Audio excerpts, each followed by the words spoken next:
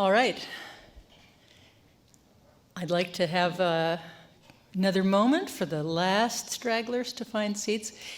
For those of you who are here in person, you should know we have 160 online registrants, about half of whom have signed in already. So we're going to be trying to stay with the schedule the best we can so that people in Kazakhstan can get to bed. It's going to be an interesting day today. So I welcome you to the VIPER Sunset Symposium. It will take place in 4 sessions, 2 in the morning, Arizona time, and 2 in the afternoon. There will be a break in between the sessions during which you can enjoy the live animals and each other's company.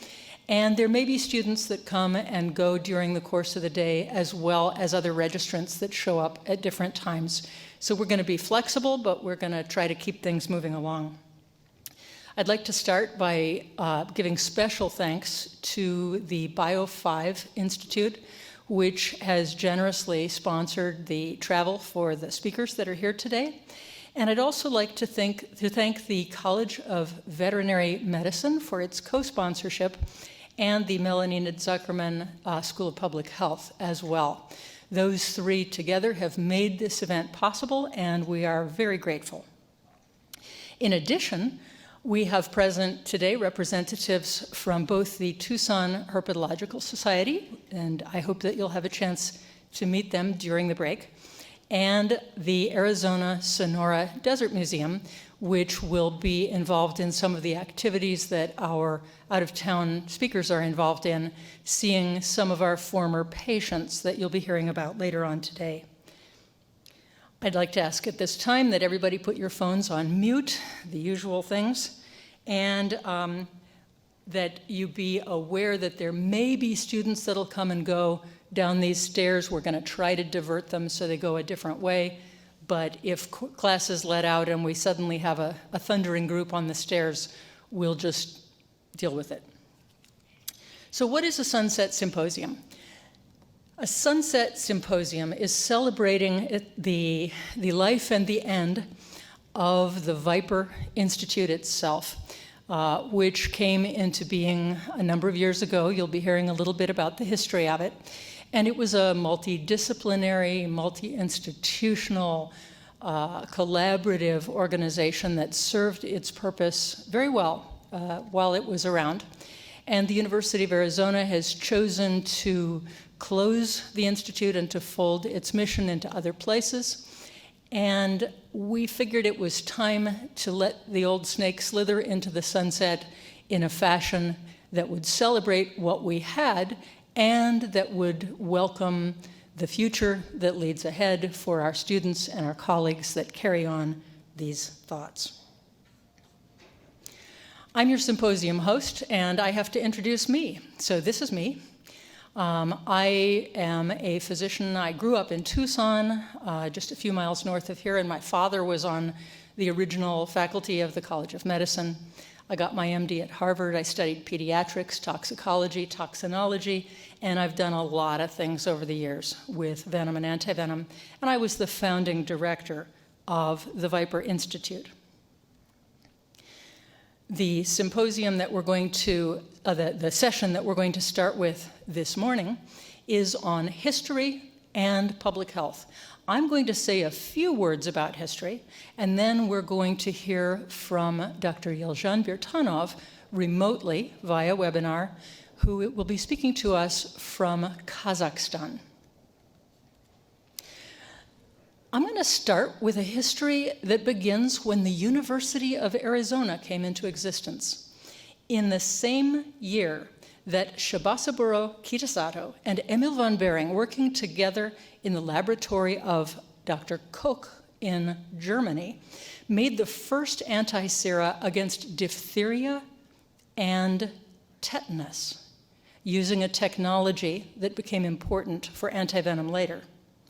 Old Main was built on the campus of what was to be the University of Arizona. We were an empty building the year that people first dreamed of using this technology to make antivenom.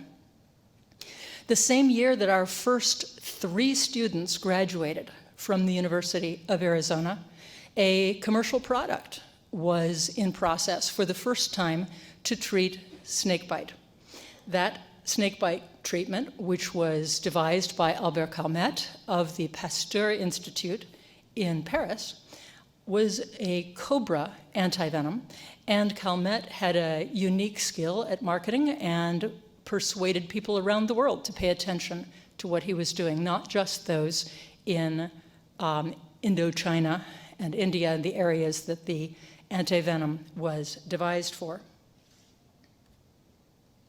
In the years 1898 through 1909, the United States had a couple of people who were interested in taking Calmette's concept and making it work specifically for rattlesnakes and other pit vipers of North America. These included Joseph McFarland, who was working at the Mulford Company, and Hideo Noguchi, who was a Japanese citizen who at that time was in the process of immigrating to New York, working at the Rochester Institute, which was established at that time, and Rockefeller Institute, pardon me. Again, they were following Calmette's model, and they were able to prove in principle that antivenom against rattlesnakes could work, but they never commercially developed it for a number of reasons. So while people in Europe, South America, and Asia were moving ahead, making antivenoms for use around the world, the entire continent of North America was sort of waiting and watching. In 1913, which was a year after Arizona gained statehood, and so the University of Arizona was in the process of change related to that, Theodore Roosevelt, who at that time was the former president, Teddy Roosevelt, took 2 trips. Early in the year, he and his son traveled to Arizona and visited the Hopi Reservation and observed the snake ceremonies, the dances that were being conducted and that were at that time open to outsiders. And they watched the handling of rattlesnakes by the Hopi dancers. I don't know, I haven't been able to find a historic record of exactly what Teddy Roosevelt thought as he witnessed this, but we do know that a couple of months later, when he took his famous trip to the Amazon, his very first stop was the Butantan Institute in Brazil, where he met Dr. Vital Brazil and observed the process of making antivenom in South America. He obtained some of that antivenom to take with him on his famous trip through the jungle and became an advocate for its use later. It's a long story, but he appears to have brokered the relationship between the Brazilian Butantan Institute and various organizations in the United States that were later to develop our first US snake antivenom. That development finally came to fruition in 1928 when a crazy assortment of people that represented the Butantan Institute, the Mulford Company again, Harvard, the Bronx Zoo, the United States Army, and the United Fruit Company in Honduras got together and made the first commercial antivenom for snakebite that was marketed in the United States. Absolutely at the same time, and using pretty much the same methods, a couple of physicians in Durango, Mexico, working together with the Mexican Department of Health, made the first scorpion antivenom in North America. Interestingly, they appear to have obtained the recipe for it from the US consul who was in Durango at the time, who appears to have obtained it from the Roosevelt administration. In the years 1928 through 1949, this was a time when we here in Arizona were in a little bit of turmoil related to the use of antivenom. We did have access to the new Mulford polyvalent antivenom, and we were using it for rattlesnake bite treatment. But we did not have ready access to scorpion antivenom. For a few years in the 1930s, physicians in southern Arizona were illegally importing a product made by the Mexican government, the Instituto de Higiene, across the border and using it in children that were stung in Arizona. But the doors closed to that process, and the Mexican government quit allowing its export around the time that some political changes that affected the future of the FDA were taking place in Washington.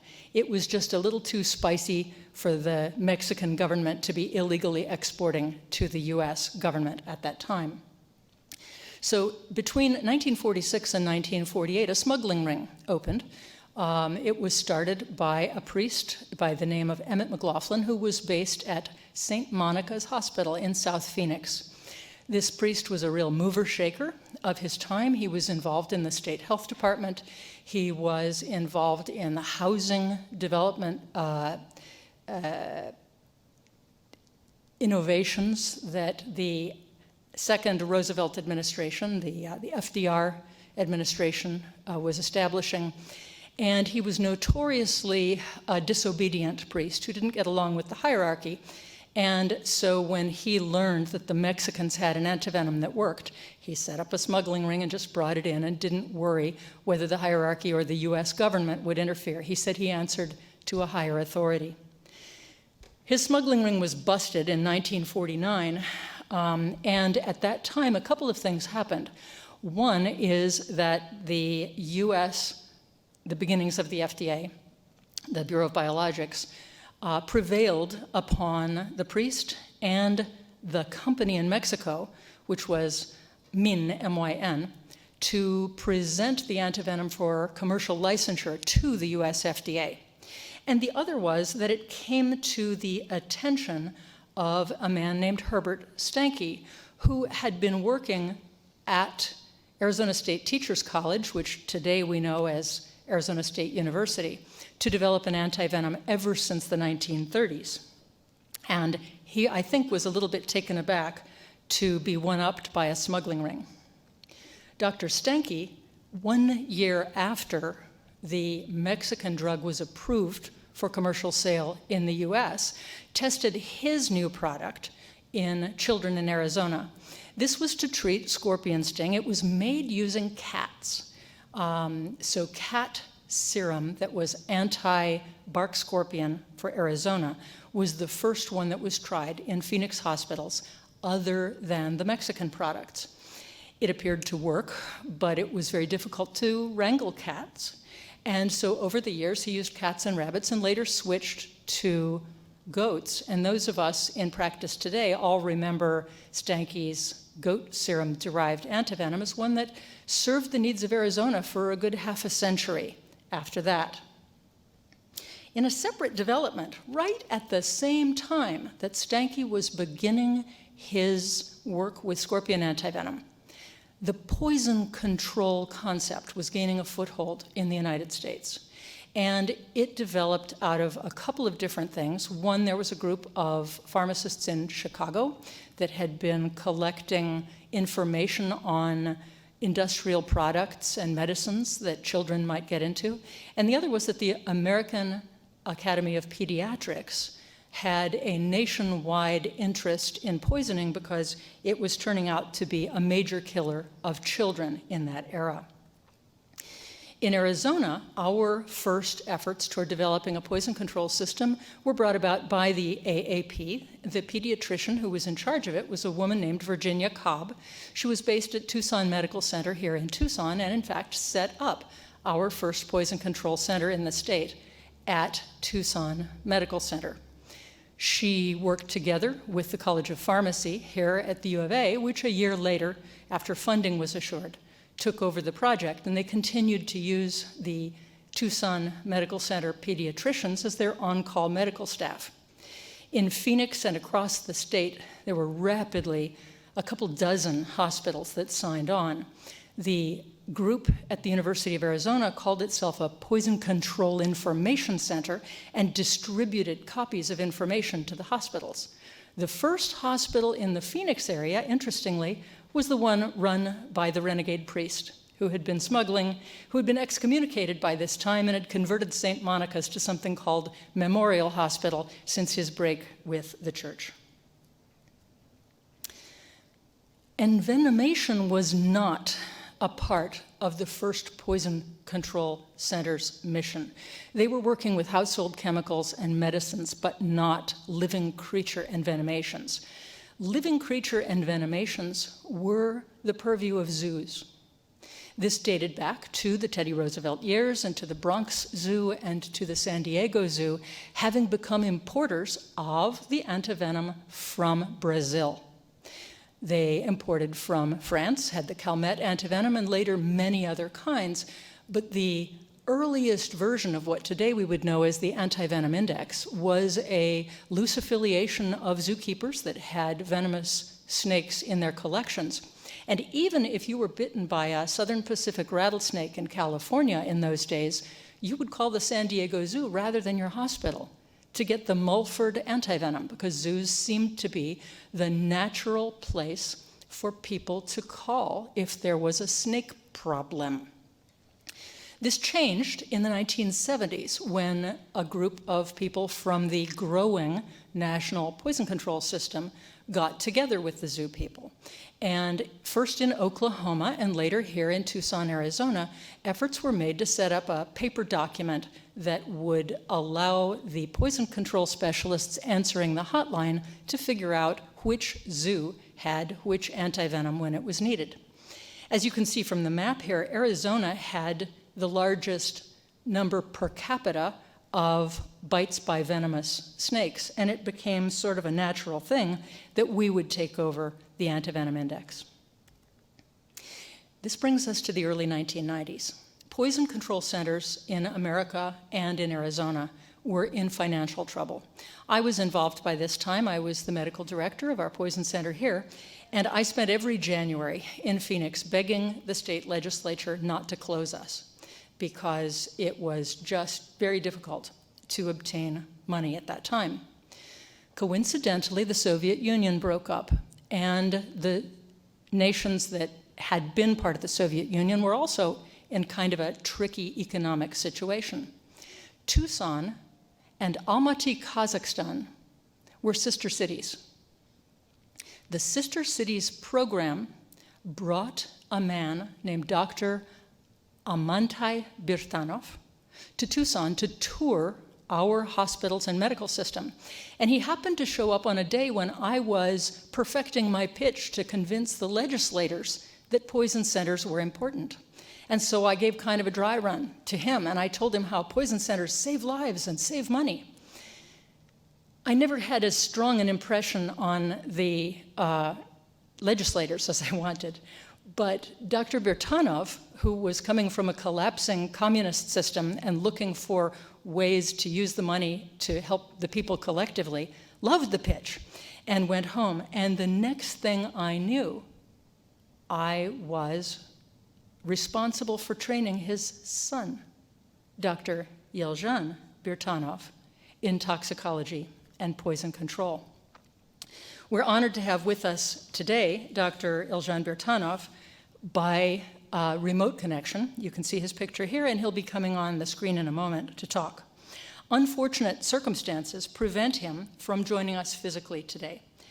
Yelzhan had the misfortune to be the Minister of Health of his country at the outset of the COVID pandemic. And Kazakhstan is a place whose legal and judicial system considers bad patient outcomes to be criminal offenses on the part of the physicians involved. The story is far too long, and his government is far too corrupt for me to explain all the details today. But among other things, Dr. Birtanov has lost his liberty to travel, and so he was unable to join us physically today. That's why we've made arrangements for him to join us physically. For him, it is 13 hours later in the day than for us, so it's evening for Dr. Birtanov. I encourage all of those present who care about public health, about civil liberties, about the rights of healthcare workers, government reform, and justice to follow what's happening in Kazakhstan right now as his case is appealed to the Supreme Court of Kazakhstan. The Google function to translate Russian works pretty well. With that, I'd like to invite Dr. Birtanov to come on screen, and I will yield. Thank you, Leslie. Good evening, good morning, dear colleagues. Can you hear me? Okay. Okay, now I can see myself, and I guess, yeah, everyone is able to see and hear me. Again, good morning, dear colleagues. Greetings from Astana, from Kazakhstan. It's evening here, and I'm very excited to be here on this conference. But much more, I'm really excited to be back in Tucson, almost after 25 years since my last visit in, I think it was 1996.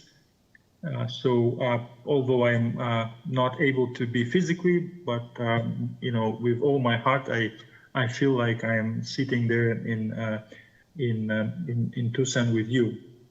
So first of all, I would like to thank my mentor and my dear friend, Dr. Leslie Boyer, who has been very kind and supportive to organize my participation to this conference, and a special thanks to organizers, especially to Tammy, Emmy, and especially to Barry, who made this possible through Zoom. So, and I would like to welcome all participants in this remarkable event. And to start my presentation, I will share my screen. Here we go. Okay. So today I would like to talk about a long-standing partnership and friendship, actually, that began at the University of Arizona in Tucson back in 1994. My presentation is, you know, not really very scientific and about toxins, but it's rather about the history and about the drivers that cause tremendous changes in not only in my personal career, but in healthcare sector in my country. And so this project led to the formation of a new direction in healthcare, I mean clinical toxicology in healthcare of Kazakhstan, and the emergence of dozens and I will say hundreds of specialists and scientists in this area and related areas, and launched the chain of transformation in that significantly changed, as I mentioned, the healthcare sector in the whole country. And but most importantly, this project saved thousands of lives in our country. So as Leslie just mentioned, our project started back in 1994 as a sister cities project. So we were happy to find out that Tucson and Almaty, at that moment, capital of Kazakhstan, are sister cities.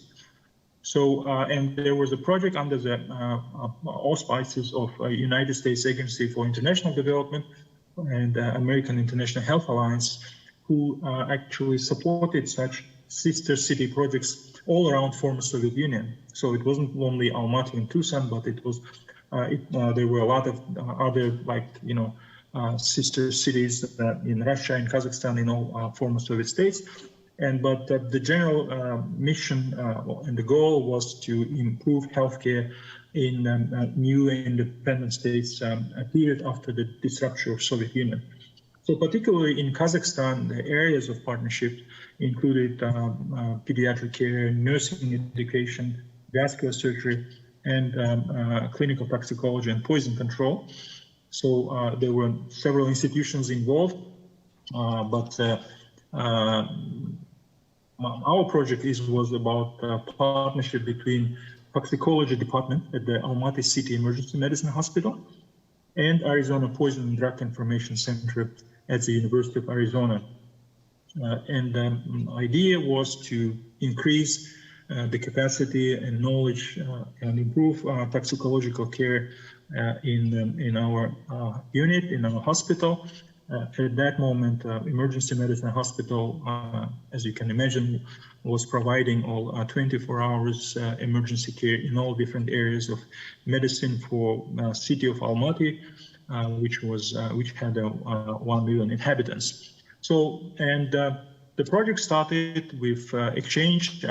Leslie Boyer traveled to Almaty. I traveled to Tucson. I had this 4-month fellowship at the Arizona Poison Drug Information Center at the University Medical Center in area of clinical toxicology and intensive care.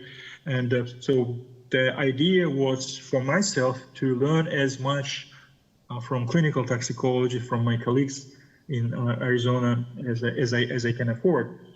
And I had to bring that knowledge back to Kazakhstan.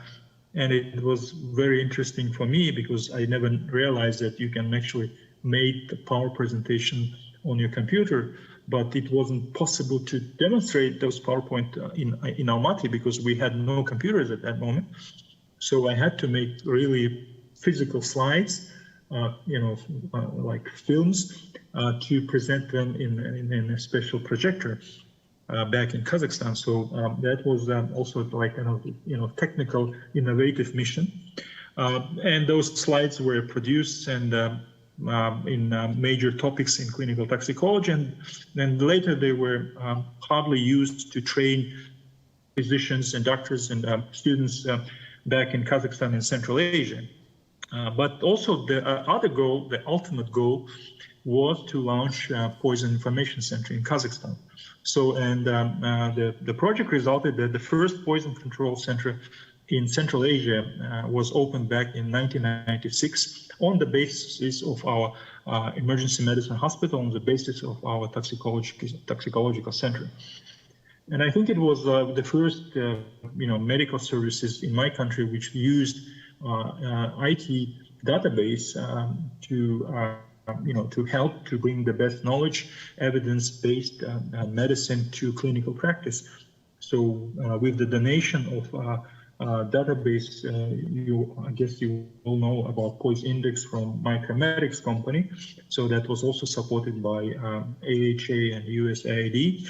And we launched that Poison Center. It was called Toxicology Information Center.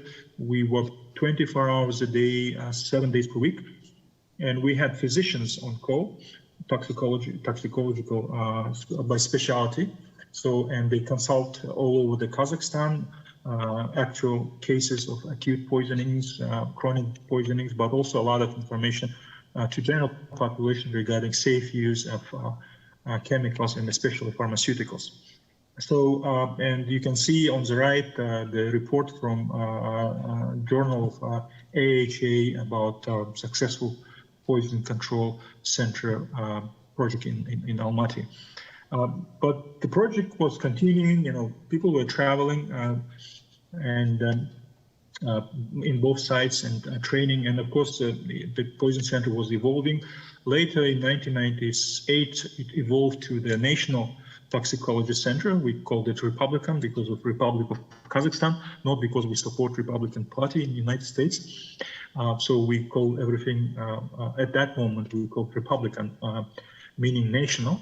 So we had a treatment unit with ICU, and we had the clinical tox laboratory. We had hemodialysis, hyperbaric oxygenation unit, and of course, toxicology information center. So it was pretty, sophisticated and integrated, with different services that provided different kind of support for physicians and patients with acute and chronic poisonings in my country.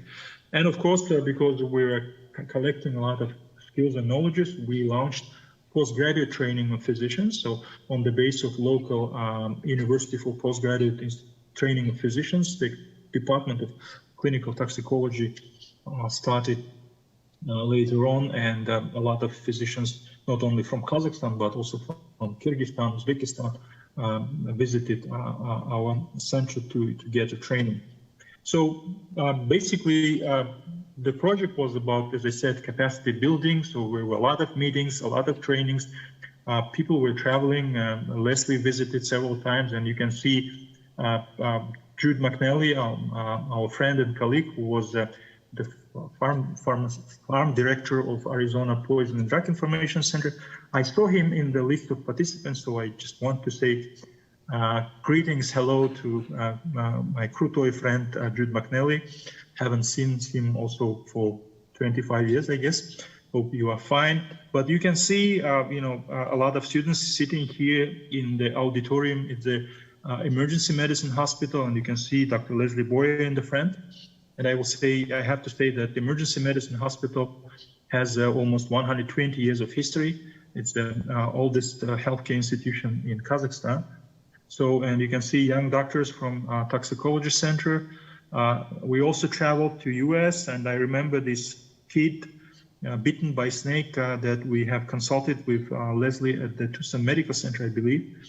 And also interesting visit to Almaty Zoo.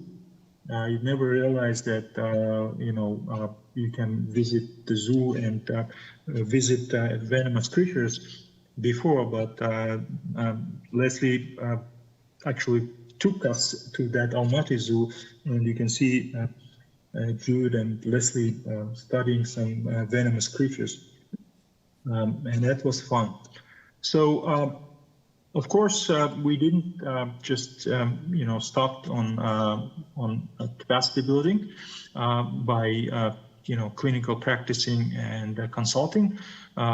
We have learned how to, collect knowledge and to make research with information that we were collecting in our practice. So we started research activities, and I just want to show some few examples. Back in 1996, we didn't have a specific antidote for opiate overdose, and we had pretty much of opiate overdoses at that time in Almaty.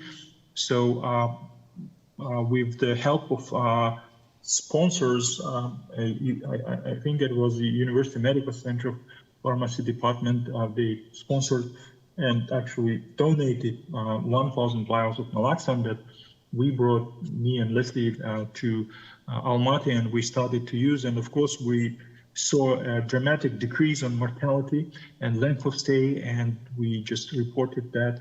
And we came up with a poster presentation called The Introduction of Western Antidote for a Former Soviet State, naloxone in Kazakhstan, and it was 1996 at the North American Congress for Clinical Toxicology in Portland.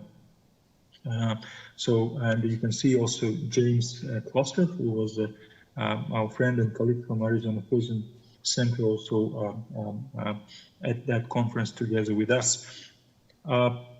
Other researchers included, Leslie mentioned about economical outcomes of poison control, and actually that was a topic of my doctoral dissertation. So in 1998, I collected all outcomes, and we showed that implementation of these technologies, implementation of that poison center led to actual decrease on mortality, and of course decrease of length of stay and decrease of costs to that we used to have to treat poison patients. So I remember about twice, decrease of cost. So for one spent tenge, we saved 2 tenge in Kazakhstan. So, and that was an idea that was given by Leslie for us, that poison control can also save money, not only lives. And another, topic that I want to share that was also very important for us, because at that moment we had a lot of aconite poisonings because of it was very popular, I would say, herbal medicine, traditional medicine, both in China and in Kazakhstan, especially in areas surrounding Almaty, because it was growing widely in mountains nearby Almaty, and a lot of people use it to treat different type of diseases, including cancer. So people believe that aconite can reduce pain. And of course, we had dozens of cases every year. And in 2000, we presented a poster at the International Congress of European Association of Poison Centers in Barcelona. With, I think it was at that moment was the largest publication or largest study of more than actually 219 cases through 4 or 5 years. So I think we had the highest level of such poisoning in the world at that moment, and it was first time when such information was published in medical literature. Last but not least, of course, prevention was very important mission. And I remember Leslie was telling that we have to be at least once time per week on TV or newspaper in order people will not forget your telephone number and they can reach you and remember what are you doing and what is your mission. So we did a lot of public education, at schools and on TV, related TV programs and social marketing in an area of poisoning and drug abuse and chemical safety. A lot of projects with local stakeholders like sanitarian services and international partners like WHO. Particularly, I want to mention the International Program on Chemical Safety, where we were participating already to share our experience and our approaches to standardize poison control services around the world. And actually here on the right, we can see a book that was published by me and my colleagues back in 2002, I think, guidelines on clinical toxicology in the Russian language. So we wanted to share with knowledge that we received throughout these projects and to share it with other colleagues in the Russian-speaking countries. So everything was fine at that moment with our project and with our center and with our profession, except maybe one thing. I loved my specialty a lot, but I realized that at the moment, so that is very difficult and sometimes even impossible to implement our knowledges, our clinical guidelines international guidelines to treat poison patients because of lack of technology and financial support to our services. For example, it wasn't very difficult to make possible to do arterial blood gases test in emergency medicine hospital at the end of 90s. We were the first unit in the country that started to do ABGs, while in US and in the world it was a routine procedure. So, and many things that we were trying to launch according to international standards, it was very difficult to get because of the very serious problems in healthcare sector. So being the head of the toxicology center, I was facing those problems almost every day. And as the head of the unit, I was dealing not only with clinical, scientific issues, but also with some, administrative and financial issues. So, and you can imagine after the disruption of Soviet Union, we had a very deep crisis in our economy and in our social life. And of course, it wasn't easy, even after 10 and 15 years period, we still had decentralized infrastructure and financing, low level of finance. At that moment, only 2% of GDP were actually spent by the state in health sector. And other problems that I mentioned here, and you can see, expected life expectancy at birth, which was very under the 70 years, about 67 years compared to your European Union, almost close to 80 years. And it was an outcome of that poor, poor situation, management and infrastructure and services within healthcare sector.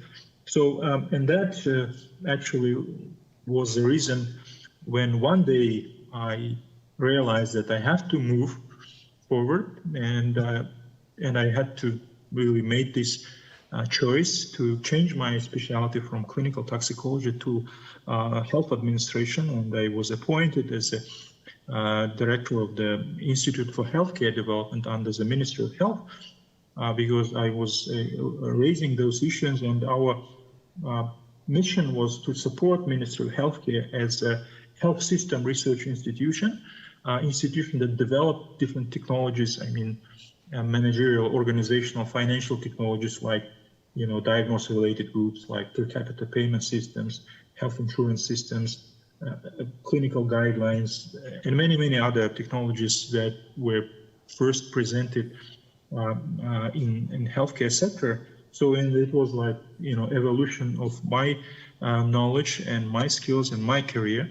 So I just want to briefly present just 3 stages where I was personally involved in 2005, 2010, as I mentioned, as a head of the Institute for Healthcare Development, like a back office for Ministry of Health. We were involved, and I was involved in the reformation and healthcare sector in different directions, including finance and investments and clinical practices. Within that period, within these 3 programs, I changed a lot of positions and being twice Deputy Minister of Healthcare and a Minister of Healthcare. But I had that direct relation to all these 3 programs, especially the second program was developed under my leadership with my colleagues at the Ministry of Health. And of course, the third program from 2016-2020, directly I was involved in development of that program and implementation. And it was the major reforms in our healthcare sector. And you can, of course, imagine the complexity of those reforms, particularly in establishment in national public healthcare services right before the pandemic. Because in 2017, when I became a Minister of Healthcare of Kazakhstan, our public health services, or we call it sanitarian services, was under the Ministry of National Economy. A unique situation, so we had to bring it back and we had to reform it to develop that service, to raise capacity. Of course, to improve actually people's health, we realized that the main factor that governments should do is to provide equal access for everybody to basic health services and to strengthen primary healthcare sector. So that was one of the biggest directions and scopes of our reform. Massive digitalization, last 5 years. Within 3 years, all papers were just prohibited. So within 3 years, all physicians and nurses, they moved to electronic records. So today you cannot find any paper-based patient records, all in online, and all database is digitalized, and all payments, all surveys are digital. And one of the biggest reform was in introduction of national social health insurance system in 2020. So it took almost 5 years to prepare for that reform. And it was my personal mission at the Ministry of Health from 2017 till 2020 to provide implementation of this reform that really changed dramatically for the whole healthcare sector. And I will just show briefly why it was very important.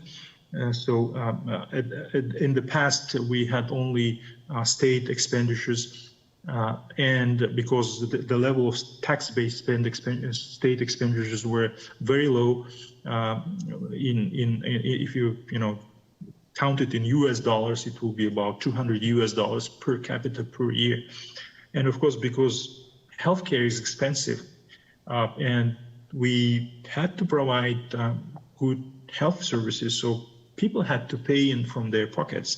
So, and we had and still have pretty high level of out-of-pocket spendings, and it was sometimes up to 40% from all national health expenditures were coming from out-of-pocket. And we all know that for many people from low income, and we have large portions of population with low income, for them, such situation where they have to cover 40% of their health costs from their pocket is critical. So, and people, they got bankrupt. They sell their apartments, their cars to get the treatment.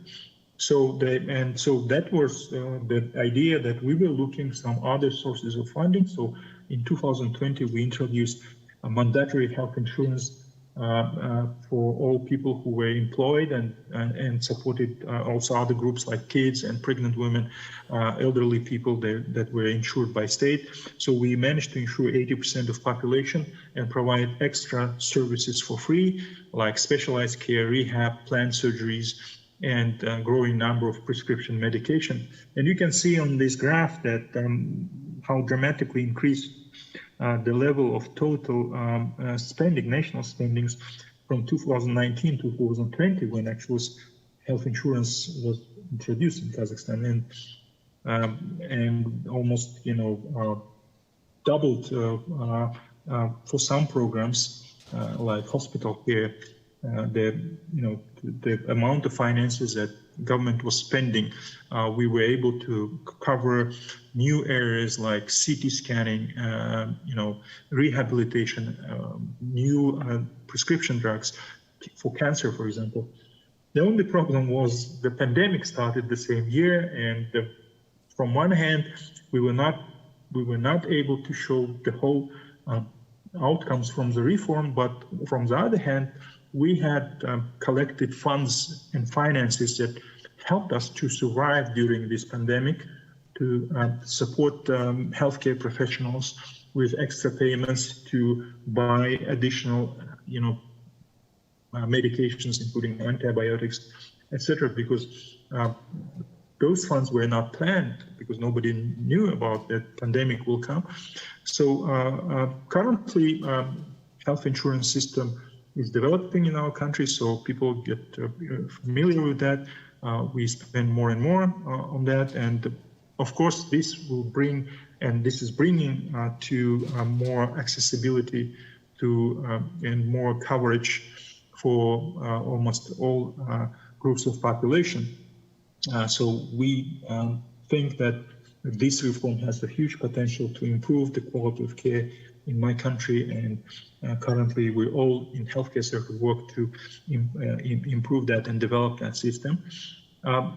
Together with that, one of the major changes that we introduced was to provide competition, because in the past, you may imagine all healthcare institutions were just belonging to the state-owned hospitals, state-owned outpatient clinics. And because of the limitation of funds, still even with social health insurance, we have some limits, because Kazakhstan is not really a rich country that actually spending a lot for healthcare. So especially when it's related to investment into the infrastructure and to the medical equipment and technology. So what we did, we gave an access to all providers, especially to private providers, to equally participate in providing the services from all packages of healthcare.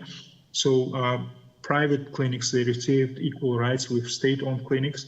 And actually today we have 50% of providers that provide all these services in our country are with private and equity.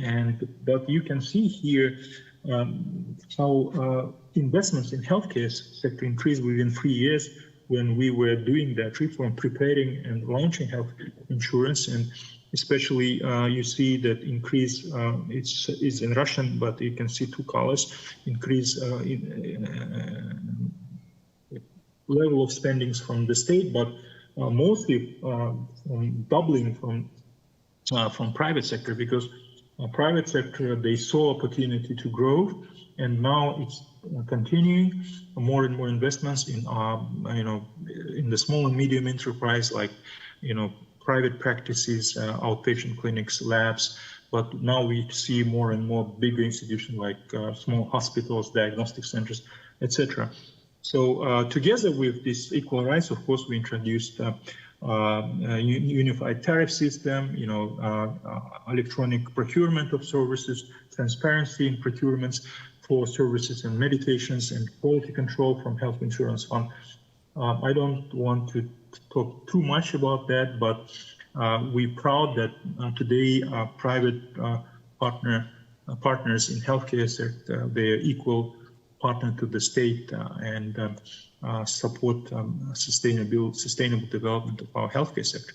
But last but not least, Of course, in public health, we realize that we have to spend and invest more in health, supporting health and promoting health and prevention of disease rather than to build hospitals, to buy technologies. So, of course, we almost doubled our spendings in primary healthcare sector.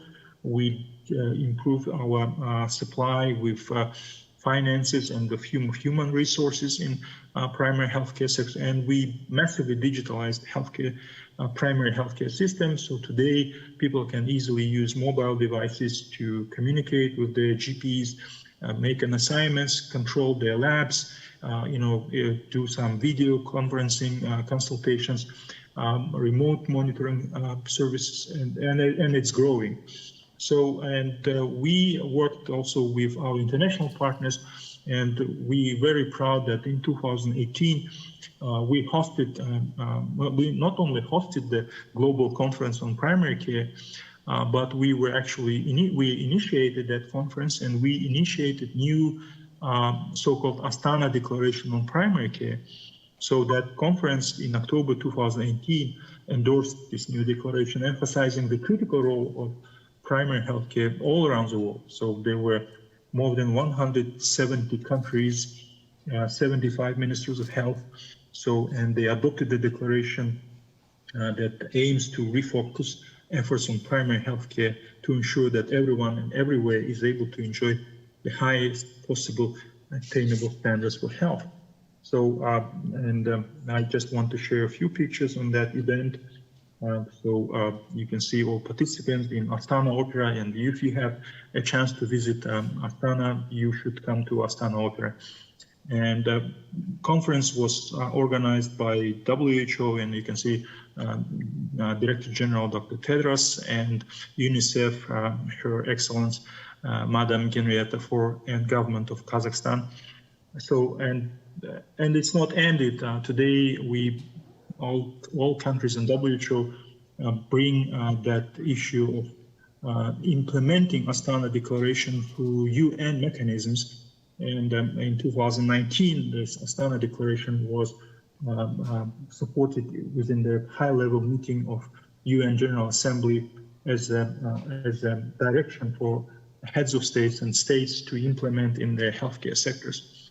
So to finish with that, I just wanted to show, dear colleagues, how small partnership and small friendship 30 years ago had led to transforming healthcare sector in the whole country, and not only in Kazakhstan, but I think it has some global impact, may I say, about that. So at the conclusion, I want to just underline my view, what was the main factor driving our successful partnership and the subsequent transformation in healthcare sector in our country.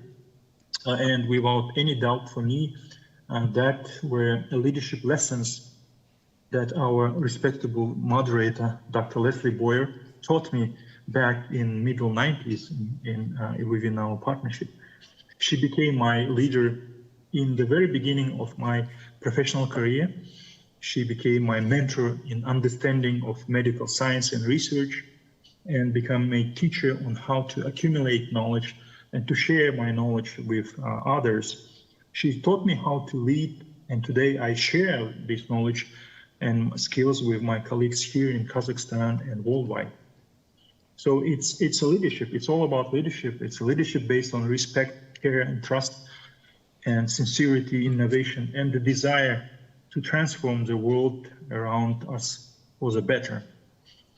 Due to that incredible leadership of Dr. Leslie Boyer, we all, my colleagues who are presenting today, we all managed to achieve such transformation in our lives, in our professional lives, in our countries. And that brought us here to this wonderful symposium today. And I believe that even greater successes await us in the future.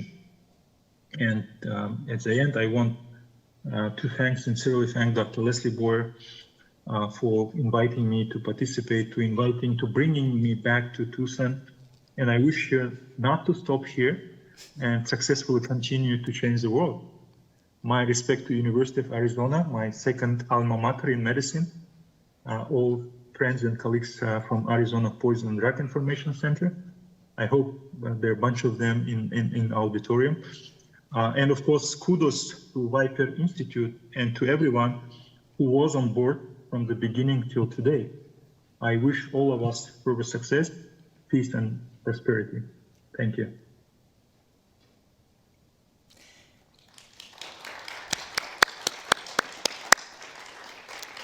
Thank you very, very much, Yelzhan. That was a real honor to have you join us today. And I would like to point out that the greatest gift that a teacher, a professor, can ever have is to watch your former students to blossom and take what they've learned and make it their own and do greater things than their teacher ever could do. Our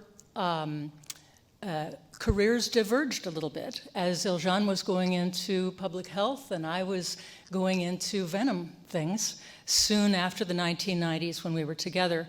What we learned together was that by working together with people in international settings, we could really exceed what was possible locally. And so some of you may be wondering what all this has to do with venomous snakes, besides a trip to the Almaty Zoo and things like that. After the lunch break, you're going to hear about a history that began at the same time as the Sister City Partnership between Almaty and Tucson. You're going to be hearing from John Sullivan and from Alejandro Alagón about what happened in the United States and in Mexico in the development of anti-venom in the 1990s. In 1999 is when things got real for me, when Marilyn Bloom, who had worked with Herbert Stanke, remember Stanke who made the scorpion antivenom in Phoenix, Stanke was no longer around, and Marilyn had taken over the care of the goats and the production of the antivenom that was sustaining rural Arizonans and children in Phoenix in the face of scorpion stings. And she announced that she was retiring. And coincidentally, 2 weeks after she called me to say she was retiring, I had an unusual invitation to go to Mexico. And during that trip, and with a series of amazing serendipitous events, I met Juan Lopez de Silanes, who was the president of a company that was manufacturing an antivenom that was the direct descendant of the Min antivenom that had been smuggled by the priest. We worked together with a 28-hospital consortium, and I can see Andy Theodorou, who was an absolutely essential partner in the clinical care of patients in the room right now, and Michelle Ruha that you'll be hearing from later. And we worked together to present this new Mexican antivenom to the FDA. As this was happening, and I'm not going to tell that story, that's too long of a story, a handful of people with desks seated in the Poison Center were trying to hold together a 28-hospital clinical trials consortium. This is something that in the private sector would be done by a clinical research organization with a lot more people than we had. It was clear that a telephone hotline was not the place to house a research institute. And that just as Yelzhan Birtanov had to move on to greater things after working out his poison control issues, the institute, the group that was doing venom research, needed to move on and have space for clinical care, nurses, laboratory care, coordinators. And so at a university, the way to do this is to have a research institute. We presented our case to the Board of Regents of Arizona. We explained that we were a triple threat organization doing teaching, research, and providing service, and the Arizona Board of Regents agreed to designate the Venom Immunochemistry, Pharmacology, and Emergency Response, or VIPER, Institute to be an official center of excellence within the University of Arizona College of Medicine. We eventually moved into a suite on the 6th floor of the College of Medicine. It was right down the hall from where my dad's lab had been when I was a little girl, and he was on the original faculty here. And we began studying scorpions, black widows, recluse spiders, pit vipers, old world vipers, elapids, kissing bugs, bees, the envenomations caused by them. And the way we did it was through collaboration. Come back, we're going to hear about translational toxinology, from laboratory to clinical care, with a couple of speakers talking about venom and envenomation. Thank you. All right, I'd like everyone please to have a seat. We're going to move forward with session number 2.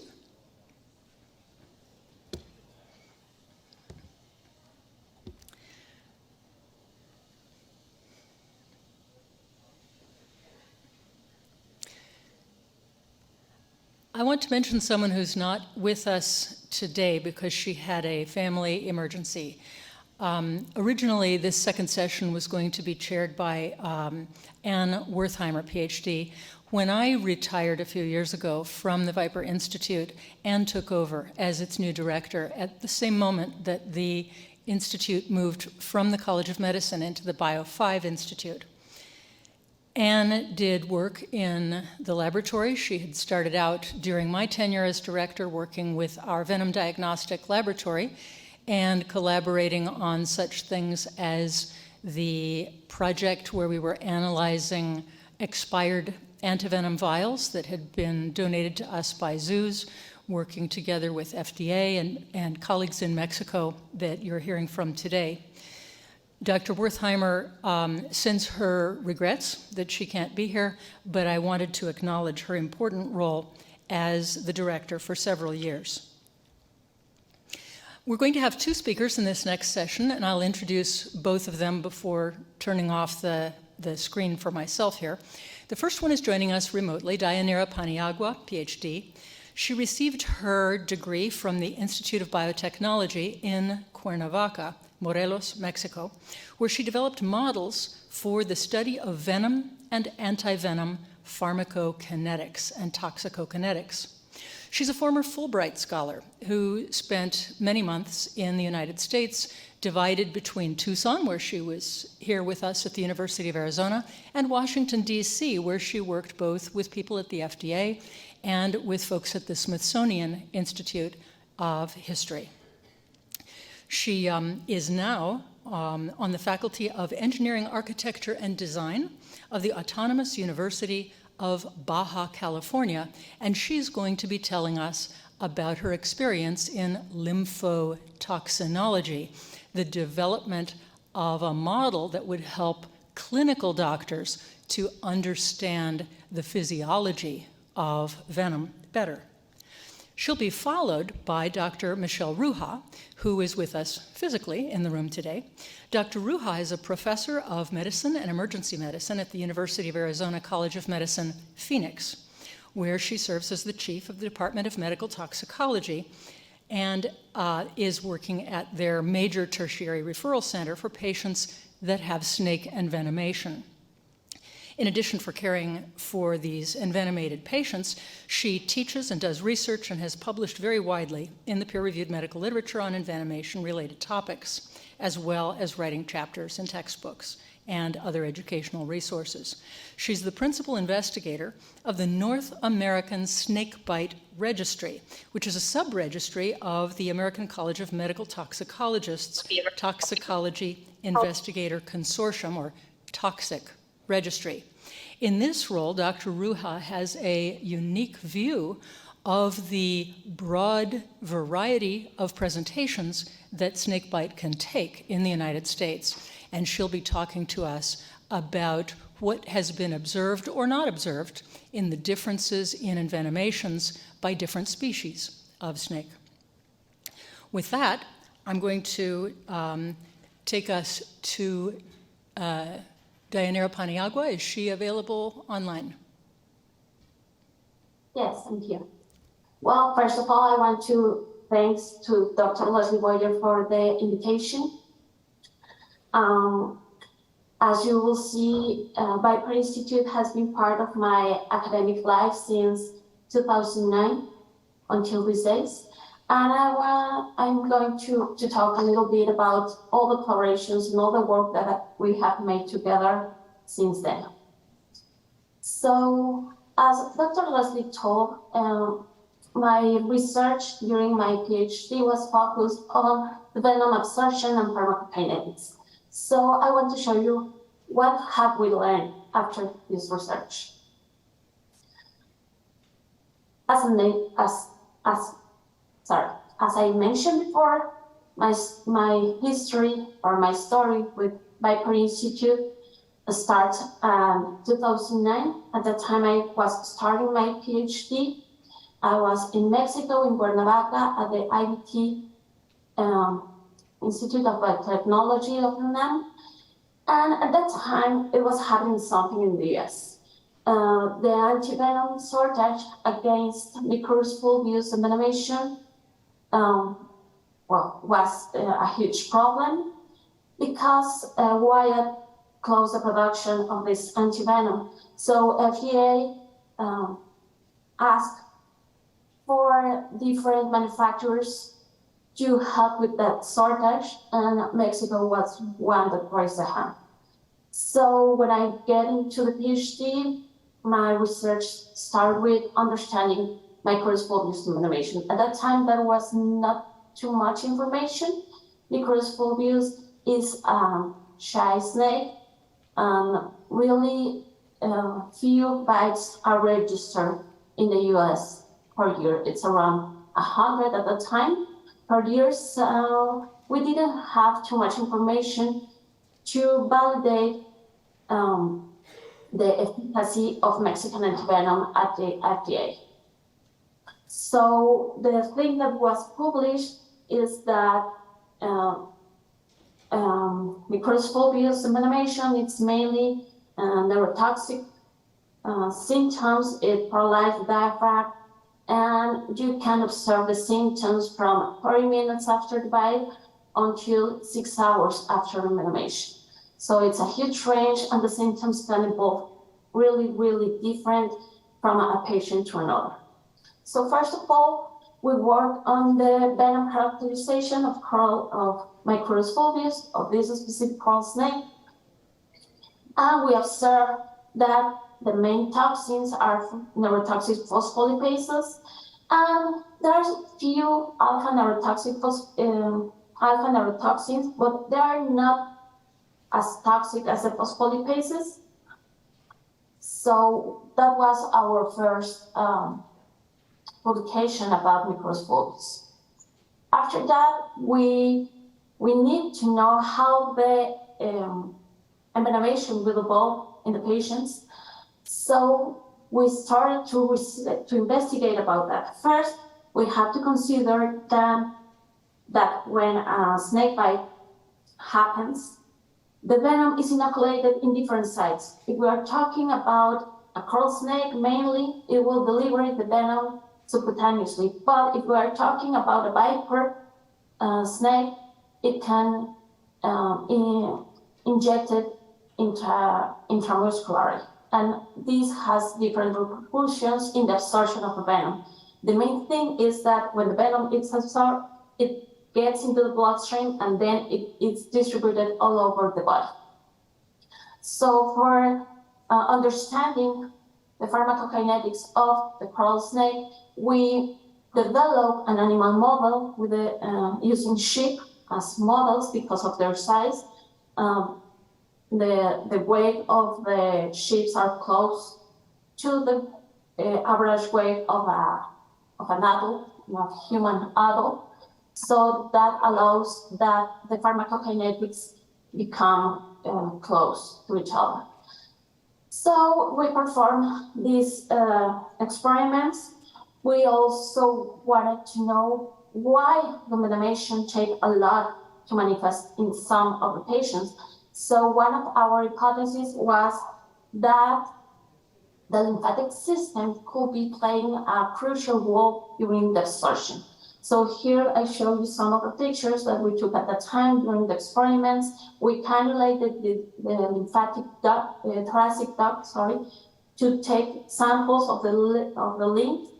We finally took all the lymph and sampled all the lymph all over the experiments. These experiments were performed around 6 hours at that time. the sheep were under anesthesia, we perform like an artificial venomation. We inject a dose of venom in the subcutaneous space, and we took samples at different times from the blood and from the lymph to build our pharmacokinetic profile. Here are the graphics that show this envenomation course in bloodstream. In the first graph, I show you how the venom behaves when it is administered intravenously. In the green graphic, you can see how the venom behaves when it is administered subcutaneously. And in the third graph, you can see how the venom becomes absorbed through the lymph in purple and through the bloodstream directly in pink.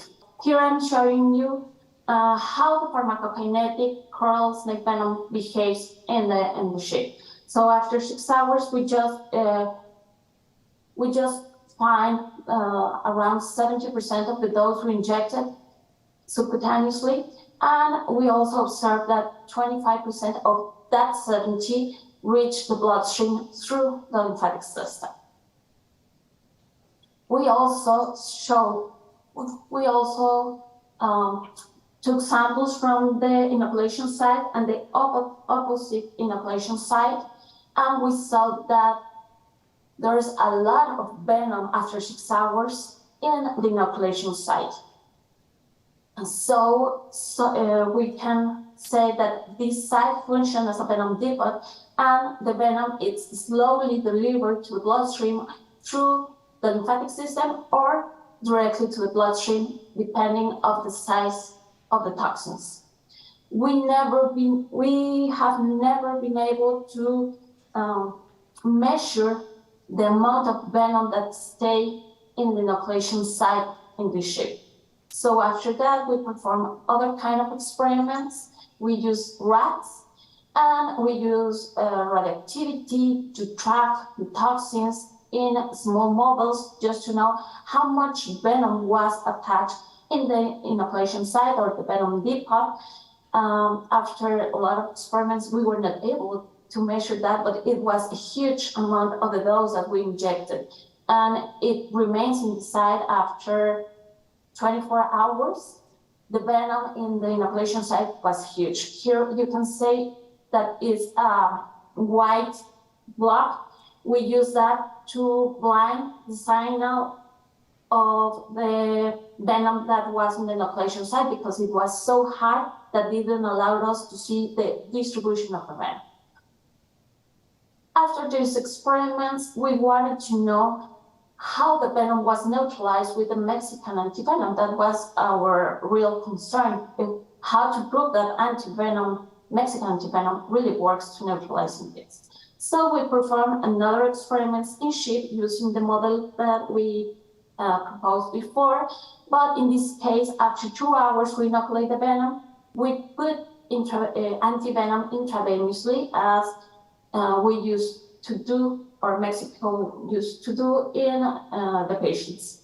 So we can see that the venom behave almost the same at the first 2 hours.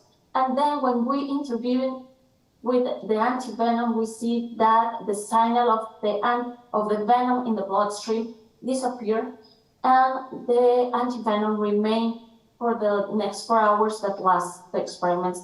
I want to point it out that these experiments were run for 6 hours because at the time we weren't be able to maintain the sheep in that conditions for more time. So after these experiments, we could show that the antivenom did really work neutralizing the venom that was in the blood, but not really all the antivenom that was absorbed from the lymph. But until the antivenom behave or stay in the bloodstream, it will be neutralized. These studies give place to development of the clinical trial of the coral snake anti-venom. It was hosted from the University of Arizona and the VIPER Institute, and it's the first clinical trial, as far as I know, that used animal results as historical data to perform the clinical trial and to establish the endpoints.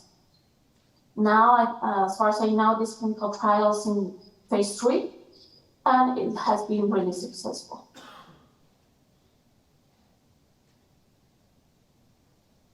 But what else have we seen in these experiments? First of all, the thing that caught our attention was the amount of venom that retained in the inoculation site. In the second graph, I show you that it was 98-fold or 33-fold against the contralateral leg of the same sheep. That means that in the leg that were no venom, and the other leg, when we injected, it was 10 times more venom. So, and even when we administer antivenom, that is shown in the second graph, the venom did not disappear, or at least did not reduce the amount of venom available in the inoculation site. So this shows us that the venom doesn't reach the inoculation site. The venom and antivenom interact in the bloodstream. The other thing that we observe is that when we analyze the different proteins that are present in the venom, the antivenom was really effective neutralizing the phospholipases that are the neurotoxins present in Mycorrhiza fulvus venom, but didn't interact with the small proteins that are like alpha neurotoxins. As I mentioned before, in this specific venom, alpha neurotoxins doesn't have an important participation in the symptoms and in the management. But it's really, as far as I know, it was the first study that demonstrated that other proteins keep absorbing from the inoculation site also, even if we administer antivenom intravenously. So here in light, you can see how the venom behaves without antivenom, and in the dark shade, you can see how the venom behaves after administration of antivenom. And here we can see a small rise that after we see that was related with other proteins. So here I pointed out, here is the secondary rise that was attributed to the other proteins. As I mentioned before, here in the Mycorrhiza fulvus, the main neurotoxin are the phospholipases. But this is just specific for Mycorrhiza fulvus. There are other coral snakes that have also really, really toxic alpha neurotoxins that are present in the venom. In 2016, there's a paper that talks about that, and you can see that the proportion of the phospholipases and the three-finger toxins or alpha neurotoxins are different depending on the species of the coral snake. So that's what's happening when the venom gets into the bloodstream. Does the venom maintain the same proportion in the bloodstream, or can we talk about a different absorption for each protein or each component? When we analyze this, we saw that before antivenom, the concentration of the three-finger proteins were around 10%, as we discovered when we characterized the venom. But when we analyze the proportion of the components after antivenom intervention, we saw that most of the phospholipases were neutralized, but the three-finger proteins enrich in proportion. So they reach around 50% of the proteins of the venom that were present in the bloodstream.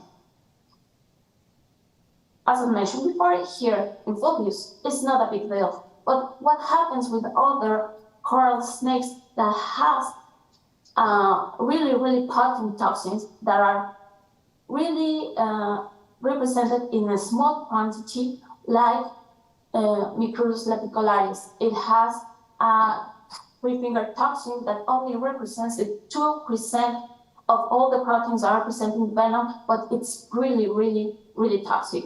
It's DL50, it's around 17 nanograms per gram.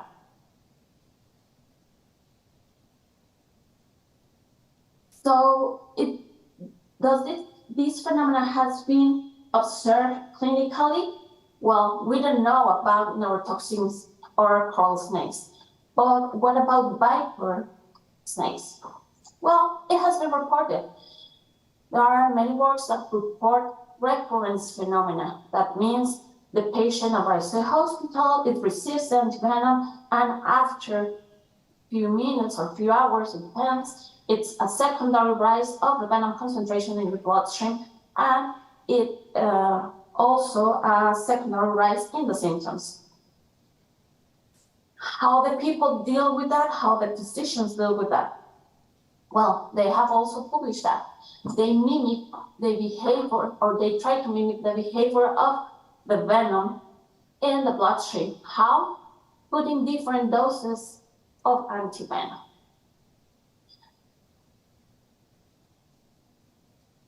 Many research has been working on this, trying to prolong the residence time of antivenom molecules in the bloodstream. And that's why it has been explored. The FAB2 antivenoms are the ones that we use in Mexico. It shows that FAB2 antivenoms stay in the bloodstream for longer, preventing this secondary rise that takes place because of the venom it's keeping absorbed from the inoculation site. We also perform other experiments in sheep, trying to understand what's happening with complex venoms, as proteosimous venoms. What was the results of our experiments? Well, just to talk about it fast, we saw that the proportion of different toxins really changed after absorption. First, we saw that after 12 hours, we can find just 32% of the venom in the bloodstream.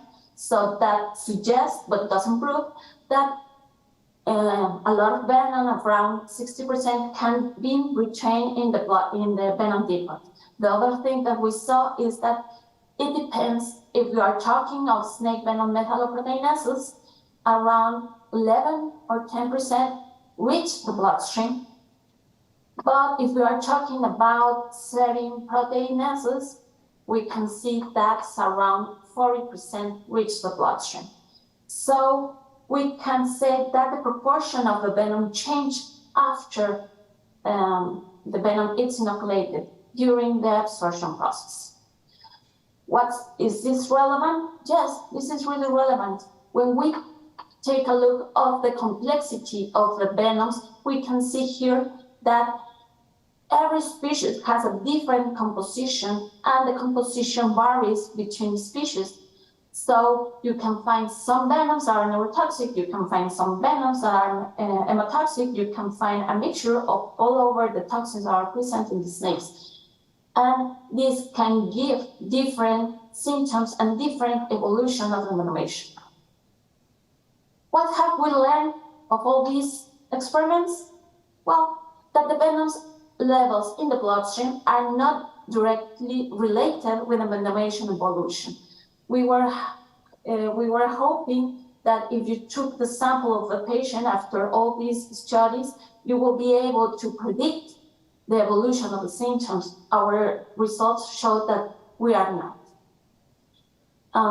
Also, the thing that's really important here is because not just the absorption, but also how the venoms interact with the body becomes really important. It's different when the venom has a hemotoxic effect instead of neurotoxic effect. The time or the amount of toxins that you need to observe a symptom is different, and also the amount of damage that the toxins could have in the body will be different. What does it mean?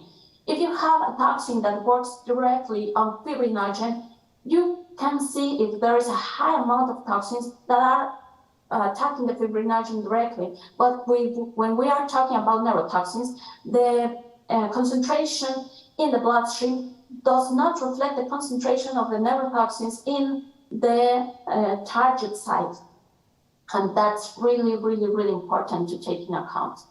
The other thing that we learned is that the presence of antivenom in the bloodstream does not mean that the antivenom available is neutralizing all the toxins that are getting absorbed. The other thing is that the lymphatic system and the venom depot together plays a crucial role in the absorption and in the residence of the venom in the body. And as a consequence, it has a direct relation with the development of the symptoms and all the envenomation syndrome. The other thing that points out is the antivenom does not reach the venom depot, so the antivenom is not able to neutralize the venom that remains in the inoculation site. And also we were able to see that the proportion of the venom components change in the bloodstream and can be really different from what we have seen in the characterization of the venom. Also, we saw that the capacity of antivenom neutralization can be different from each toxic component of the venom. We have antivenoms that can neutralize really well some toxins, but maybe they are not recognizing other toxins that are present in the venom. And maybe this recurrence phenomena can be given by toxins that are really, really less represented in venom. And we have to point out that sometimes we think that all the envenomation syndrome is given by the main toxins in the venom. And yes, that sounds really logical. But when you arrive to the hospital and the antivenom is acting, this recurrence phenomena maybe is not related with the main toxins, because maybe that main toxins are really good neutralized, but there's a small toxin that maybe is not getting recognized from the antivenom. All this information give us a lot of insights, but also said a lot of things that has been pointed out last year from some authors,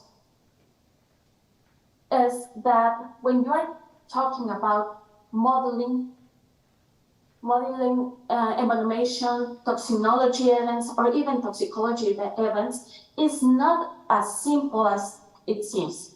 It's not as modeling pharmacokinetics of drugs that has been developed in a laboratory. There's a bunch of information that we don't have and that we will not have ever, like the dose that the snakes inject in each bite. We'll never be able to know that. The other thing is that you don't know the condition of the patient. Maybe the patient has other pathologies that behave different with the envenomation syndrome. You don't know a lot of information about pharmacokinetics, because when we talk about drugs, you have performed a lot of experiments to have this information. Until these days, we are not able to build a system that mimics an animal or a human to perform pharmacokinetics of venom. So there are different barriers that challenge all this clinical modeling when we talk about snake venoms. The other thing is we use animals and they will produce a lot of human behaviors, but they are these complex systems that we call live organisms, but these experiments are time consuming, are really expensive, and have ethical concerns. We know that all this information come from the specific interactions of the toxins with the body. Thanks to all the evolution of programmatic and computational things, we have now different tools that help us to model this and try to mimic what's going on. One that I'm working on right now is using agent-based modeling. What does that mean? A computational model that gives specific instructions to specific components, and then they work all together so we can see what's going on. In this field, I'm working on the development or on a PK/PD model that allows to predict what's going on with the pharmacokinetic of different models. Here, I want to show you a small video of how does it works. I built this environment that mimics the compartment model of pharmacokinetics. Then the black ones are the toxins that are delivered in the venom depot and travel to the lymphatic system, to the bloodstream that is in the center, that gets eliminated and also can reach deep tissue where we can find the neurons in green, and when the toxin binds to the neurons, it becomes red. So in this way, we can see in the graphs how the concentration of the toxins goes in the different compartments, and also how the neuromuscular junctions are blocked when the toxins reach their target. I know these models doesn't mimic or all the complexity that we can find in the human or in the animals, but they allowed us to perform different assays, trying to see what can we expect if we perform these experiments in the animals. Also, it's just minutes or even seconds, you can have different results to make different approximations or different hypotheses of what's going on. Other models that I'm working on is on the same, on the same environment, but now you can see here that we can perform deliver the toxins with different size, with different properties, with different interactions in each compartment. Here we simulate different toxins. The purples and the reds are big toxins that interact with the venom depot, in this case could be the extracellular matrix, and get trapped there or travel really slow. There are other toxins that, because of their size, go through the lymphatic system entirely, and other toxins that are really, really small that travel to the bloodstream directly.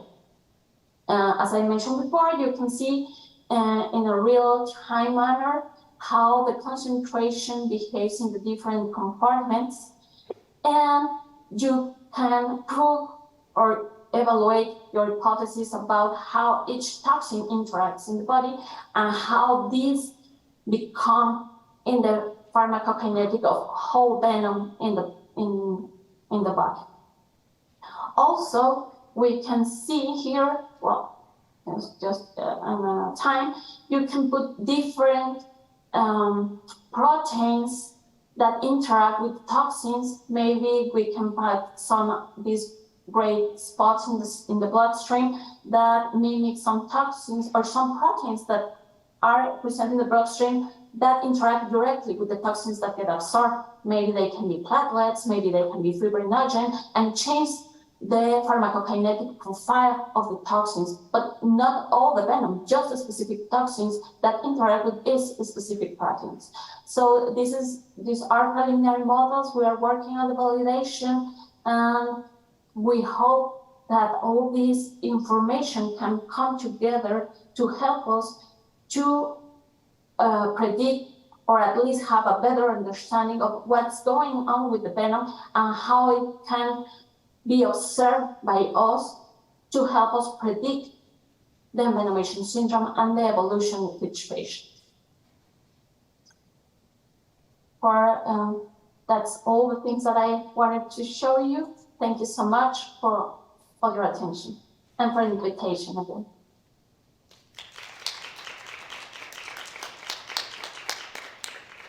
Thank you so much, Daya. Please do us the favor of sticking around through the next presentation, which will be Does Species Matter? Envenomation by Diverse North American Crotalus Snakes. And we're going to hear from a clinician who's confronting some of the same questions that you did. For those both physically present and online, we will have the ability to take a small number of questions during the discussion that follows. So be thinking about those, and we'll wait to ask Daya any questions. Until then, Dr. Ruha. Thank you. Thank you for having me, Dr. Boyer. So I feel like that was a perfect lead-in to my talk. So does species matter? I was, well, first, no financial disclosures.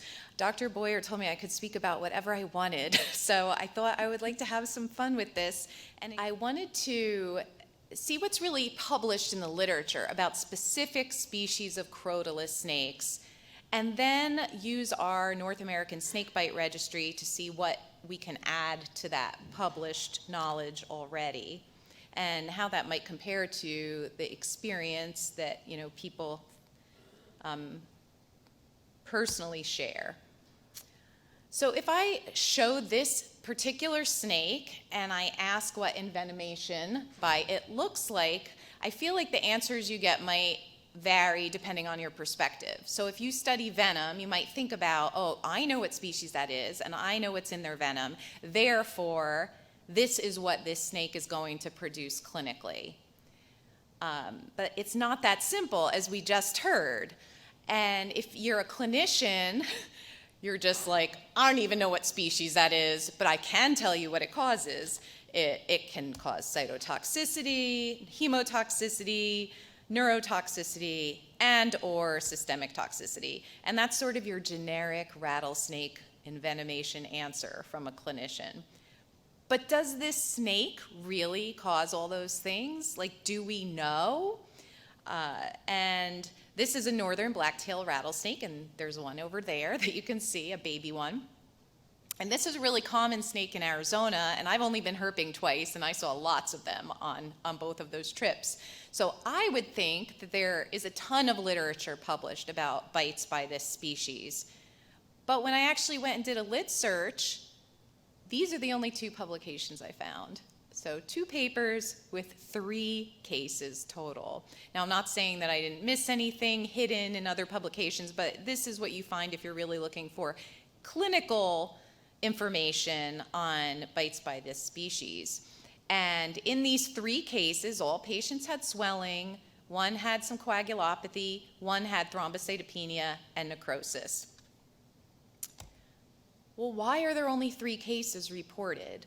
And I think there's different possibilities. One is that bites are rare, and relatively rattlesnake bites are rare, but maybe this species, it's even more rare. It's also possible that bites are not rare, but they rarely cause significant venom effects, so cases don't get published. So maybe 9 out of 10 bites cause no symptoms, we don't know. And then the other possibility I came up with is that the snakes just don't get identified, so the bite descriptions get pooled with bites by other species, and that's actually what I think is probably happening more. But if we had a series of 100 cases of Crotalus molossus, or black-tailed rattlesnake envenomations, would there be cases of neurotoxicity?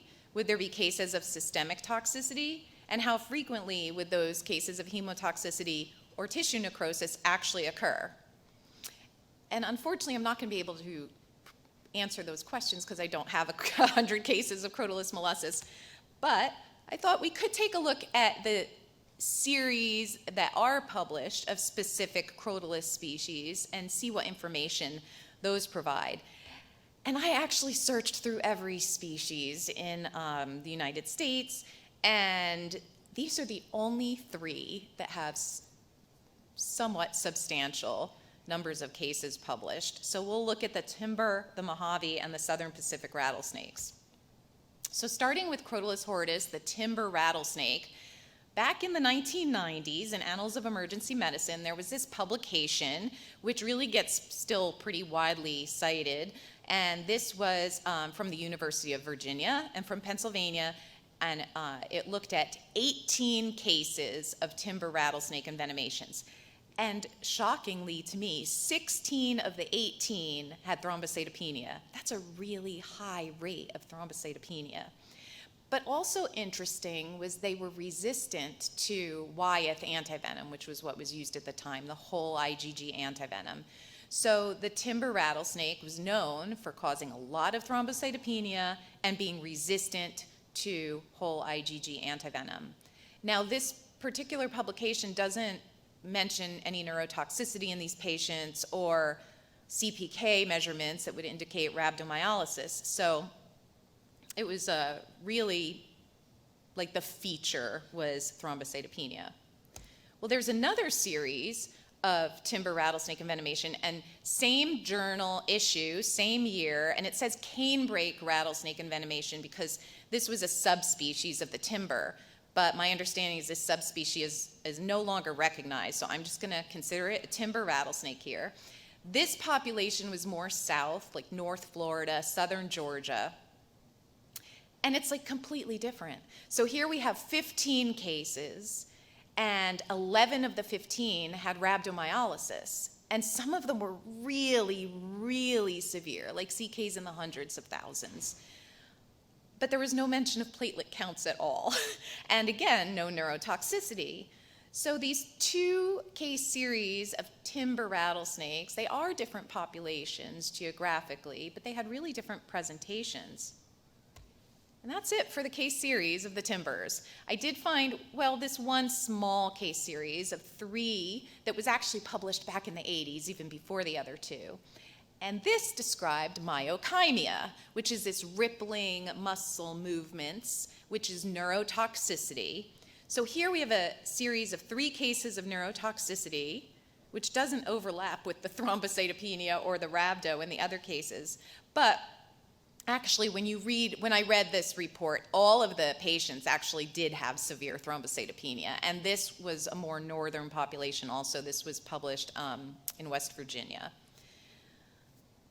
And then I thought, well, okay, so mild neurotoxicity the timber can cause, and we don't normally hear about this, but I did find this one case of severe neurotoxicity from the timber also. And this is a more recent publication, 2013, and it's a really severe case of an 8-year-old who had shock and bleeding, coagulopathy. CPK was very, very high, 278,000.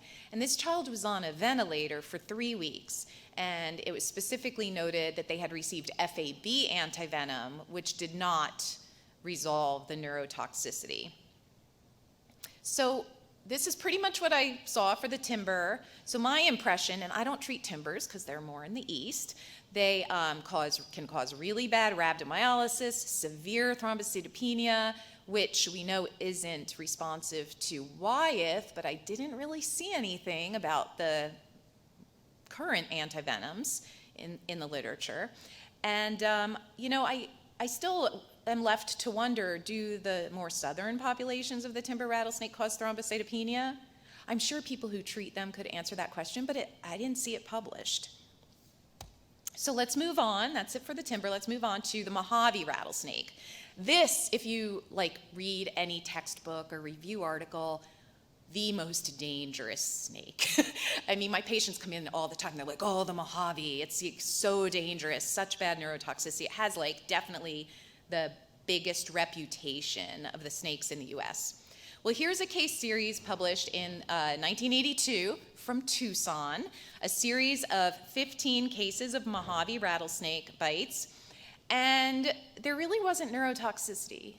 The biggest stretch is that one patient was said to have eyelid ptosis, which is like weak eyelids, at 36 hours. Otherwise, what we saw was systemic toxicity and hemotoxicity and tissue necrosis, but no neurotoxicity really. And then we have another case series from California, and this one was in late 90s. And this one actually was focused on neurotoxicity, but it's really, the paper actually includes snakes that were confirmed. The identity was confirmed as Mojaves, suspected Mojaves, and confirmed as other species. But if you just look at the ones that were confirmed Mojaves, there were only 4, and 2 of them were reported to have neurotoxicity, and one of those was just paresthesias, so like tingling, but nothing objective. And the other one was said to be a rapid onset respiratory arrest, which is bad, but there weren't many details around it, so I don't know for certain from reading it that that was a neurotoxic effect. So these are our 2 case series of Mojaves, and it's not like I'm not overwhelmed by the severe neurotoxicity that is being caused by this species. So I did look for some case reports, and I found one very similar to that timber in a child. This is an 11-year-old who had shock, respiratory failure, bad rhabdo, and was on a ventilator for 3 weeks. And this was a definite neurotoxicity and had been resistant to Wyeth antivenom. So yes, it has the potential, the timber has the potential. Is a Mojave worse than the timber? I'm not convinced based on what I'm reading in the literature. So let's move on to the Southern Pacific, the last one where we actually have like a decent number of cases. And this publication from early 2000s comes from California, where the Southern Pacific rattlesnake is. And this was actually really a prospective study of crotalus snakes. And of those 15 cases, 9 were a Southern Pacific. And then there were 4 Mojaves in here too. So it's notable that 2 of those Mojaves did have objective neurotoxicity, so they were weak. Again, not on a ventilator or paralyzed or anything like that, but 2 were weak. And then 1 of those Southern Pacifics had some neurotoxicity, so fasciculations, which I think clinically physicians don't know the difference between fasciculations and myokymia. It's probably myokymia. But they were weak. This one patient, Southern Pacific, weakness and fasciculations. So the Southern Pacific, at least at that time in early 2000, it was notable that they were seeing a case with neurotoxicity, but it wasn't like the feature of Southern Pacific rattlesnake envenomations. Oh, and I'll also just point out there was 1 C. pyrrhus in here, and that's a southwestern speckled rattlesnake, and that one had hypotension. So I thought that was interesting. But this is pretty interesting. This is a brand new publication from 2023 from Dr. Michael Levine and colleagues in California, and he presented a series of Southern Pacific rattlesnake envenomations, all with neurotoxicity. And he was seeing some really unique things, and this table gives a lot of detail, which we don't often get. And he goes through every case and points out which patients had dysarthria, dysphagia, so trouble swallowing, trouble speaking, ataxia, so they couldn't really balance well. Some had myokymia, some had objective weakness. Everybody doesn't have everything, but there are at least several cases of each. So very impressive, definite neurotoxicity. Still, no one's getting put on a ventilator for paralysis, but it seems to me like whereas we were hardly seeing neurotoxicity in 2002 from Southern Pacifics, now all of a sudden all these cases are getting reported, which is interesting. He also noted that the FAB antivenom seemed to reverse the neurotoxic effects, and a few of them were given FAB2, and he felt that it wasn't as effective. And that's it that I found for like case series and observational studies. So our largest one was like 18 cases of a timber rattlesnake. I just looked at a few other species that I think of as really bad snakes. Oh, eastern diamondback, western diamondback, what's out there for these? And there's case reports, but not case series. And I would just say the theme, when I look at this is the eastern diamondback. When I look at the theme, I would say it's hemotoxicity. And more recent publications seem to look at the use of thromboelastography in assessing these patients. Western diamondback is what I treat the most of, so I was really surprised to see there aren't case series. And this I might say there's a lot of case reports of this, though. So you can get a feel, but you still don't know if these are just the unusual cases being reported. And so, like, one of the themes I noted is, yes, they're the unusual cases. I would call it unusual bite sites. So we have case reports of being bitten in the eye, being bitten in the penis, being bitten on the tongue. So that's one of the themes with the Western Diamondback. And then the other, I would say, is hemotoxicity. So particularly coagulopathy and bleeding. And then I was just curious about that hypotensive southwestern rattlesnake, because we have those in Phoenix. So I looked at those, and this was the only report I found, and it was 2 cases. It's pretty recent. And one patient had lost a finger, had necrosis, and the other patient had some mild low platelets. So there's really not that much out there. So moving on to the North American Snakebite Registry, this has been a really fun project that I developed with some colleagues at the American College of Medical Toxicology. We developed a data collection form and then invited medical toxicologists who treat snakebite patients at the bedside to provide their data and enter it into a registry. And it's tons of detailed data collected prospectively. And these are all the sites over the last 10 years that have participated. So we don't have all of them participating at one time, but we've got a pretty good representation from around the country. It's really expanded quite a bit. And we generally get around 200 cases a year. It varies a little bit. We, in 2022, had, I think, about 210 cases.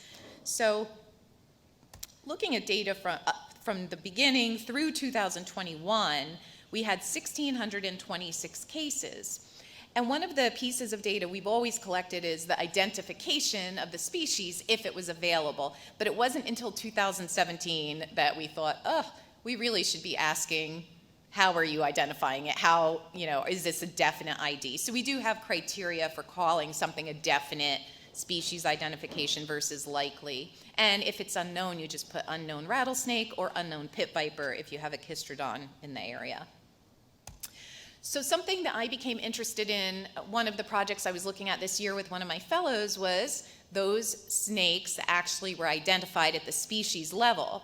And we found about 13% of our database did have an ID. And it sounds low, but most people are bitten by a snake and they don't know what bit them, if they even saw it. And so you just don't know. But a lot of people are taking photos with their phones now and can show us, and we can show a herpetologist. So we're getting more IDs than we used to. But as you can see, some of the numbers are higher than anything that's reported. We have 76 that are Western Diamondback in the database and 31 prairie rattlesnakes. But first I thought I would just take a look at the ones that we've already talked about and compare what we have compared to what's in the literature. And I'm just going to mention for the Mojave at the top that when I looked at the frequency of different clinical effects in our database, the most common effect was vomiting, which is really interesting to me after swelling. Swelling is the most common for everything. But then vomiting, and that's really interesting to me because vomiting is a really uncommon effect with our snakebite patients. A lot of people vomit after they get their opioids, but I would say it's more like 10 to 20% at best if you just take all snake bites together that actually are vomiting when they present. But the Mojaves, they are. But other than that, I'm going to hold off on talking about the Mojaves in the Southern Pacific to the next slide. But for our timber rattlesnakes, we only had 6 in the database, and we did see shock and rhabdo, so pretty consistent. But what I was able to see that isn't published is that there were 2 with severe thrombocytopenia that were treated with FAB antivenom, and it was very clearly resistant. The FAB doesn't seem to work any better than the Wyeth did, at least in these 2 cases. So that was interesting to me. And then for the southwestern speckled rattlesnake, there are only 3 cases in the literature, and we have another 4. Actually, I shouldn't say another 4. There could be some overlap in there. But what I did note was that none of the cases had any coagulopathy, like low fibrinogens, so I don't think that's been reported yet for the southwestern speckled, and no neurotoxicity. And then with the eastern diamondback, I think our experience sort of reflects what's in the literature. But this is the project that we've been working on right now, which I think is really, really cool and fun. And we took all of the species that had at least 15 IDs, and there were only 5 of them. And we did statistical comparisons of all the clinical effects to see, is there really a difference between species? And I'll start with tissue effects. We found a statistically significant difference among the 5 in ecchymosis, erythema, and necrosis. And I guess generally what you can say is the Southern Pacific was less likely, really, than almost any of the others to have these local tissue effects, and the Western diamondback had a lot. But I did note the Mojave rattlesnake, there were no cases of necrosis. And I'd have to go back and scour through the cases in the literature, but I can't recall seeing necrosis. So I'm wondering if tissue necrosis has actually been reported with the Mojave. It's possible, but we're not seeing it in the database. Then looking at hemotoxicity, first I'll start with the fibrinogen, low fibrinogen and the bleeding, because I think they seem to go together, and they were statistically significantly different among the species. And if you look at the Western diamondback to the left, like a quarter of patients have low fibrinogens and some bleeding. And when I say bleeding, it's usually nuisance bleeding, like blood is running from the wound or puncture marks or something like that. We're not talking about major hemorrhage. But if you look at the Mojave again, we had 0 cases of low fibrinogen, so no coagulopathy. We did have some thrombocytopenia, but very low rates of bleeding too. And even the prairie rattlesnake, it was very low, like 3.4% had low fibrinogens, as opposed to 26% of the Western diamondbacks. So we did see differences. And then in the middle there are platelets. That was not statistically different among the 5. However, I still see an interesting trend with 44% of our Southern Pacific rattlesnake bites having thrombocytopenia, and generally like, 10 to 20% for the other species. Then moving on to hypotension, also significantly different. And this is interesting because we had Mojaves now with the most hypotension, and I think that's what I saw in the literature too. 25% of our Mojave bites were hypotensive on presentation, but there was no hypotension in the Crotalus lutosus, and I collapsed the Great Basin and the Grand Canyon rattlesnakes into that. So the Crotalus lutosus had no hypotension, and the Southern Pacific had no hypotension. So no systemic toxicity, at least as far as hypotension goes. Then neurotoxicity, also very different. And here, Southern Pacific, we had over 50% of cases with neurotoxicity. And then the Mojave, it was 20%. And then you get down to the Western diamondback, and it's only 5%. And the most common neurotoxic effect we see is definitely the myokymia. And then lastly, we looked at the number of vials of antivenom they got, and it was different. The Mojaves seemed to be receiving a higher dose of antivenom than the others, and our prairie rattlesnakes got the least. Now, there are limitations to this for sure. Like there could be practice differences in the centers that are admitting prairie rattlesnakes versus, the others, and we didn't look at all of this so far. And then I just thought I'd throw in here, this is a little bit of data that Spencer Green presented at Venom Week last summer. This was looking at the Mojaves in a 5-year period in the snakebite registry, and he's adding to that data now. But at that time, in those 5 years, he was comparing the Arizona to the California Mojave cases. And there were conveniently 7 in each state, and definitely noticed a difference. So the Arizona cases had more systemic toxicity with diarrhea and hypotension, and they had no neurotoxicity or rhabdo. And the rhabdo is a reflection of myotoxicity, and neuro and myotoxicity often go together. And then in California, there was no systemic toxicity, but there were reported neurotoxicity in rhabdo. And now I'll just introduce this other study that we're doing right now, which is focusing on neurotoxicity from the registry.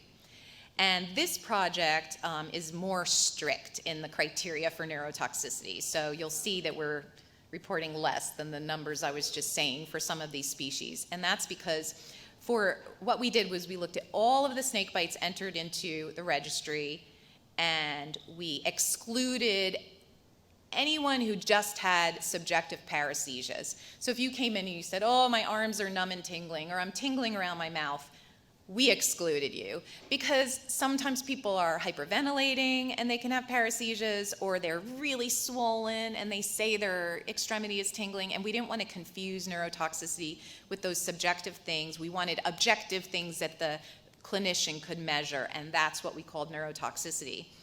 So of the 1,626 cases in the registry, 43 had objective neurotoxic findings, and the most common was the myokymia. But I thought it was interesting because there were, they didn't all have the specific species identification, but of those that did, there were 7 different species that had objective neurotoxicity, and the top was the Southern Pacific rattlesnake, but there weren't very many of the others.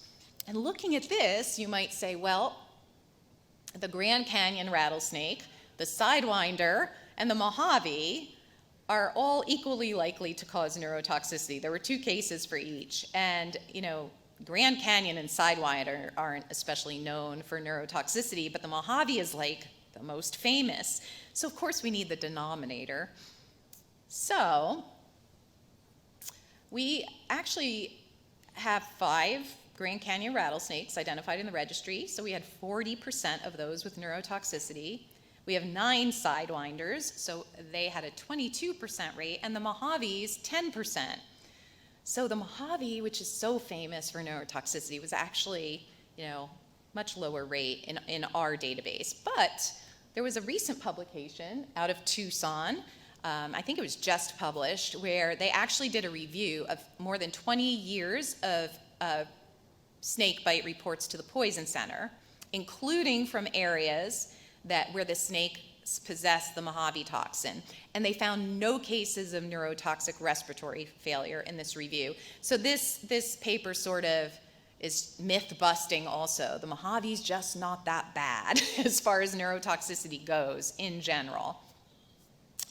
And then I was just curious for some of those snakes that we had just 1 case, and in particular this midget-faded rattlesnake. We had only 1 case in the registry, and it had neurotoxicity. So is that like 100%? Is it, a really neurotoxic snake? So the venom actually does possess a myotoxin and concolor toxin, which is a neurotoxin. And there was another recent publication and it's the only publication of a midget-faded rattlesnake bite. And this was published by Dan Kyler, and it was a patient who had very transient neurotoxic effects, which actually were gone by the time he got to health care, but he did have a CK measurement of over 3,000, which I think supports that there was envenomation and likely neurotoxicity that was described before arrival to the hospital. So it sounds like 2 out of 2 neurotoxicity. So I don't know if maybe midget-faded rattlesnake needs to replace Mojave with the reputation for most neurotoxic. So then I just want to more briefly address, how about anti-venom efficacy? Does species matter? So we have a lot of experience now with FAB anti-venom, but there are still a lot of questions. We do know that hematologic recurrence is really common, like 30%. It was a huge problem for us in Arizona, but we really never looked at it at a species level.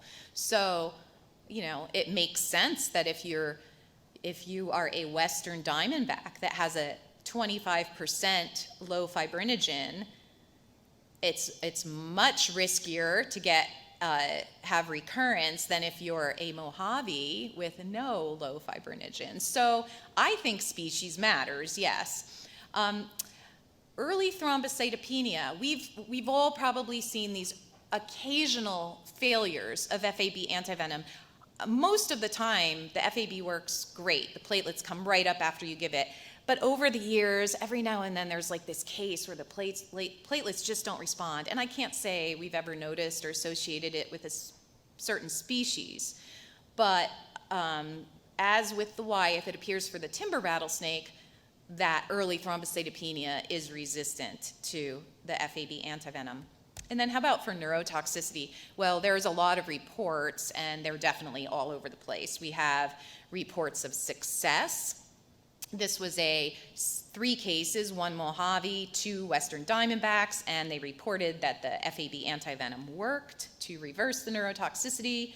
We have a report in the past of where the FAB failed to reverse the neurotoxicity for 2 cases of Southern Pacific rattlesnake. But then we have this recent case from Dr. Levine where it was working great to reverse all these neurotoxicities. And then that bad timber rattlesnake in the kid, the FAB didn't work. So I can't really explain that, but it's definitely, it can leave you a little confused. How about FAB2? We don't have that many years of experience with this, so we still will have to see how it all plays out. But I definitely think as far as hematologic recurrence goes, we're in better shape. I've not yet seen or read about any clinically important recurrence. There are some cases reported of late thrombocytopenia. I have not really seen where it was severe enough to really be important, but and I don't believe we've seen any late coagulopathy. How about early thrombocytopenia for the timber? Well, I don't think there's anything published yet, but I just happened to be a couple weeks ago at the American College of Medical Toxicology's annual meeting, and there were some posters, so I took a photo. And so we do have some information. This is from Alabama, and this was a timber rattlesnake envenomation that had both low fibrinogen and low platelets. And I'll just point out that over to the left, they actually started with FAB antivenom. So if you can tell, the orange arrows are a little lighter on the left. Those were the FABs, and the platelets were dropping, and the fibrinogen, which is at the bottom, that actually looks like it responded, but then it dropped again. And then when the platelets and fibrinogen were really low, they switched to FAB2, and those are the darker arrows. And it looks like, the platelets and fibrinogen were just really sluggish to respond and came up really slow. So it looks like it may not be great either, but we'll see. And Dr. Levine did publish one case of resistant thrombocytopenia in a Southern Pacific rattlesnake also, and all of those doses of antivenom are FAB2, and the platelets stayed pretty low. And then the last thing is we do ask in the snakebite registry if a patient's neurotoxicity resolved after treatment with antivenom.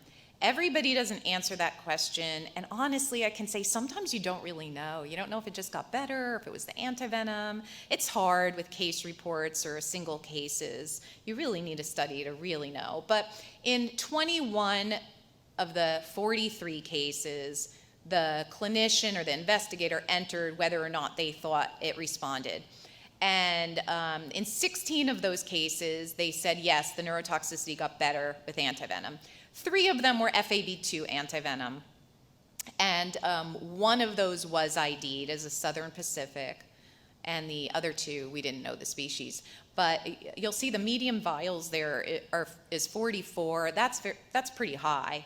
So we'll have to gather more experience.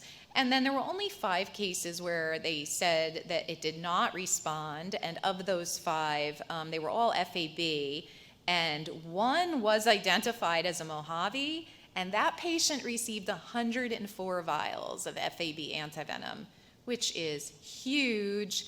And so it seems like they gave it a fair shot to try and treat that neurotoxicity.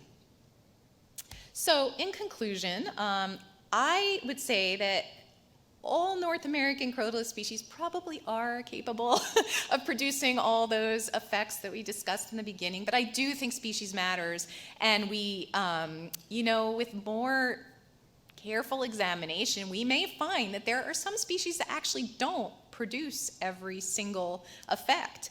And we still have a lot to learn. And I think if we better understood some of these species differences, we might actually be able to act on that knowledge. Like maybe we could adjust our antivenom dose or choose one antivenom over another, even tailor our need for following up all of these patients and getting repeat labs. And I'm sure there are many more things that we could do based on that knowledge. So thank you.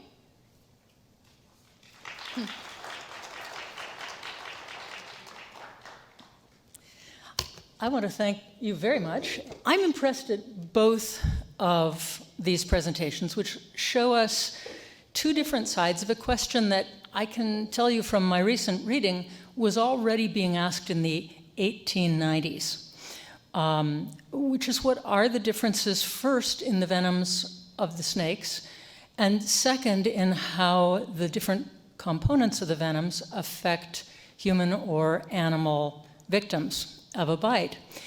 And I have a question for both of you, because these questions have been asked for a long time, and we've only got a tiny amount of information, really. And so my question is, what took us so long to accumulate the information that we're looking at today? Were we slow because it was slow to have the science and technology at hand that we needed in order to understand these? Is it funding? Is it that clinical toxicology and even laboratory toxinology are rare specialties and it's hard to find time to do this? Why did it take so long? Michelle, you want to address that first, and then I'll ask the same question of Daya? Is her microphone live? Is this on? No. Is there a switch? There's a switch to turn it on. Sorry. Okay. Well, I don't know that I really have the answer, but I do think because it's rare, it doesn't get a lot of excitement, and the funding is a huge issue. I know for me, I think that there are people who develop a passion for the topic and then they kind of run with it on their own, and obtaining funding to do like the clinical research is hard. I've looked for grants, as you know, in the last few years, and there really aren't all that many opportunities. And if you work for a healthcare system, it's such a minor issue to them that to even get dedicated time to focus on envenomations is really difficult. So I think there's a number of things. One, from a clinical standpoint, it is hard to study at a species level because most people who come in, you don't even know what species, bit them. But I would love to do more research where we could develop assays where you could determine based on the venom what species bit them. But just to get the bandwidth to really do more research is really difficult because it hasn't reached the level of importance to the people who fund it. Daya, do you want to take a swing at the same question? Thank you. Yeah. Well, I think funding is crucial, but also I think one of the highest limitation or the biggest limitation is the record, how many patients do you have per year? And different studies show that you have specific variations between specific specimens in a snake bite. So all the venoms in all the snakes are different, and if you have a really low incidence of snake bite, it's really, really hard to understand that and to study and have an homolog behavior of the evolution of the symptoms. I think all the things that you point out together are working against us. Founding, there are not too many people with the snakebite syndrome all over, at least I think in our zone, maybe in Africa, but there are other issues that doesn't allow us to study or have huge investigation there. And all the limitations, technology also limited us. Until these days, with all the technology that has been developed, we cannot measure the amount of venom that we have in each snake bite. And that changed everything. We cannot see or watch which toxins are present in the bloodstream during the venomation syndrome. And that's another hard limitation, I think. I'm not a clinician, I'm not in direct contact with patients, but as far as I see in the wet lab, that were the limitations we have when we develop the animal model. We try to control all the variables, but there are a lot of variables that cannot be controlled either in the wet lab, neither in the clinicians. Daya, in the scientific area, there are a lot of very new tools that have become available, even within the last decade, that are being deployed in other diseases and genetic conditions and looking for molecules and biomarkers. Do you see any particularly promising new methods for studying venom biodiversity that you think are likely to address some of these questions in the foreseeable future? Well, I really think that computational issues are getting us tools that help us to simulate the things that are happening in real life. I just talked about agent-based modeling, but we are working also with pharmacokinetic networks, trying to see how the metabolic networks get perturbed when the toxins act simultaneously. I know that these simulations doesn't mimic at all the body system or the complexity of the human or life systems, but I think we can have many, many clues that we cannot see in the live animals or live people, because maybe there are some markers that we cannot see in clinicians at the late stage, but maybe we can measure at the early stage. Maybe the symptoms are not directly related with the effect of the toxin on the target site. Maybe the symptoms that all of you see are more the consequence of the reaction of the body trying to manage the damage that the toxins make in the target site. Michelle, from the clinical side, it's been very challenging for those of us who studied the efficacy and safety of antivenoms to prove even the smallest thing about them, because the complexity of the venom syndrome and the heterogeneity of the patient responses meant that we had to choose as a focus primary endpoints that were not representative of the full spectrum of disease. So we spent a lot of time talking about coagulopathy, even in patients where it was the local tissue injury that caused the most lasting damage. As a clinician who's taking a look at the growing database that you've developed now, are there particular aspects of the broad envenomation syndrome for which you wish there were better biomarkers or additional laboratory development that your counterparts in basic science should be working on to make you happy? Well, as you just mentioned, the biggest thing with our snake bites is the local tissue damage, and not necrosis, it's the swelling. And that's what causes the greatest morbidity for patients. And it would be wonderful if there was some way to know early on by a simple blood test which toxins perhaps were most prominent in that patient so that we could, I think if you knew, well, this patient is not going to really develop much swelling, so we can give a standard or lower dose. But this patient, wow, they have a whopping load of venom in their blood with, metalloproteinases or, whichever venom component. If we could measure that and we knew that it was predictive of, like, for example, we have a kid on the service recently who, despite timely antivenom, just continued to swell and swell and swell up to the groin. And this happens sometimes, just severe, tight, entire leg swollen. And that's going to be a longer recovery. But maybe we would have been able to say, this person needs 30 vials of antivenom in the first hour, and then they won't get that swollen.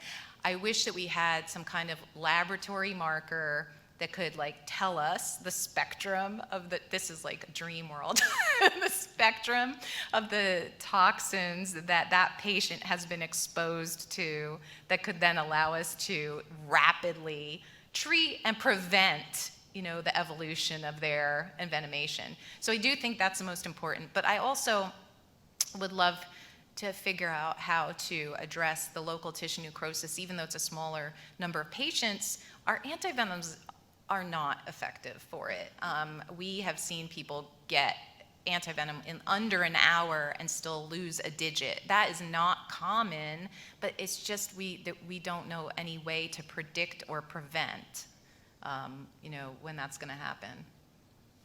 We had an online question come in just now asking, considering the geographic differences in venom, does this influence the thought about maybe combining FAB and FAB2 antivenoms? I think maybe it's really two questions in one. One would have to do with the pharmacokinetic profile of the two products, but the other would be, since they're produced using different antigens in different host animals, is there enough difference in the spectrum of efficacy against different toxins that combining them would be useful? Before you respond, I want to point out that after lunch, we have an antivenom development session that's going to talk about the two products more. Okay. So if you like, Michelle, we can bring you back on that panel and ask that question again. But do you have any thoughts about whether the geographic differences in envenomation suggest using one product or another, or do we not have enough information?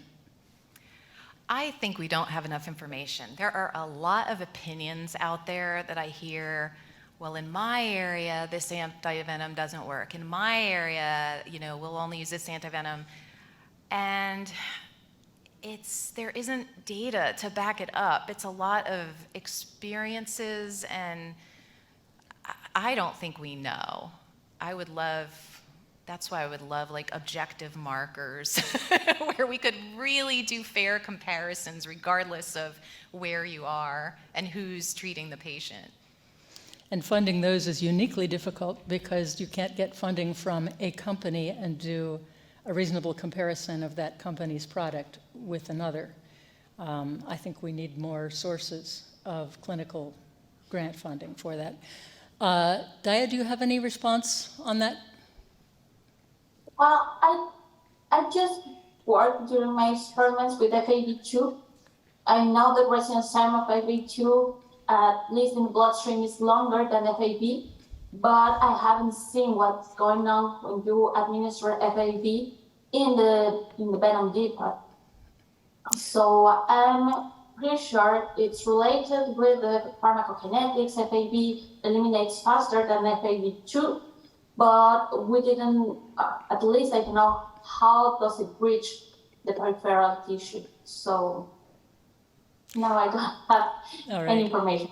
For those of you online, you might not be able to see that I've suddenly been joined on the stage here by Dr. Alejandro Alagón, who's one of our afternoon's panel of speakers, and who is asked to respond to that last question also.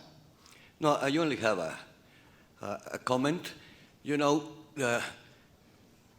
Either antivenom, FAB2s or or FABs, they change from lot to lot, okay? Simply because the either sheep or horses are immunized with venoms for whatever species, but the venoms, the venom antigens used to immunize the animals, it's almost impossible to keep them permanently identical, okay? So one lot of antivenom may work better for a Crotalus species of one region, and then even produced by the same manufacturer, another lot will not be good for that particular species to neutralize whatever of the effects that we have seen. So that's a very difficult problem to solve, okay? And I think we should consider that. I mean, what do manufacturers usually do? Well, they go and collect or buy venoms hopefully from different geographical areas of the same species, okay? So that in a way you try to homogenize the immunogens, but that is sometimes very difficult to achieve. So I just wanted to add this comment. Thank you very much. All right. I think we're going to start up again with session 3. Welcome back. For those of you that are online and in person, we are going into the 3rd session of 4 of the VIPER Sunset Symposium. We're going to have 2 speakers this afternoon, the first of whom is John Sullivan, MD. John retired in 2011 from the University of Arizona, where prior to then he had had faculty appointments in emergency medicine and medical toxicology at the College of Medicine, and he was the medical director of the Arizona Poison and Drug Information Center at the College of Pharmacy during his years of service. He founded the University of Arizona Fellowship in Medical Toxicology, of which I am one graduate. And together with Dr. Finley Russell, he was the co-inventor of the antivenom called Crofab, which is used for snakebite treatment today across the USA, and which was referred to as FAB, antivenom, in the earlier presentations. He's also been the author and editor of Clinical Environmental Health and Toxic Exposures. He'll be sharing a forum today with Dr. Alejandro Alagón, is an MD PhD. He's a professor emeritus at the Instituto de Biotecnología of the Universidad Nacional Autónoma de México, so the National Autonomous University of Mexico, located at Cuernavaca. And he received both his MD and his PhD from the UNAM and completed his postdoctoral fellowship at the Rockefeller University in New York, the same place that the historic character Dr. Noguchi, who was working on antivenom 120 years ago, had worked. Dr. Alagón has participated in the development of 16 antivenoms that are used in Africa, the Middle East, Europe, North America, and South America. He's participated in 17 patents and has published more than 160 papers in the field. And he was awarded Mexico's National Prize for Arts and Sciences in 2005. One of the products that he was involved in the establishment of is today known as ANA-VIP, and it has been referred to as the FAB2 product in discussions earlier today. It's an honor and a pleasure to have people who were involved in the basic development of both of the products that are today used in human envenomation in the USA. And we're going to hear from them one after the other and then have a panel session to which I hope to invite Dr. Michelle Ruha to join them at the table. So if you'll hold your questions until after the 2 speakers, we should have an interesting discussion of antivenom development overall. Thank you, Leslie. Thanks for inviting me. My presentation is basically going to be a little more historical mixed with some science, a lot of hypothesis of what could be, maybe some comment on where we are, why we're here. But when I was a clinical medical toxicology fellow at the Rocky Mountain Poison Center and University of Colorado Health Science Center, finishing up second year of my fellowship, 1979. The worst snake bite I'd ever seen, and I've taken care of quite a few snake bites between Arizona and Colorado, and the worst snake bite I've seen came to my attention through the ER up to the ICU. And this guy had anaphylaxis to the skin test of the Wyeth antivenom. And he was not getting the Wyeth. We just let him ride to see how the outcome, what was going to happen. So it was a really serious case. He survived and did well. I think he was in the ICU for like 2 weeks, 3 weeks, something like that. But anyway, at that same time, I had been working on polyacrylamide affinity chromatography methods of isolating and purifying the immunoglobulin G from Wyeth antivenom. And just to give you a little historical perspective, the colleague who actually worked on this with me by the name of Debbie Merrill was on a publication in 1974 using this for immunohistochemistry. They were looking at human chorionic gonadotropin isolation of antibodies. So we got together and thought, well, this might work to help purify the Wyeth antivenom. And so my research at that time turned to a lot of benchtop of work with various venoms. And so the first one I did was to take Crotalus atrox venom and make a affinity column using polyacrylamide. And the method of this, it's when you take acrylamide and you mix it in, you stir it up, it looks like water, it's clear in a beaker. And then you cross-link it with a cross-linking agent, it turns into egg white looking substance. But before that, I had put in the venom and just stirred it around, and then I cross-linked it, and I just had a blob of white stuff that I had to take a mortar and pestle and break it up. This is actually how we did it. And then take the little chunks that we had and push it through a syringe till it got smaller. Then take those chunks and push them through a syringe and a needle until they got smaller. Successively smaller needles and syringes until I had just particles. And packed those in a column with phosphate buffered saline, pH 7.4. Washed it off, monitored the elution of a protein at 280 nanometers UV light, which is the detection range of tyrosine and tryptophan, which is common in IgG. And so we washed that off. Then we applied Wyeth antivenom to that column and pumped it through with a little pressure pump slowly. Watched another big protein peak come off until it went down to baseline. Then eluted it with glycine at a pH, glycine hydrochloric acid pH of 2.5. That eluded a singular peak. We took that peak and lyophilized it, and we had purified IgG. And at that time also, I went out to Finley Russell's lab in Southern California and spent a week or more actually sleeping in his lab and working with him on studying this compared to the Wyeth. You can see here is the method of affinity chromatography. Affinity chromatography has been around a long time. All you do is you have an affinant that's bound to the gel, and in this case it's the venom, and then you have a substance that you put through that can bind to that affinant, which was the Wyeth with its IgG.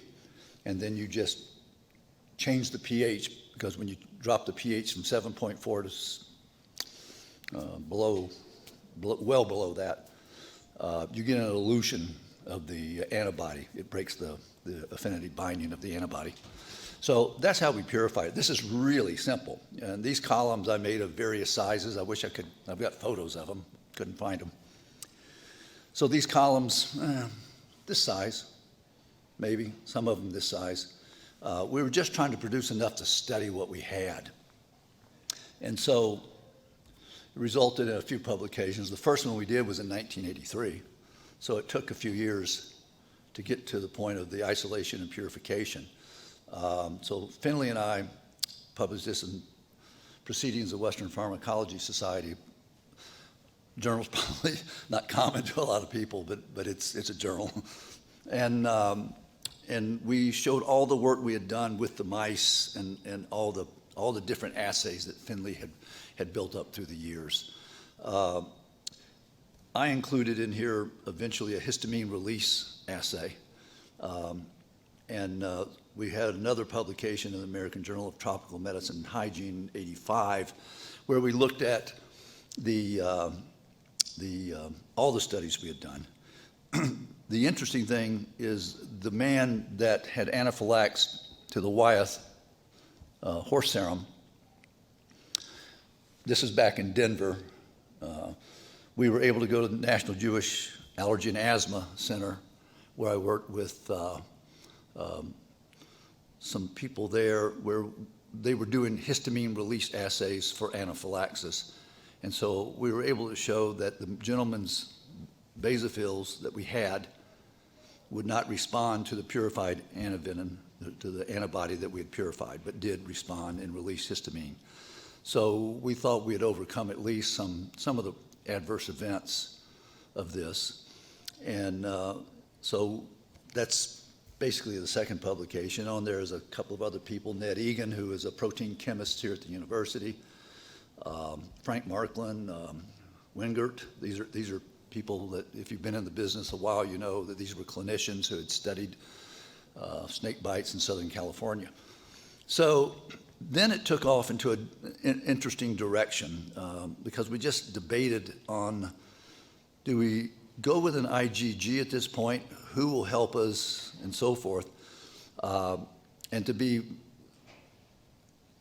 complete about this, we had this IgG, and I thought at that time, and I had some convincing to do, that the pharmacokinetics meant something, and that if we had an FAB fragment and an FAB2 fragment, that we could study those separately.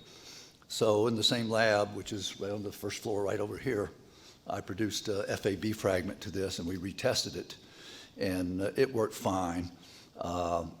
There was some consideration, though, as to, this is a big change in antivenoms. This is a small molecule. Where is it going to go? How much tissue is it going to penetrate? What is its volume of distribution? What is the kinetics of going in and coming back out? We knew none of that. Everything was a hypothesis.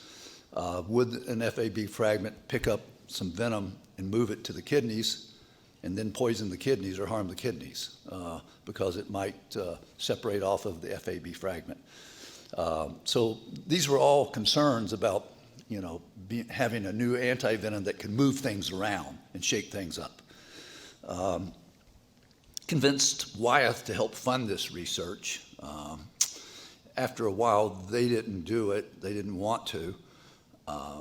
So I was asking them if they could run with the project and so forth, and they just sort of bowed out of it.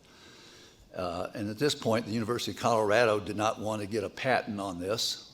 Neither did the University of Arizona. Both of them refused. And so I'm sitting here with this new antivenom, which I tried to patent myself. And when I tried to do that, some other companies got interested, and eventually there was a tier of companies that got involved. But let me just leave it with saying that I still have the international patent on FAB fragments as an individual, and which I've turned over to pharmaceutical companies who paid me a small sum of money to go away. And I did. I went away.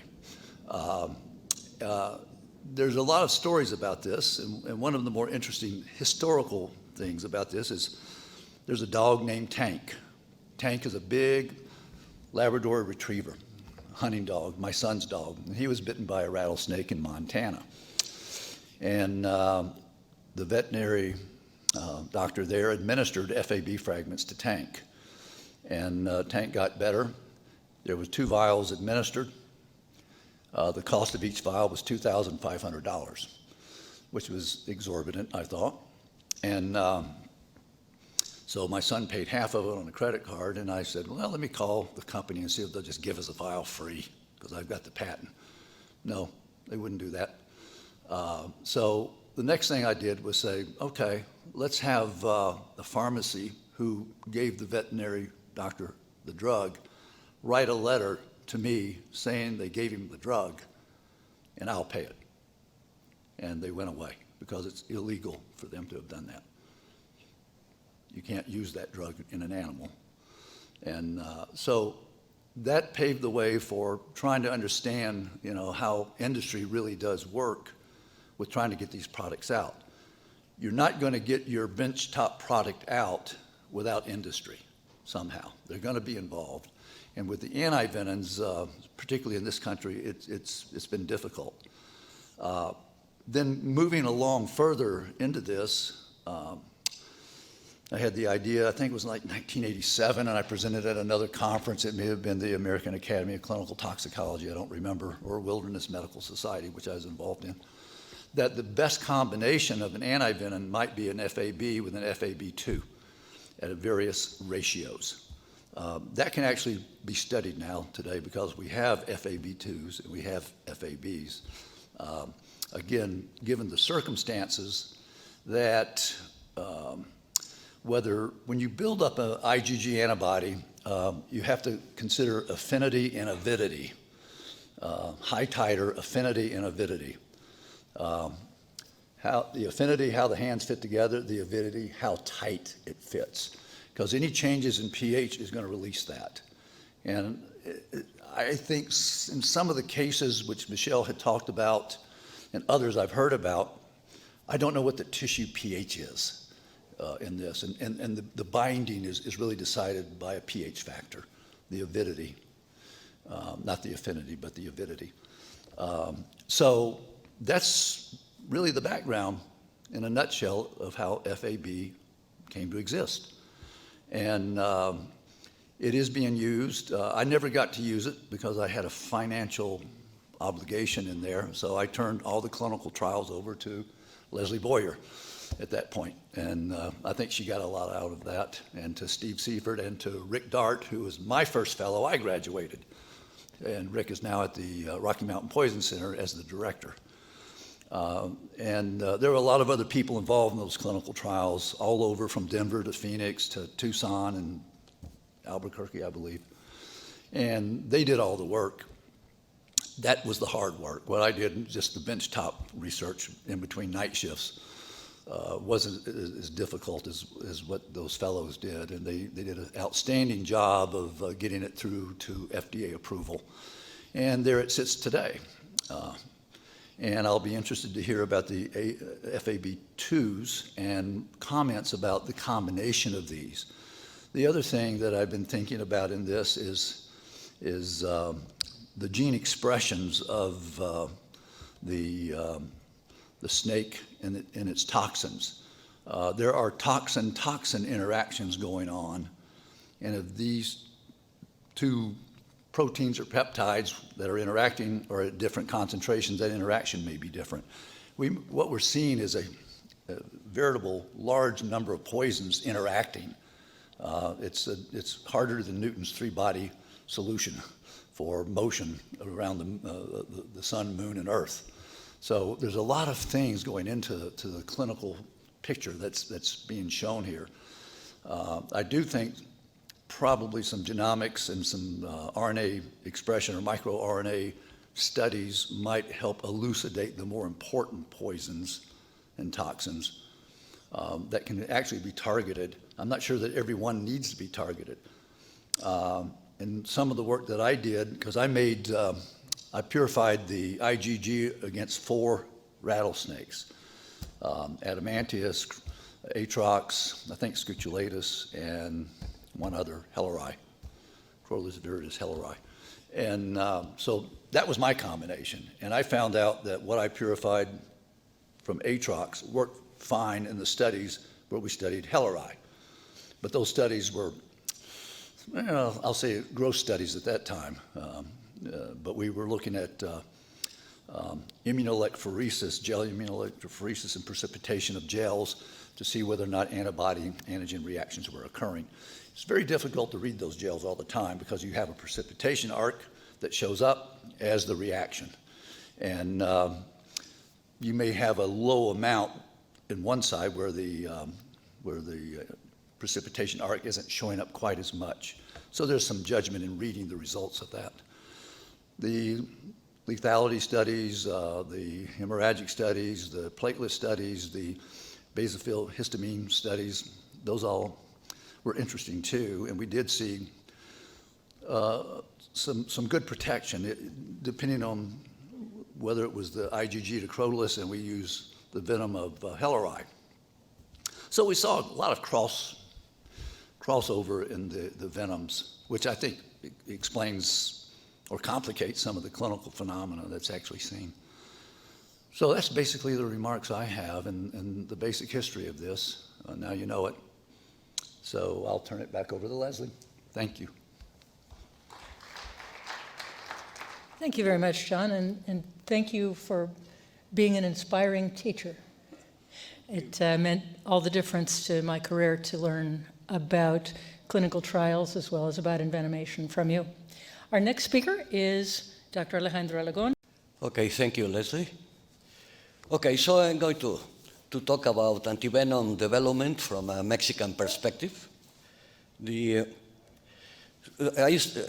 I usually start my talks presenting this slide that explains by itself why Mexico is a country with lots of experience producing antivenoms.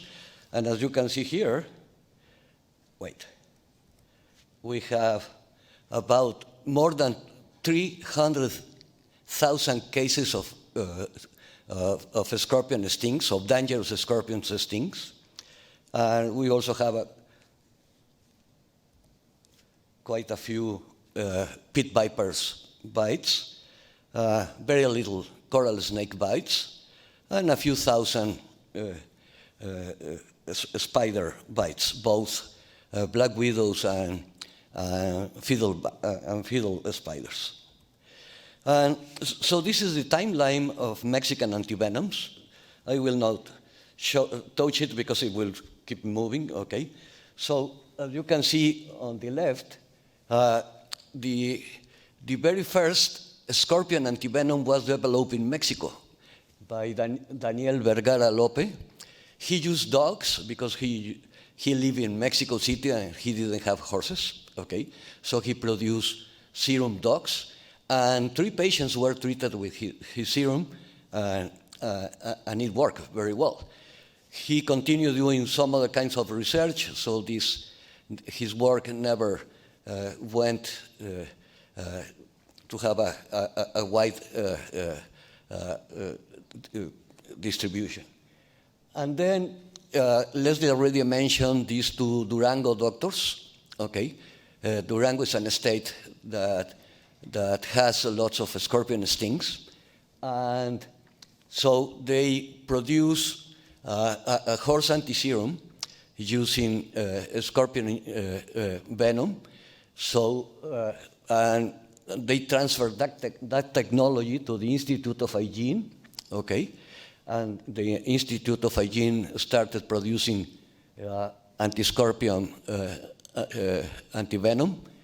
And then late in the 30s, they transferred that technology to, the Ming Company started from doctors from Monroy and Nájera, who used to work at the Institute of Hygiene, so they just took the technology and founded their own company, okay?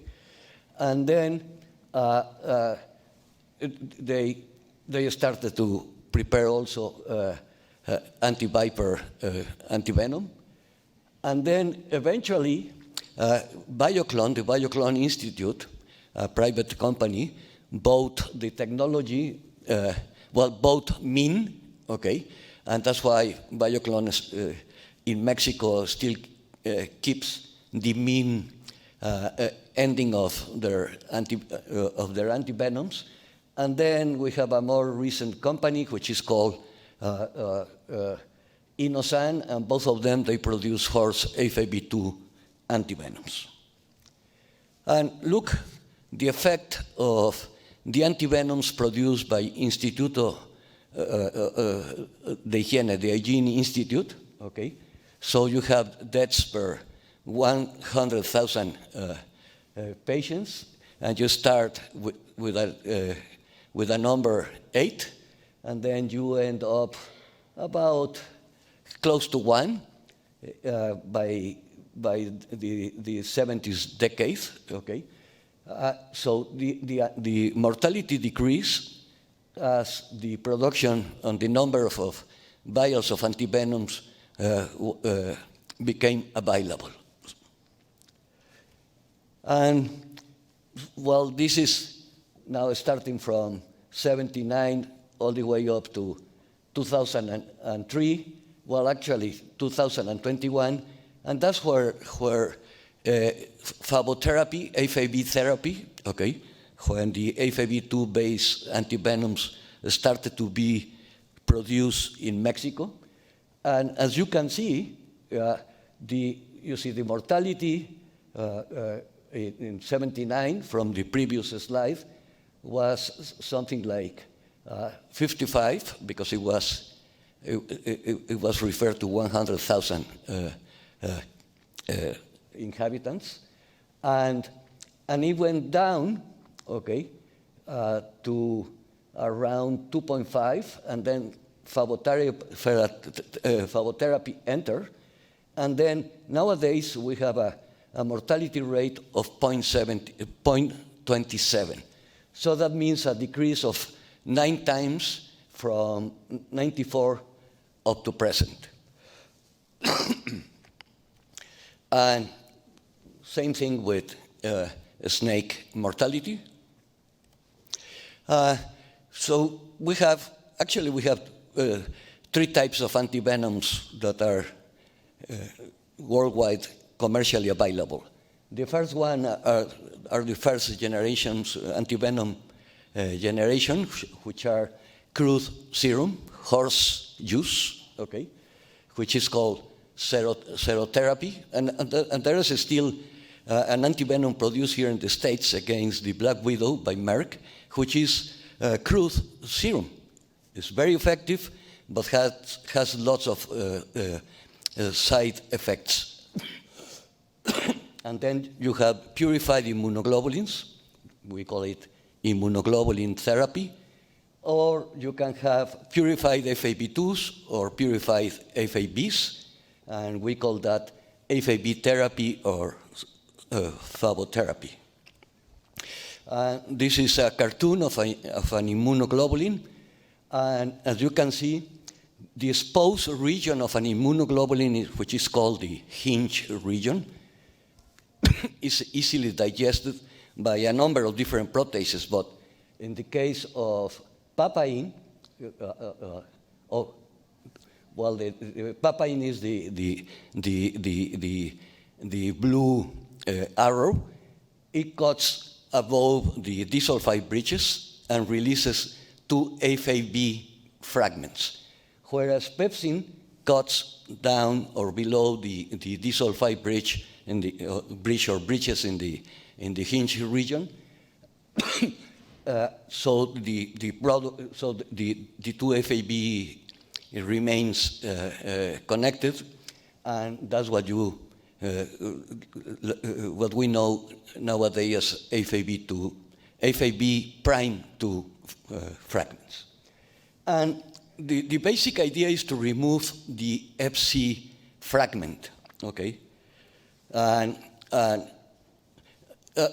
which is something interesting because this part in here, let me see, well, the FC is glycosylated, and the glycosylation of horses is quite different from humans, and many of the antibodies that are produced by humans against horse IgGs are directed towards the Fc fragment. And it's very easy to see what kind of antivenom one has. Sorry. Okay.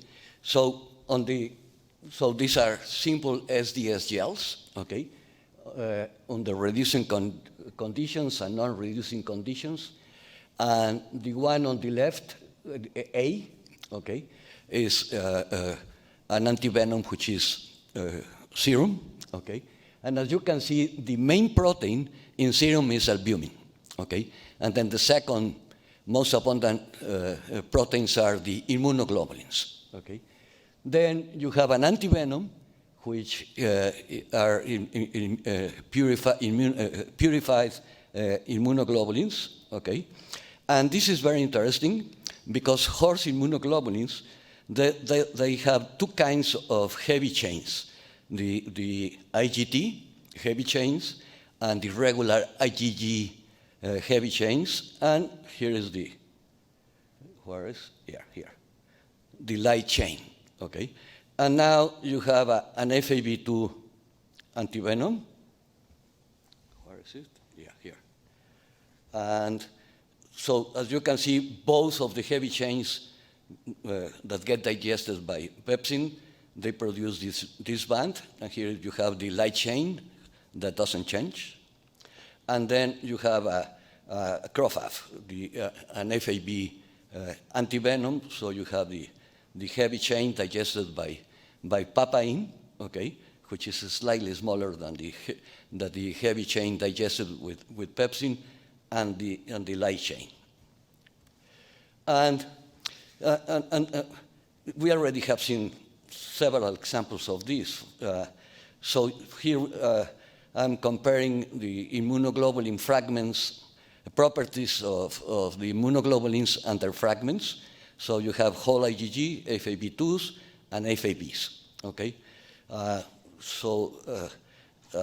Dr. Sullivan already was explaining that FAB2s and immunoglobulins, they have a specificity and avidity, and FAB2s, FAB1s or FABs, they don't have avidity. And this is very interesting, the immune residence time that explains many of the things that we have been talking this morning. IgGs have a longer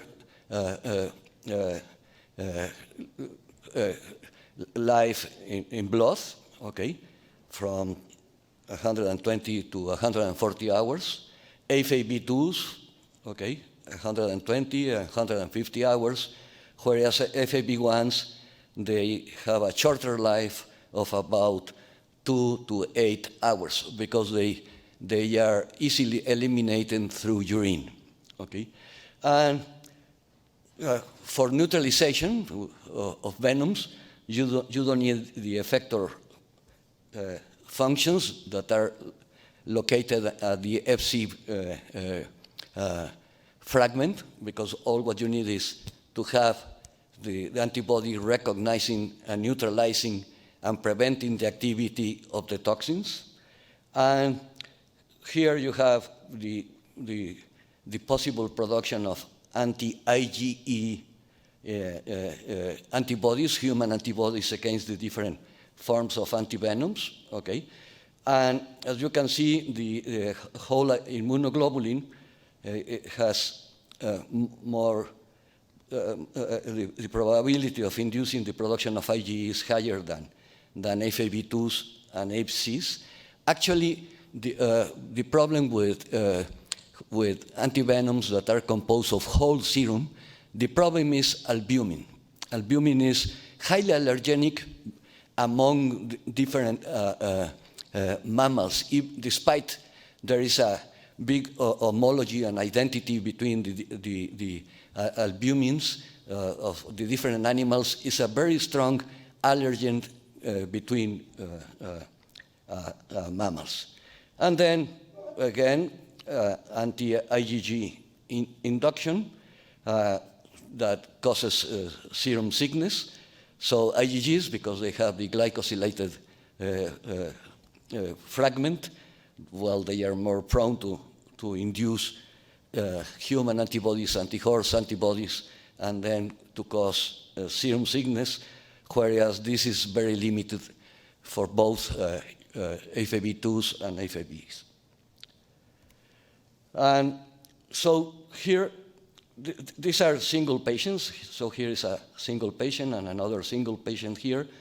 This is treated with an FAB antivenom. So here are the venom levels, okay? They inject the antivenom, and the venom levels in blood, they go really low, okay? But then they start to rebound a little bit, okay?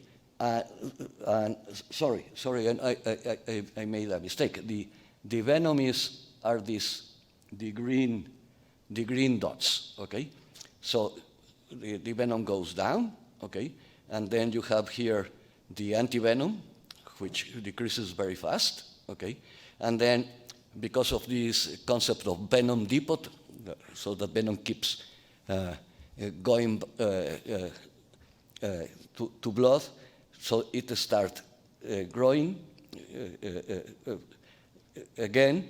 So and then you have this thing. In this case, you have platelets in blue. Okay, so they start here. They recover rather fast, but then when the venom starts raising again, the platelets go down, and here is fibrinogen. So the fibrinogen recovers, but then you have a recurrent hypofibrinogenemia, okay? Whereas with the FAB2s, because they have a longer half-life in blood, it stays longer, and the platelets and fibrinogen levels recover, and they don't go down since the venom doesn't increases in blood circulation. And this is an historical slide. These are the venom levels of scorpion patients, okay, from Arizona, okay, the red and the yellow lines, without antivenom, okay. And as you can see, yeah, of course the antivenom eliminates, but it takes lots of hours to fully eliminate, okay? Whereas when you inject antivenom, well, it goes down in less than 1 minute, okay? And so how Mexican antivenoms are produced? Well, horses, and the horses are treated really well, okay, because only happy horses produce plasmas with high neutralization titers, okay? So you can see they are apart from grazing, okay?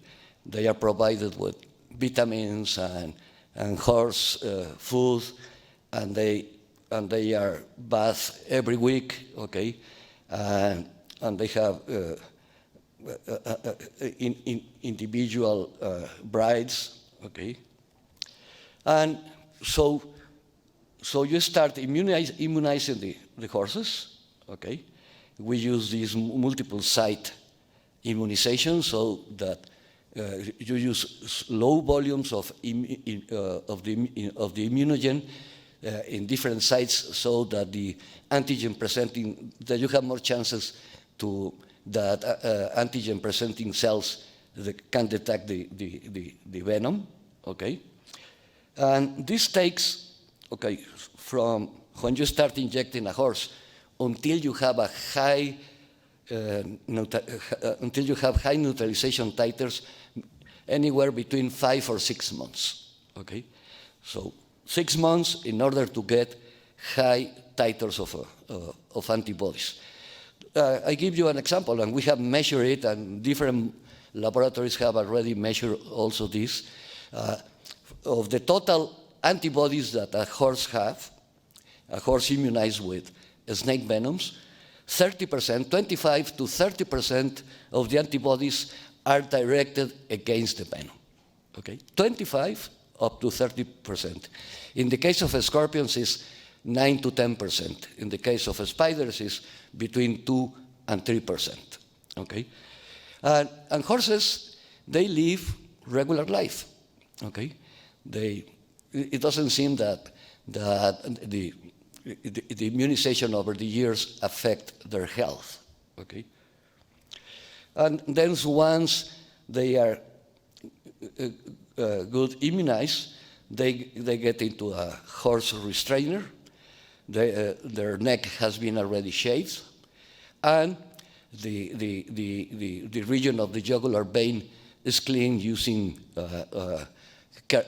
chirurgical procedures. Okay, and then you use a rather wide bore needle, and then a Teflon tubing, so that you can bleed the horse, okay? And it goes directly to a plastic bag that contains citrate as the anticoagulant. So here you have the bag filling with blood. So we collect about 5.3 liters of blood per horse, okay? And then an interesting thing about horse erythrocytes is that whenever you take them out from the animal, they stack like coins, so they precipitate very fast. So the plasma gets separated from the cell pack within 1.5 hours, within 1 hour and a half. And then what you do is you transfer the cell pack to another bag that contains saline and glucose, okay? And you keep the plasma, and of course you control the weight of the plasma, okay? And then 2 hours after you have bled the horses, you return the cell pack to the horse, okay? Within 10 minutes using a peristaltic pump, okay? Okay? And so in this way, horses actually becomes plasma donors and not blood donors. And that avoids anemia of the horses. Okay? So these are the steps that are used to produce FAB2 fragments in Mexico. So I already talked about the number 1 and 2, okay? And then the procedure is the same for all kinds of antivenoms. The only thing that is different is the type of venoms that you inject to the horse. Okay, so you have usually several horses immunized with a given venom.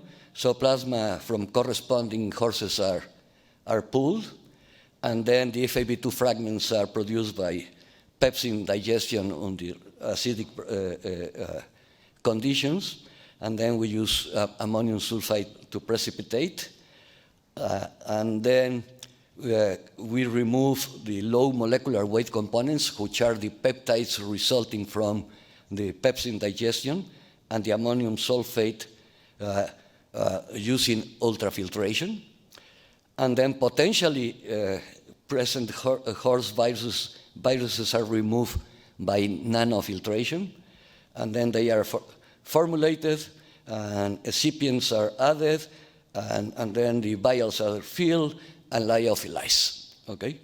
And the products reconstitute within seconds, okay? The cold chain is unnecessary because they are lyophilized, and you don't need to add antimicrobials that are usually toxic, such as phenol, cresol, or thimerosal. And so this is what has been accepted both by the FDA and the Mexican FDA as the final composition of FAB2 antivenoms in Mexico. So as you can see, the larger amount of components are FAB2s. We have pepsin digestion also produces FAB prime, okay? Because FAB are produced by papain and A5B prime are produced by pepsin, but a little tiny amount, okay? And then you should have less than 3% aggregates, less than 3% of low molecular components, the peptides, and you should have very little undigested whole IgG. Of course, you can digest IgGs totally, but then you start losing neutralization potency. So it's a compromise, okay? And albumin should be really low or undetectable. Actually, it shouldn't be undetectable, and it should be virus-free, okay? Leslie already showed you these results of one of the clinical trials in children, okay, in which you can see that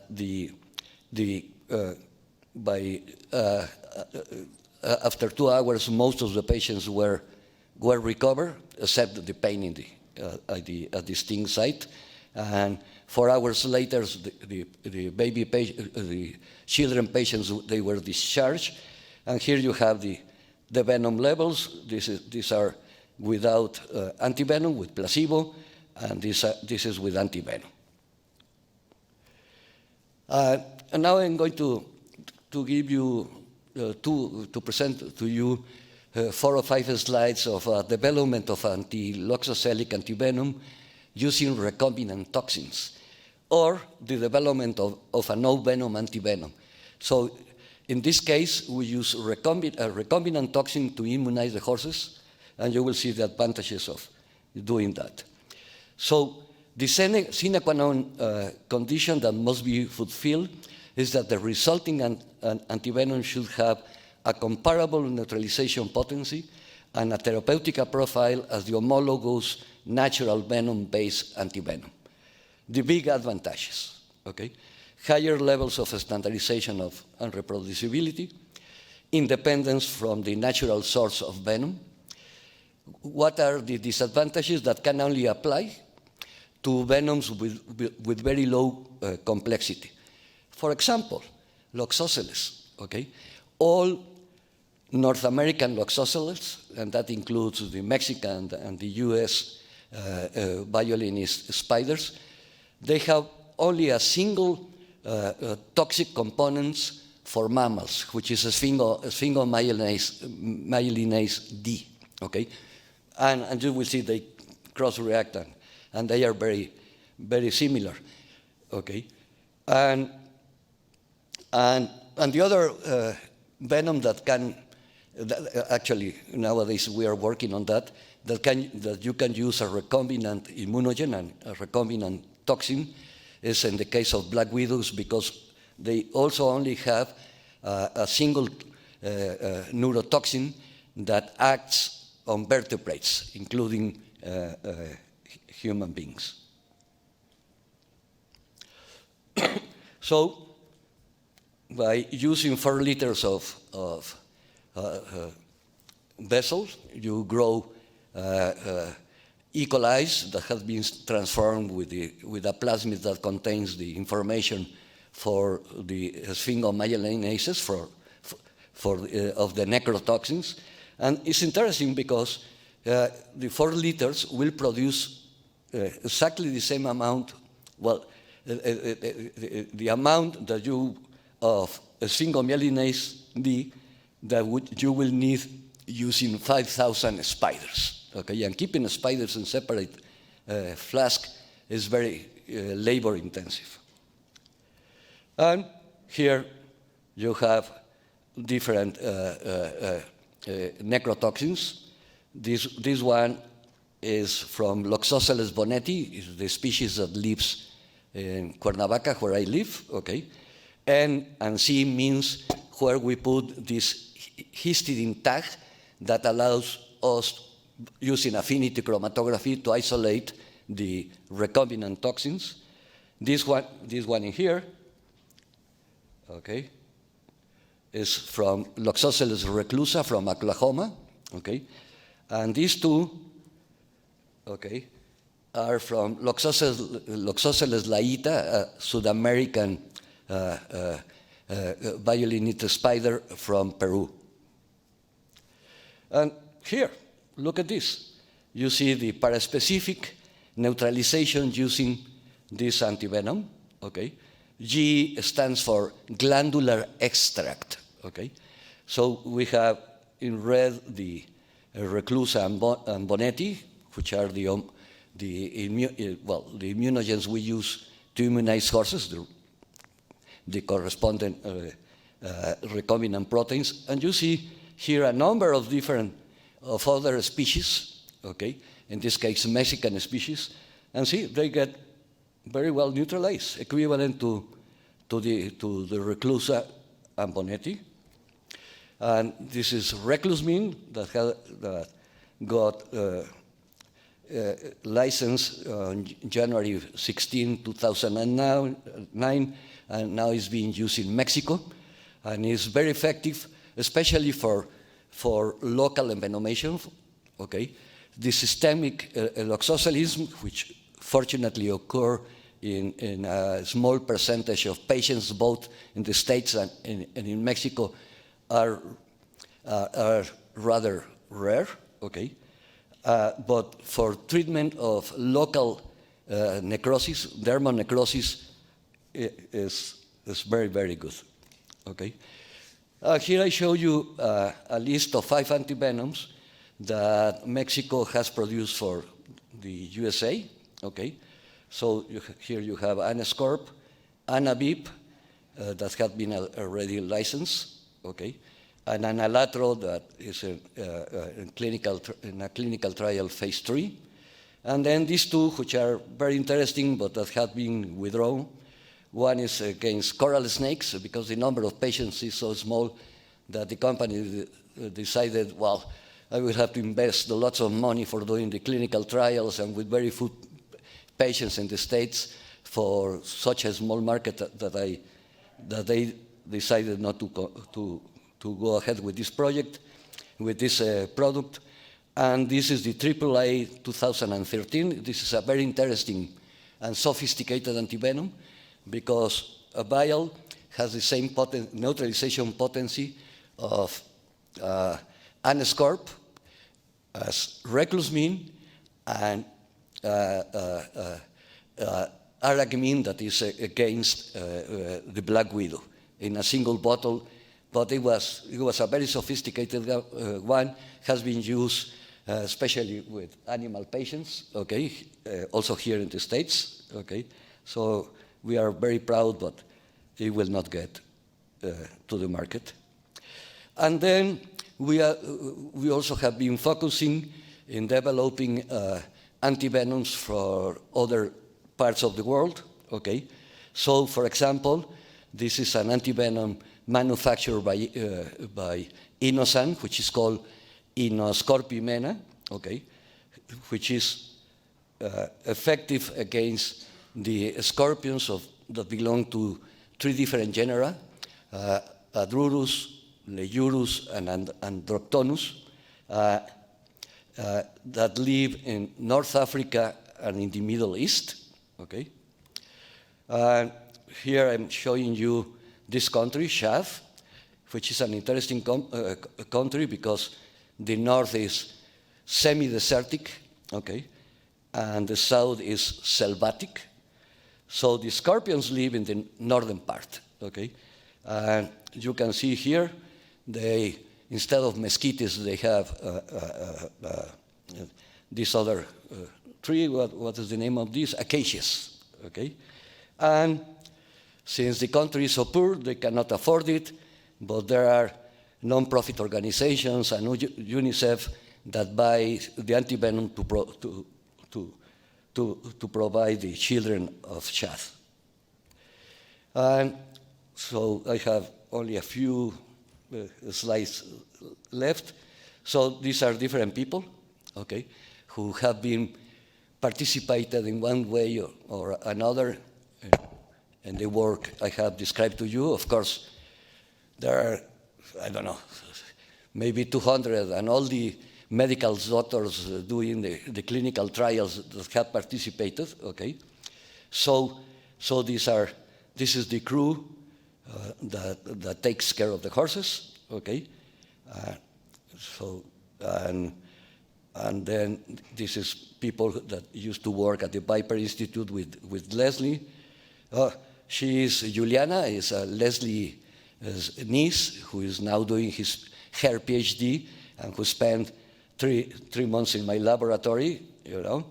And this is Camilo Romero, who is the surgeon for using for doing the experiments with sheep, okay? And then 2 raptors that have been treated with Mexican antivenoms or other, and Dr. And then that will be the very last talk that will be given by Audrey. And so this has been lots of fun. I mean, all these years since I met Leslie Boyer, okay, because he has been continuously arguing and generating ideas and generating new projects. And of course, not only her, many other researchers, but she has been fundamental for this. And with this slide, I say thank you to you.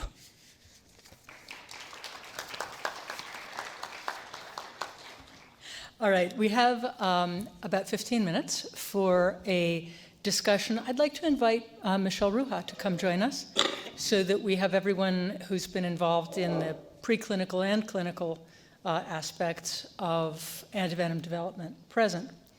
And I have a couple of questions I'd like to start out with, and if there's something from the crowd, we'll include that as well.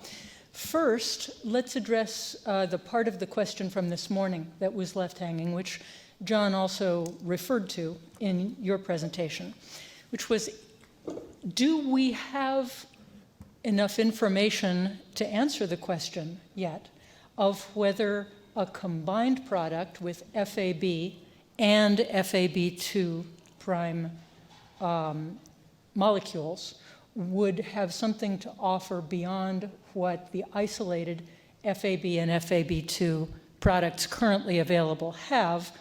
Or is that a moot point and we shouldn't pursue it? Do we know? Do we need more information? What do you think about that possibility?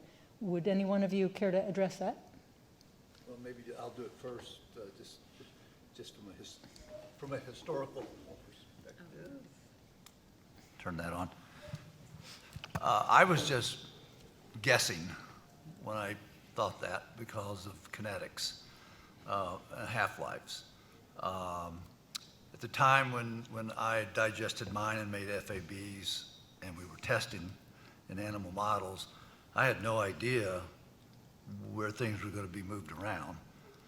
And so I was worried about a short half-life, but I was also worried about adverse reactions. So I wanted something in and out, sort of like a special operations versus an sustained infantry attack. At the time, I thought maybe the best combination would be some kind of rapid response and then a sustained response. And that's why I thought the two together, and I didn't know the ratio. I was just guessing 25, 75, 50, 50, I don't know. I think there's the opportunity to do that kind of study now and to find out, although there's some differences between a horse and a sheep, namely another disulfide bond in the upper part of that molecule that holds the horse together better. Yeah, I think it can be done. And it should, in my opinion, be looked at because it might just satisfy the future clinical pathology we're seeing. Michelle, your database had some patients in it that received both. Do you have any thoughts on this? Yeah, I was thinking, especially the first year to, oh, is that not on? I thought it was. The first year to 2 years that FAB2 came out, a lot of patients were getting both because they would get usually FAB and then get transferred to a center that maybe only had FAB2. So they would get one after the other. And we've seen that happen both ways because facilities usually have one. And those reports will start being published. I think some are even in press right now. But I tend to think that combining I mean, we don't know what would happen if you got both together initially at the same time, but I tend to think it wouldn't really offer any benefit, because what I think we're seeing is that they both are effective at the same thing. They both fail at some of the same things. Like we're seeing, okay, the timber, neither of them were working great for the thrombocytopenia. The neurotoxicity seems to be hit or miss with both of them, maybe. We don't have a lot of information on the FAB so far, and they both are okay for swelling, but for the really severe cases, you have to keep giving more and more doses. And even when you switch, it doesn't seem like, okay, we've given the second one and now we're done. So I don't know. My guess is that, yeah, we should probably look at it more objectively, but I don't think it's going to help. Alejandro, I have a slightly different question for you, and which Michelle made me think of earlier. And that is, when you're trying to treat neurotoxicity in vipers or in elapids, and you have more than one type of neurotoxin with different mechanisms of action, is there a reason for us to be careful about our assessment of antivenom efficacy when comparing products and snakes? Yeah, okay. Well, first of all, the two neurotoxic, I'm going to speak first about coral snakes, okay? So coral snakes have two types of neurotoxins. The beta neurotoxins, which are the phospholipases that act on the presynaptic bottom of the neuromuscular junction, and then the alpha neurotoxins that act by blocking the acetylcholine receptors, okay? In the case of phospholipases, okay, of the beta neurotoxins, it occurs something similar to like with sphingomyelinases in violinist spiders. They are very similar. They cross-react a lot, okay? So neutralizing phospholipases of the different species of coral snakes, of Mexican and North American coral snakes, is relatively easy. Well, I mean, you prepare the anti... Yeah. I'm going to ask the people next to you to turn their microphones off so we don't have feedback. Okay. So that using one or two species of coral snake, you have a wide cross neutralization. But the problems are the alpha neurotoxins, okay, which are shorter, okay, and there are at least 3 different immunological families. So that means if you have antibodies that neutralize family 1, those antibodies will not neutralize family 2 and 3, okay? So in that case, you need to have a mix of the 3 different families, okay? And that's what we try to do for the coral mean, for the coral antivenom, and for the INA 2013, okay? And it works. The problem with, there is a second problem with alpha neurotoxins, that they are present in usually small amounts in the venom. The largest proportion of toxins are the beta neurotoxins, okay? And since they are short and they are in limited amount, they tend to be less immunogenic, okay? But that can be solved, okay? Now, in the case of pit vipers, okay, there are 2 main neurotoxins, and Adolfo can correct me, and there is an anecdote about that. That's how we met. So one is crotoxin, okay, which has a similar mechanism of action as the neurotoxic phospholipases of coral snake, or elapis in general, okay, cobras and taipans, okay? And although from a phylogenetical viewpoint, they are different, okay? They have different amino acid sequence, different tertiary structures, etc., okay? So in this case, crotoxin, like Mojave toxin, okay, and the classic crotoxin that was isolated in 1938, I guess,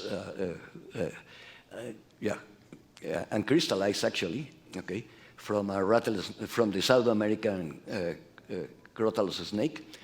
And then we have found that toxin also in different Crotalus species in Mexico, and not only in Crotalus, also in non-Crotalus viperids, Mexican and Costa Rican viperids, okay? And then the other neurotoxin, which is also a myotoxin, which is called crotamine. It's a small toxin that's difficult to neutralize because it's poorly immunogenic. Okay, so actually we are nowadays making a hybrid protein between crotamine and phospholipase so that we artificially increase the size of crotamine. And but in general, well, the most important one, crotamine is responsible for the fasciculations in patients, okay? The twitching of the involuntary twitching of the muscles, okay? And but actually, to neutralize, well, at least using the mice as a model, the neurotoxicity by crotoxin is very easy, okay? The other toxic families in pit vipers, metalloproteinases and the serinoproteinases, okay, and other phospholipases that are known neurotoxic, they belong, each one has different immunological types. So let me interrupt you for a moment. Michelle referred to some cases for which we don't have any evidence that either of the products on the market works for neurotoxicity. Does what you're describing perhaps explain that?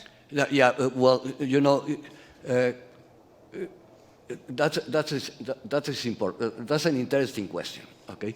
Because if you don't administer the antivenom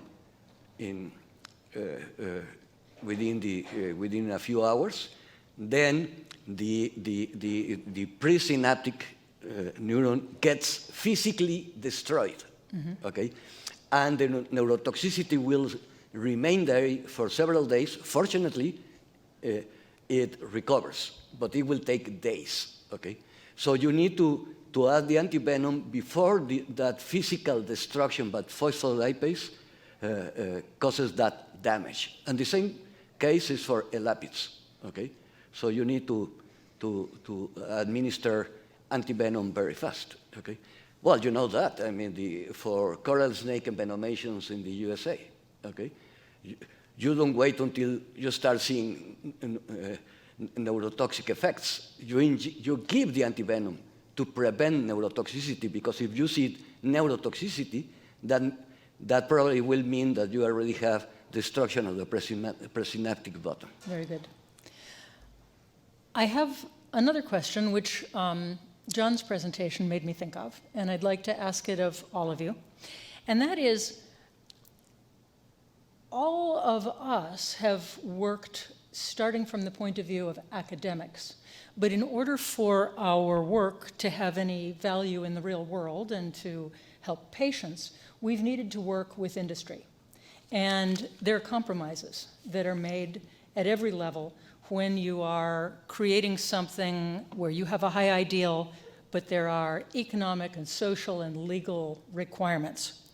I'd like to know, from your individual points of view, what are the greatest challenges facing an academic antivenom developer in working with industry?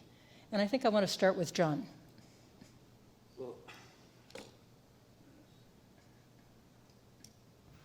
Okay. From my perspective,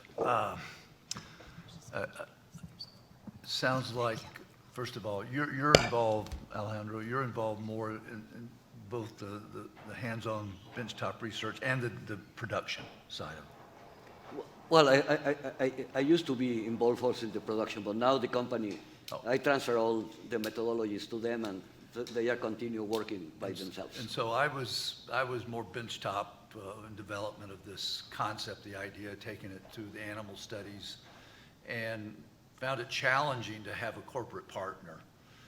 With Wyeth, I've met with them a few times. They just wanted to get out of the horse business. And I was really interested in immunopharmacology.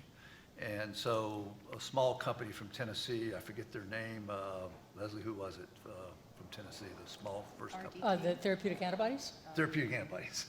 That was the first one. TAB, that's why it was Crow-Tab instead of Crow-Fab in the beginning. Right, yes. And so they sort of took it from there and helped provide some funding and so forth.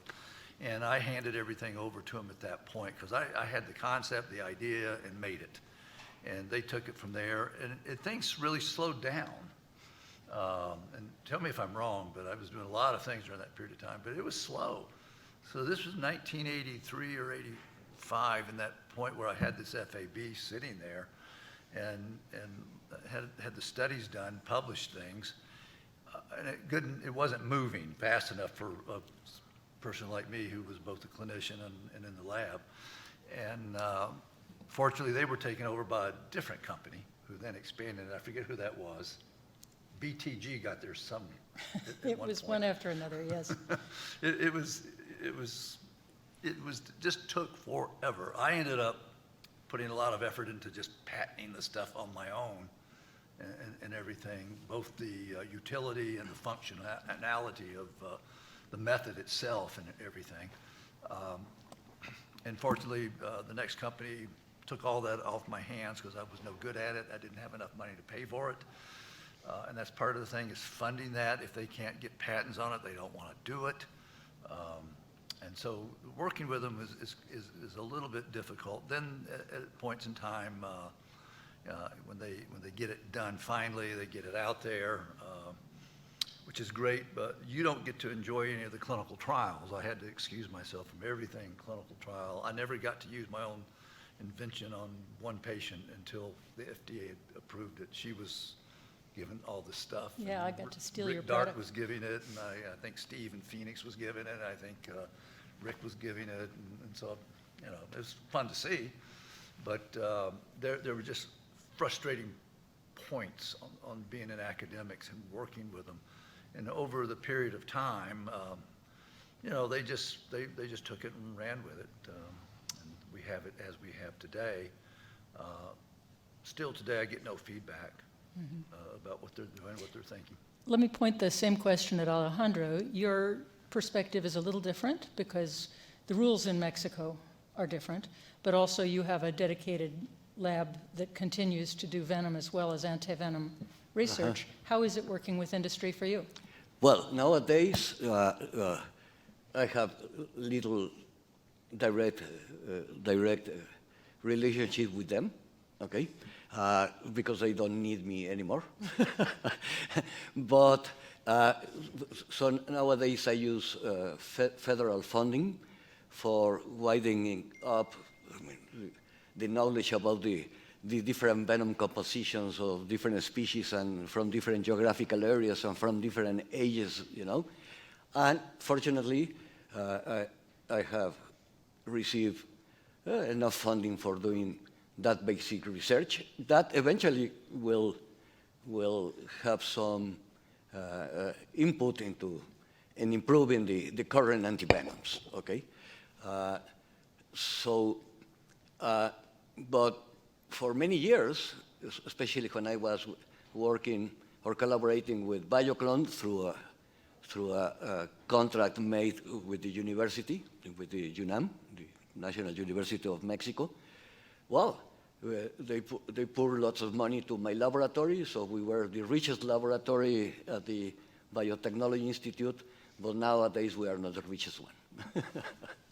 Okay? Very good.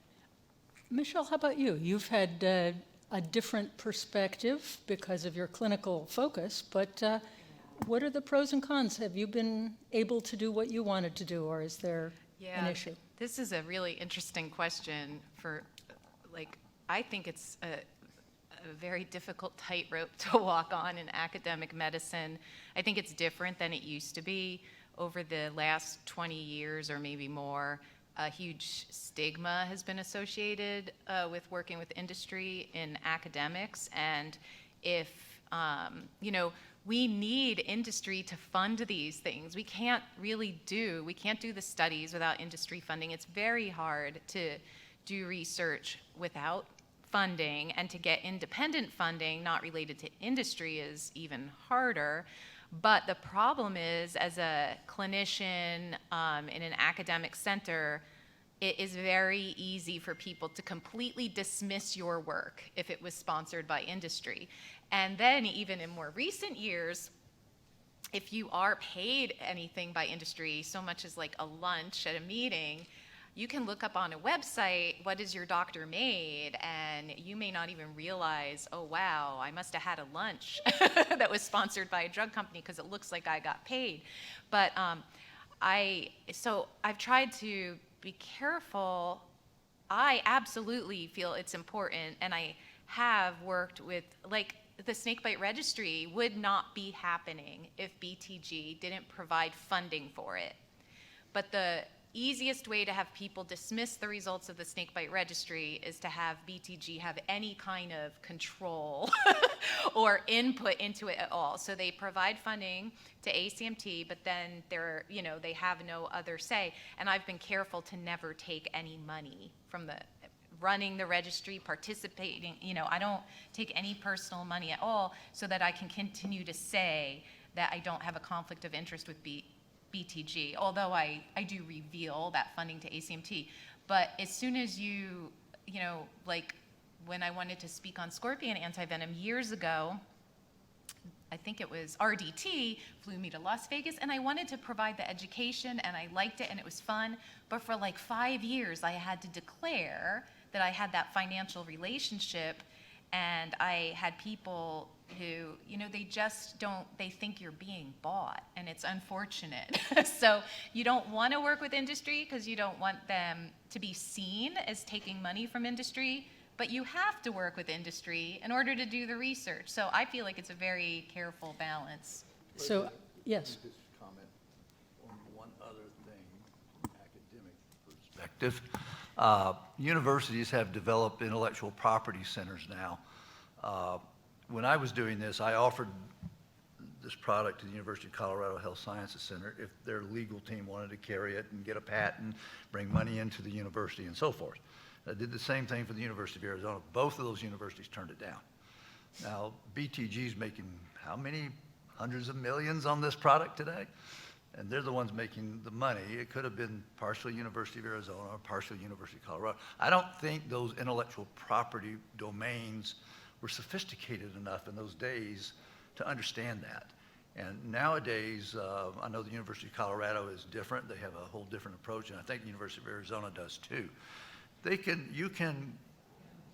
help you tremendously once you discuss this with your intellectual property teams at the university, because they have ways of helping fund this or work with the companies to mitigate against what Michelle is saying. But John, that's a double-edged sword, because if you do that, then you have a true conflict of interest, because you have an interest in continuing to sell the product, and your university might even end up at odds with you if you wanted to go on and study something else. It can happen, but at the same time, if you really want to maintain some kind of control over your invention or your own intellectual property to a degree, having your university involved with you on that course, I would think would be more helpful.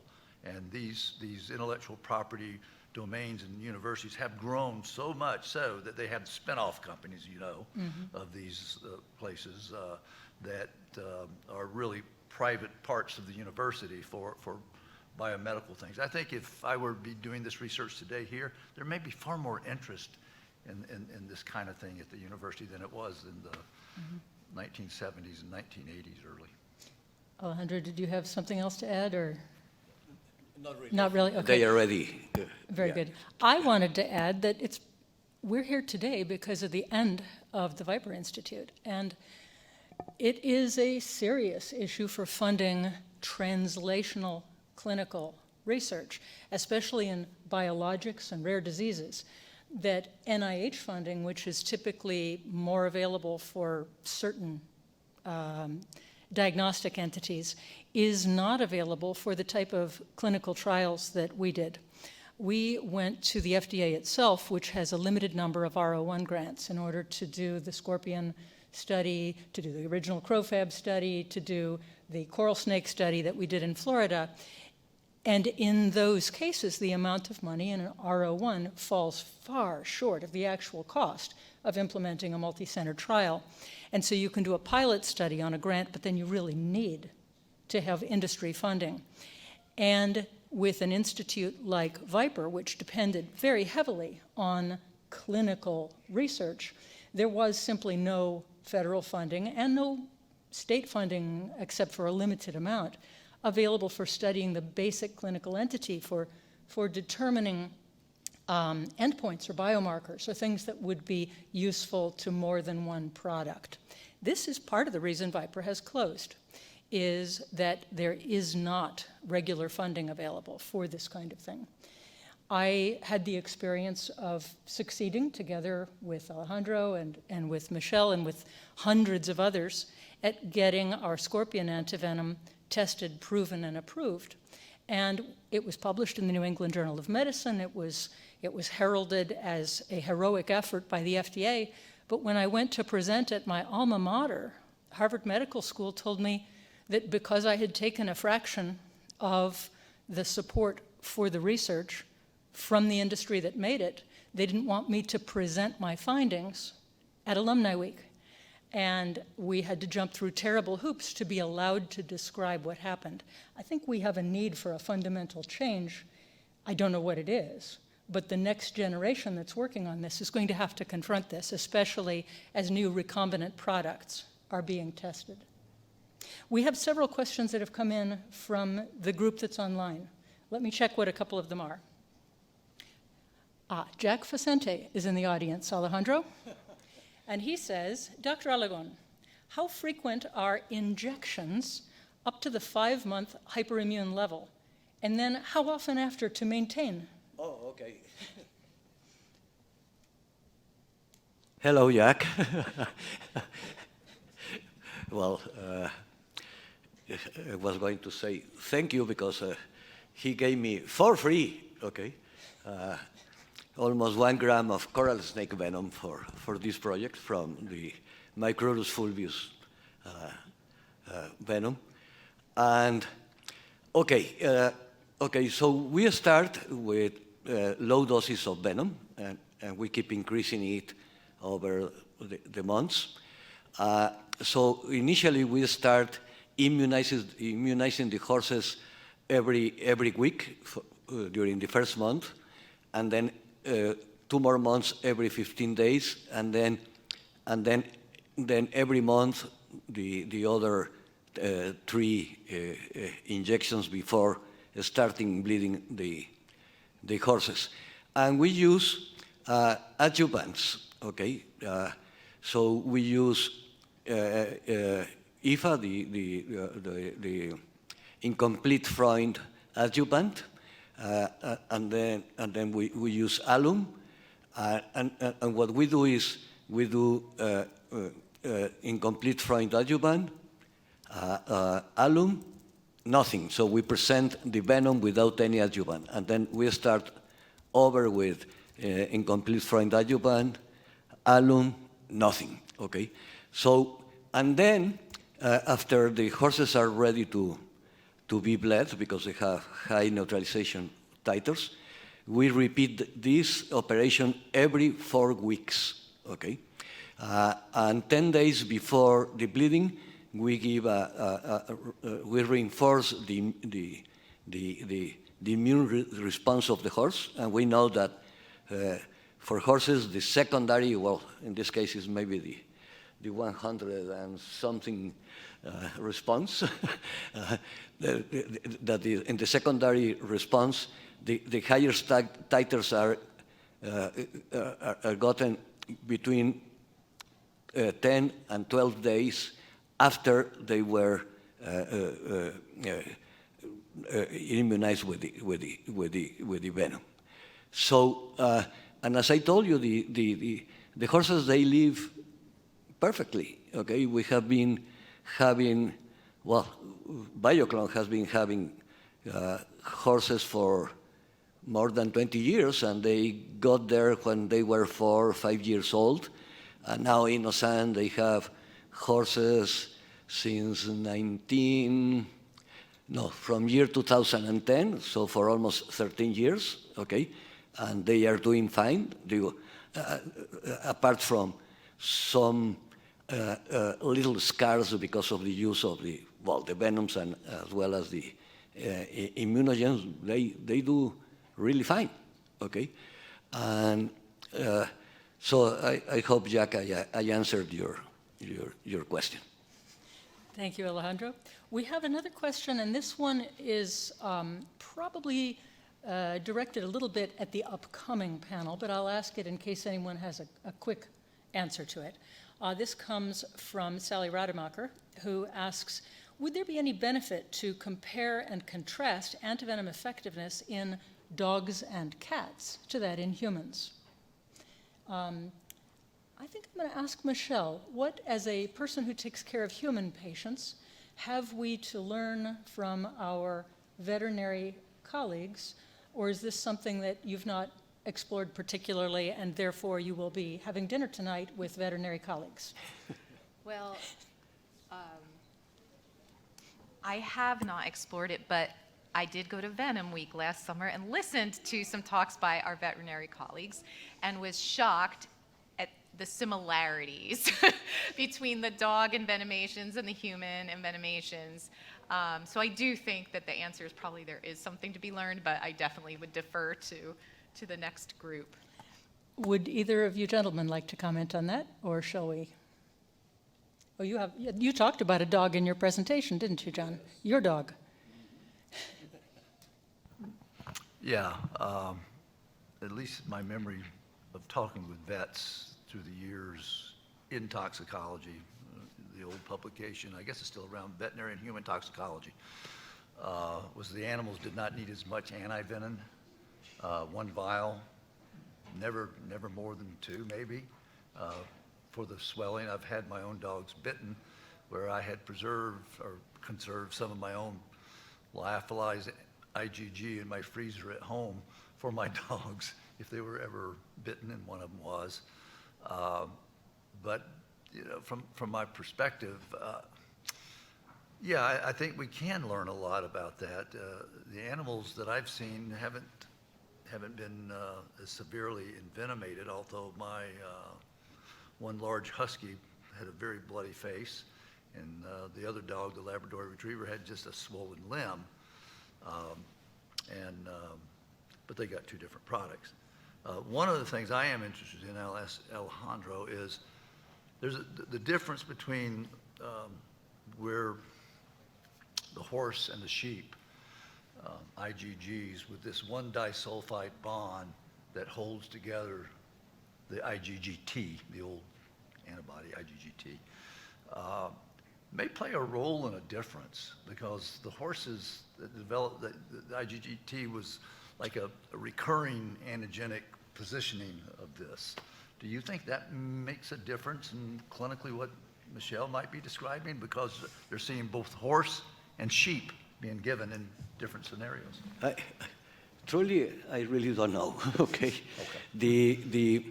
But the interesting thing is, and I'm sure you know that they are called IgGTs because that was a special subtype of IgG that increases a lot by the injection of tetanus toxins. Right. That's why that it's was the old tetanus toxins. the old right? tetanus toxins. Right. And the same thing happens with venoms. The fraction that contains above 70% of the neutralization potency is located in IgG-T.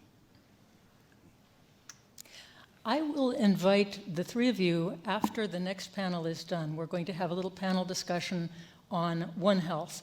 And then I would like the entire group to gather, and we'll look at ways to collaborate in the future and things that we hope our students will accomplish And it may be that this interface between human and veterinary care is going to be of special interest. I have some opinions on this, but I'm going to hold back on them until we hear from the next group. And now we have time for a couple more questions. Let's see. We've got, dear Drs. Sullivan and Alagón, in your expert opinion, what's the future of antivenoms? Do you think smaller formats, SCFV or nanobodies, are the best options, or will we have to keep FAB prime 2 formula? That's from Alid Guadarrama. Well, I'll do a historical shot, and then you can take the biological shot. Is this on? Is this on? Yes. Yep. Years ago when I was doing this, I actually looked at the FV fragments.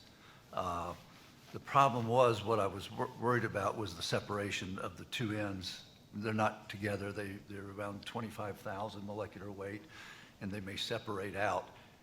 If it's a horse, you can keep some things bound together because of the disulfide bond that's located up high. It might be more effective for that smaller fragment, but you're still going to run into a shorter half-life. The only reason to do that would be to reduce immunoreactivity, which is already reduced a lot once it's cleaned up. So I don't think you're going to see much with the FV.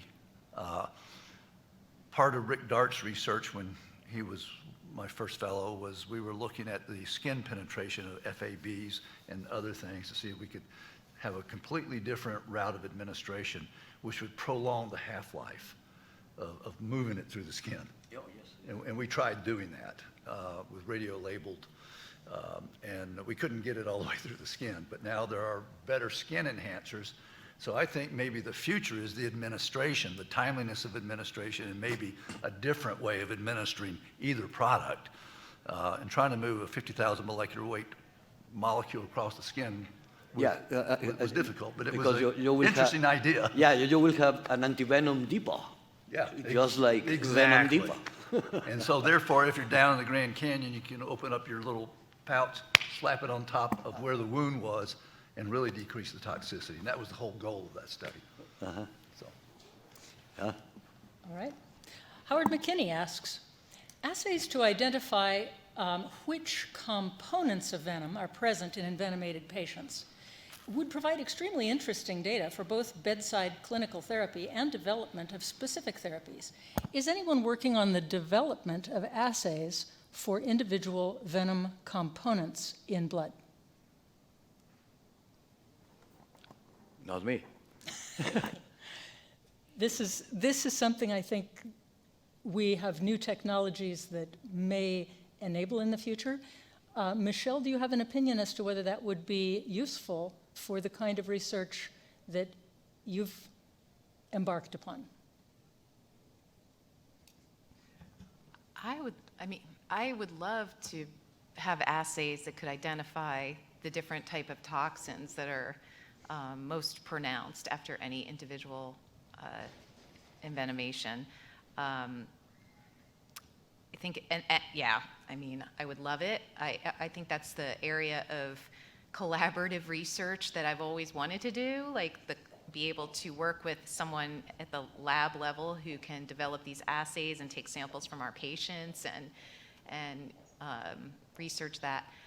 I do think there is research going on. I'm just not involved in it with, internationally looking at some of these things, but for our snakes here, I'm not aware of that. All right. Alejandro, I think the next question might be for you. It's from our colleague Balkis, who asks, can you share with us your feedback from any experience in recombinant antivenom testing? Yeah. Okay. Recombinant antivenoms, they may find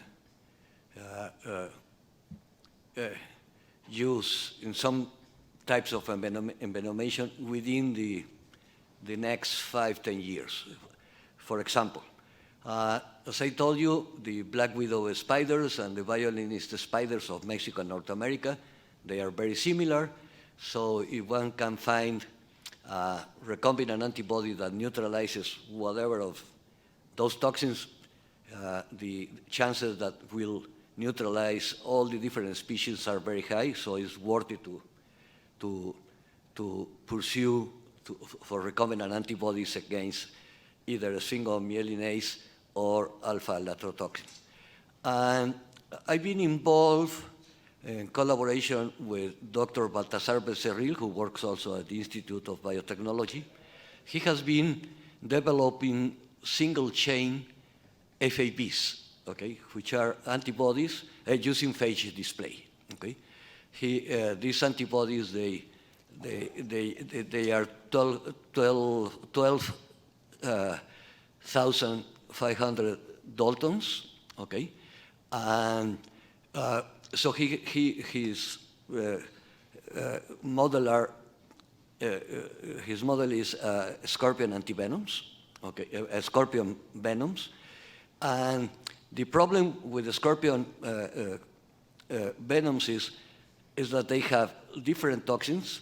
Well, every dangerous scorpion contains, although they have, on the average, 100 different components in the venoms, peptidic and proteins, and proteic components, only 1 up to 3 are actually dangerous to mammals, okay? So that restricts the number of important toxins of scorpions by a lot, okay? But then again, you have different immunological families, okay? So Baltasar Becerril has developed a number of single-chain FABs, FUV, okay, SCFV, okay, against the main toxin of one of the most dangerous scorpions in Mexico, Centroides noxious, okay, and so we have done these experiments in sheep. We inject subcutaneously the main toxin, okay, and then we rescue the envenomation once the sheep is truly envenomed with the single chain antibody, and it works, okay. But then the prediction is that for obtaining or for producing an antivenom that will work against all the different dangerous species of Mexico is that you will need a cocktail of at least 5 different single-chain antibodies and maybe up to 8. So he already has 2 more, so he has 3, but he still has to develop 2 or 5 more. So eventually that might work. But then the problem is the cost of production, okay? Because producing recombinant proteins, I mean, you see just the recombinant antibodies, monoclonal antibodies against different kinds of cancers. I mean, the treatments, they cost thousands of dollars, okay? And, well, at least in Mexico, an antivenom cost less than $80, okay? So how can you produce a recombinant antivenom with a cost lower than $80? I'm thinking in scorpions. For snakes, forget it, okay? The different families and of toxic proteins, even belonging to a very same family in vipers, is huge. So then you will need to have, I don't know, 50, 80 different recombinant antibodies so that you will have a therapeutical effect equivalent to CROFAV or to ANAVIP, okay? So it's a very nice notion, but for vipers it's difficult. It is extremely difficult. For a scorpion it's difficult. And for spiders, I can forecast it will be a lot easier. Thank you very much. Thanks to the whole panel. So welcome to session 4, the fourth and final session of the VIPER Sunset Symposium. This session is going to be on One Health toxinology. The One Health concept will be explained to you by our moderator, Kristen Pogreba-Brown, PhD, MPH. Dr. Pogreba-Brown is an associate professor of epidemiology here at the University of Arizona at the Melanina Zuckerman College of Public Health. She has a joint appointment in the School of Animal and Comparative Biomedical Sciences and works in collaboration with the College of Veterinary Medicine. As the faculty lead of One Health in the College of Public Health, she's helped to design a multidisciplinary curriculum and programs across the campus, connecting clinical human medicine, agricultural practices, animal health, and production, something we got at with one of the questions last time. Her most recent research activities are focused on the post-infectious sequelae of infectious diseases, including bacterial foodborne infections and the SARS-CoV-2 virus. Her One Health research is focused on source attribution in food safety and working with animal shelters to reduce zoonotic disease transmission. I'll hand it over to you. So thank you everyone for joining both in person and online. And just as a brief introduction, so One Health is, for those of you who aren't aware, the concept of really working at the intersection of human, animal, and environmental health. So there's a lot of different things we do in medicine, environmental health, veterinary medicine that are independent, but there's a lot of areas, if you think of it kind of as a Venn diagram, where we overlap. And so everything from zoonotic diseases and as we're learning today, utilizing animals to help make therapies for humans, and then having happy horses be in happy environments, right?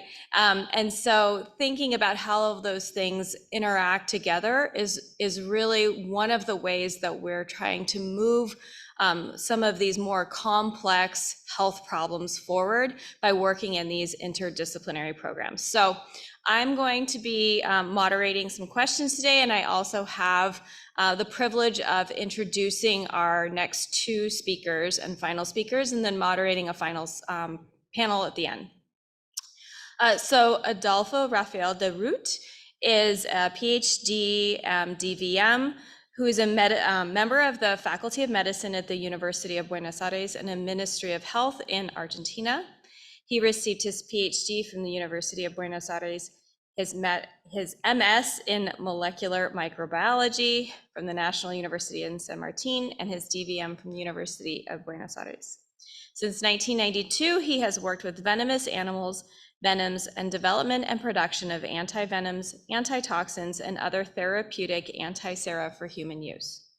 His current work is in the R&D area of the National Institute for the Production of Biologicals of the Argentinian Ministry of Health, that's a long title, and in the Toxicology Cathedra of the Faculty of Medicine at the University of Buenos Aires, where he directs zootoxicology and toxinopathology laboratory. So please help me welcome Dr. Roodt.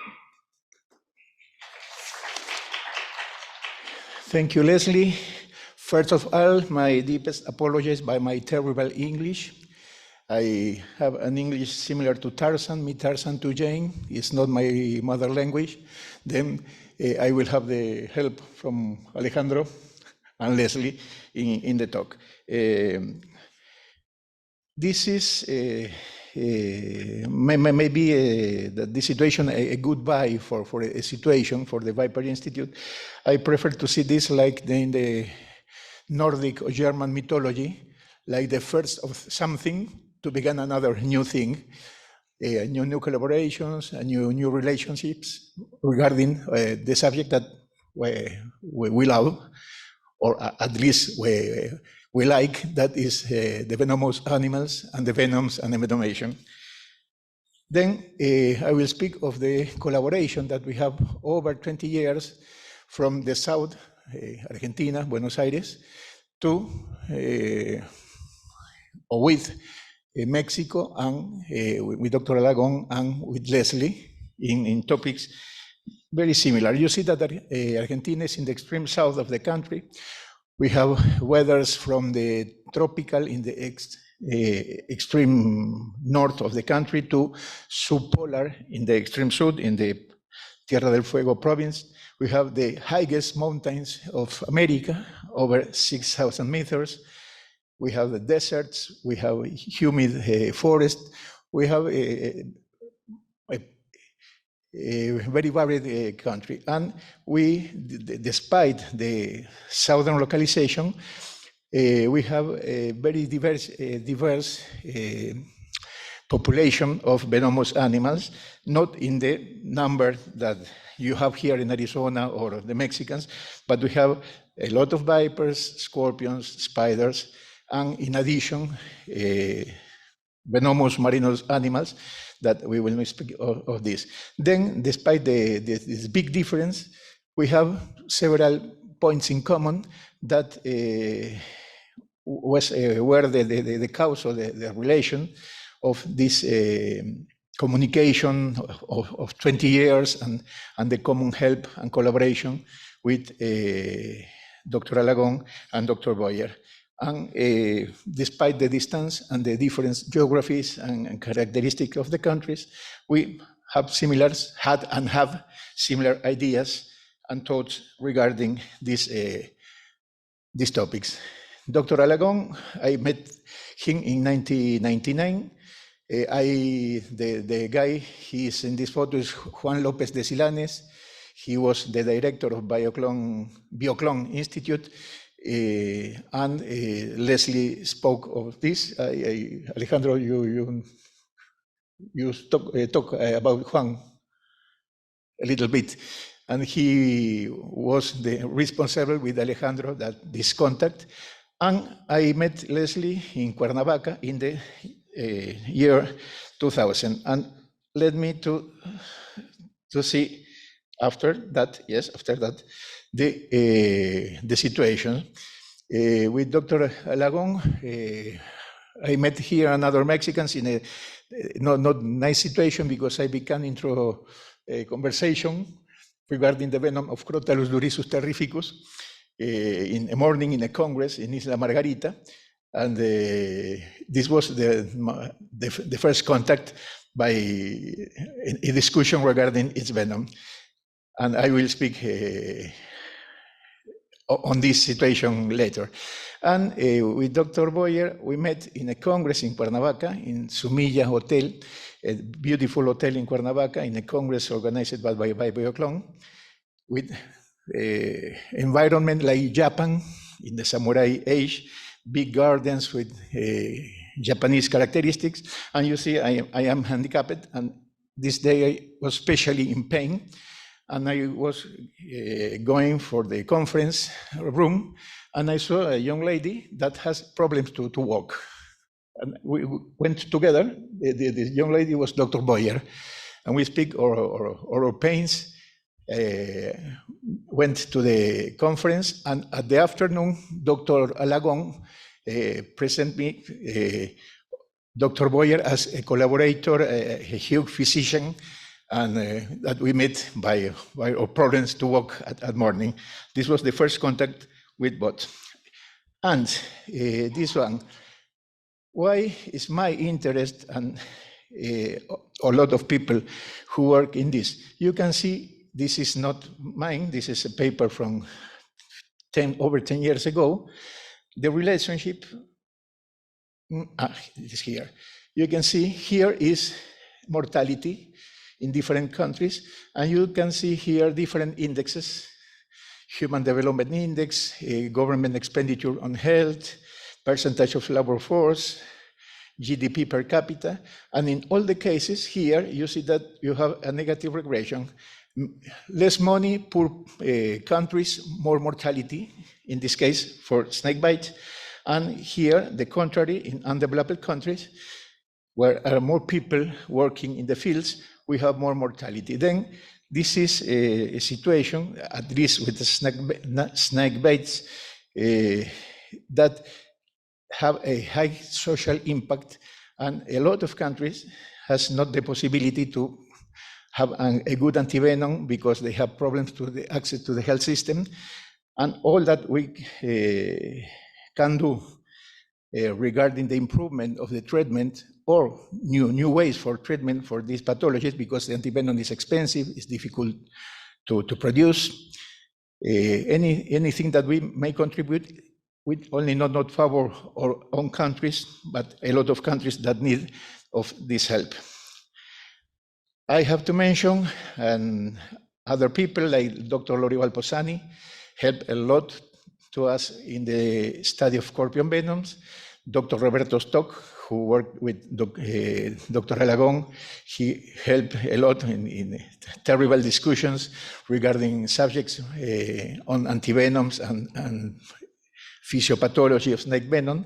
Dr. Corso helped in the study of biochemical study on some venom, and Alejandro Olvera, a master in science, the right hand of Dr. Alagón, he helped a lot with his hands and with his mind in a lot of the things that I will see. In these minutes, I will mention as the collaboration that was not only to publish papers and to present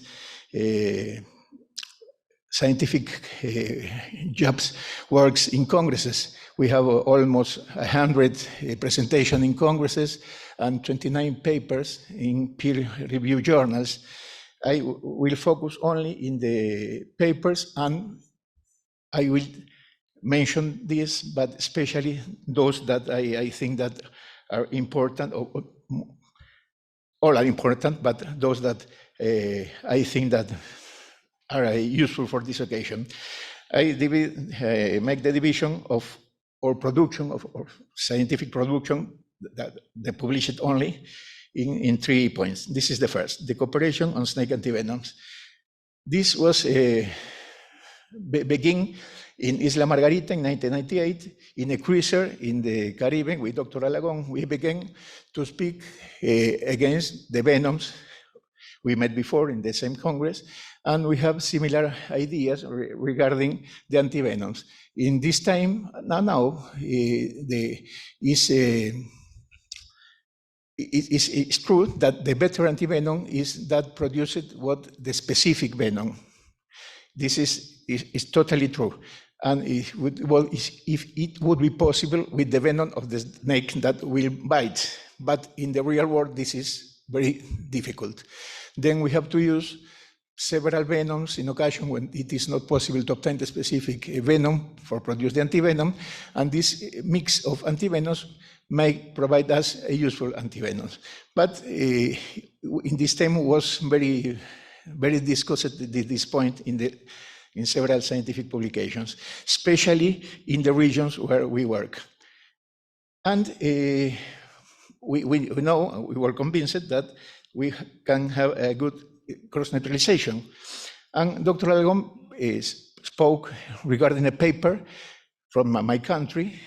It is a big country, as you say. We have 5,000 kilometers north to south, over 1,000 kilometers west to east, and with very different snakes and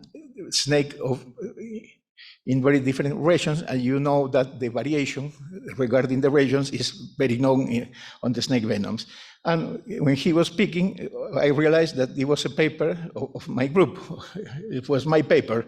Then the conversation became more enthusiastic, and a thing that will note the generosity of Dr. Alagón. In this time I was with my PhD thesis in biochemistry, in immunology on snake venoms. And I need 1 milligram, 1 to 5 milligrams of Botrops asper venom to make studies of cross-neutralization. In these times, it was difficult to obtain venoms. Then I found some institutes in Central America, when they have Botrops asper, to ask or to buy 1, 2, 3 milligrams of venom. Impossible.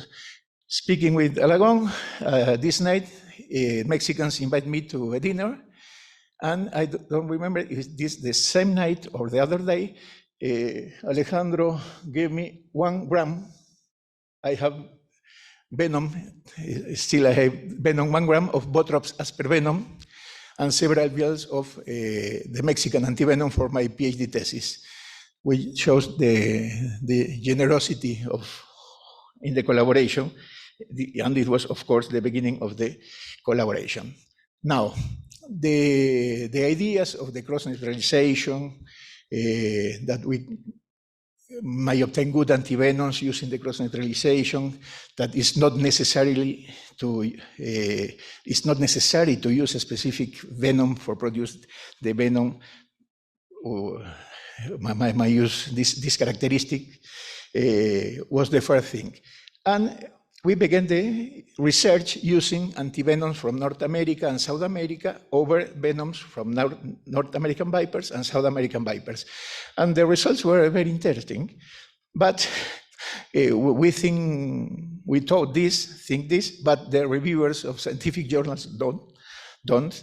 Then the result was that Dr. Alagón called this study the most suffered of my life. It was published, you see, in clinical toxicology at the end, but we see with this paper that we have an enormous cross-neutralization. You can see here Western blots. In the first line, A is the species of the venoms, and B and C, we have in the right the North American venoms.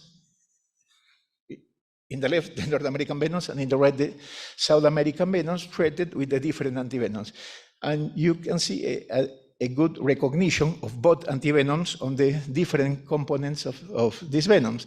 In addition, direct ELISA studies were done, competence ELISA studies were done, and of course, neutralization in animals, not only of lethality, hemorrhage, phospholipase activity, and we observe high cross-neutralization activity. And the point is this: you can see in this table, in black, the venoms used as immunogens, and the rest of venom tested. Immunochemically, we tested a lot of venom, not only this, but in the biological size, we use this because it's in mice, it's expensive, and by humanitarian reasons, we try to use low amounts of or low numbers, of mice. And then you can see here, I will take the example, this venom, Botrops alternatus, is the snake viper of South America. To neutralize, of course, this is an experimental model, 100 milligrams of venom, you need 14 milliliters, or 1.35 milligrams of venom, using these South American antivenoms. Here you need 32 milliliters with other South American antivenom, and from the Mexican antivenom, you need, or North American antivenom, you should need 250 milliliters.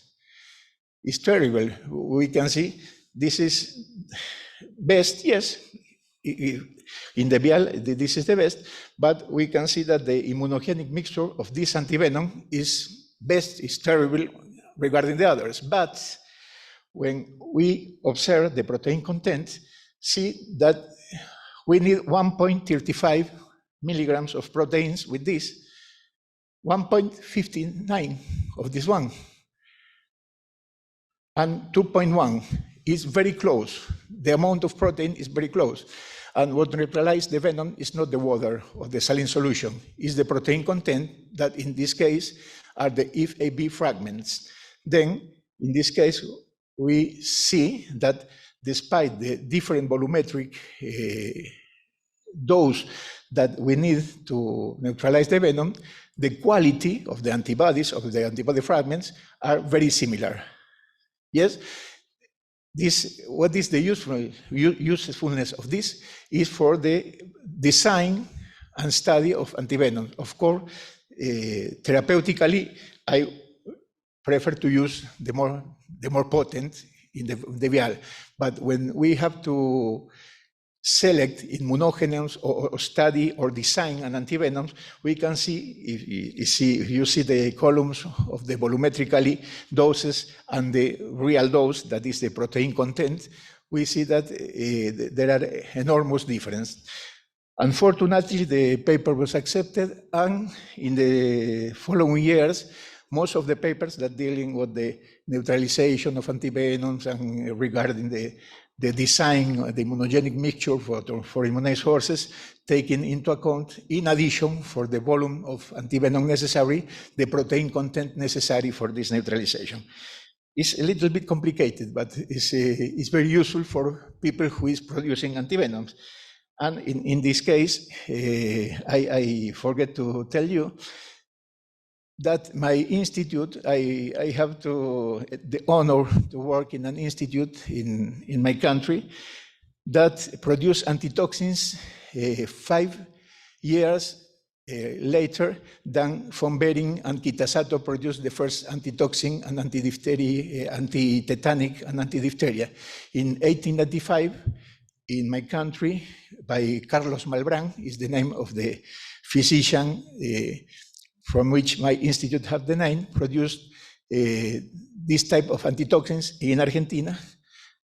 And in the beginning of the 20th century, began the production of antivenoms. And in all the cases, the antivenoms and the antitoxins that produce my institute is freely distributed through all the country. You have not to pay. Of course, we pay with the taxes, but people who receive the antivenom have not to pay the treatment of the antivenom. The same situation is in Brazil. They have the same mechanism for the antivenom distribution.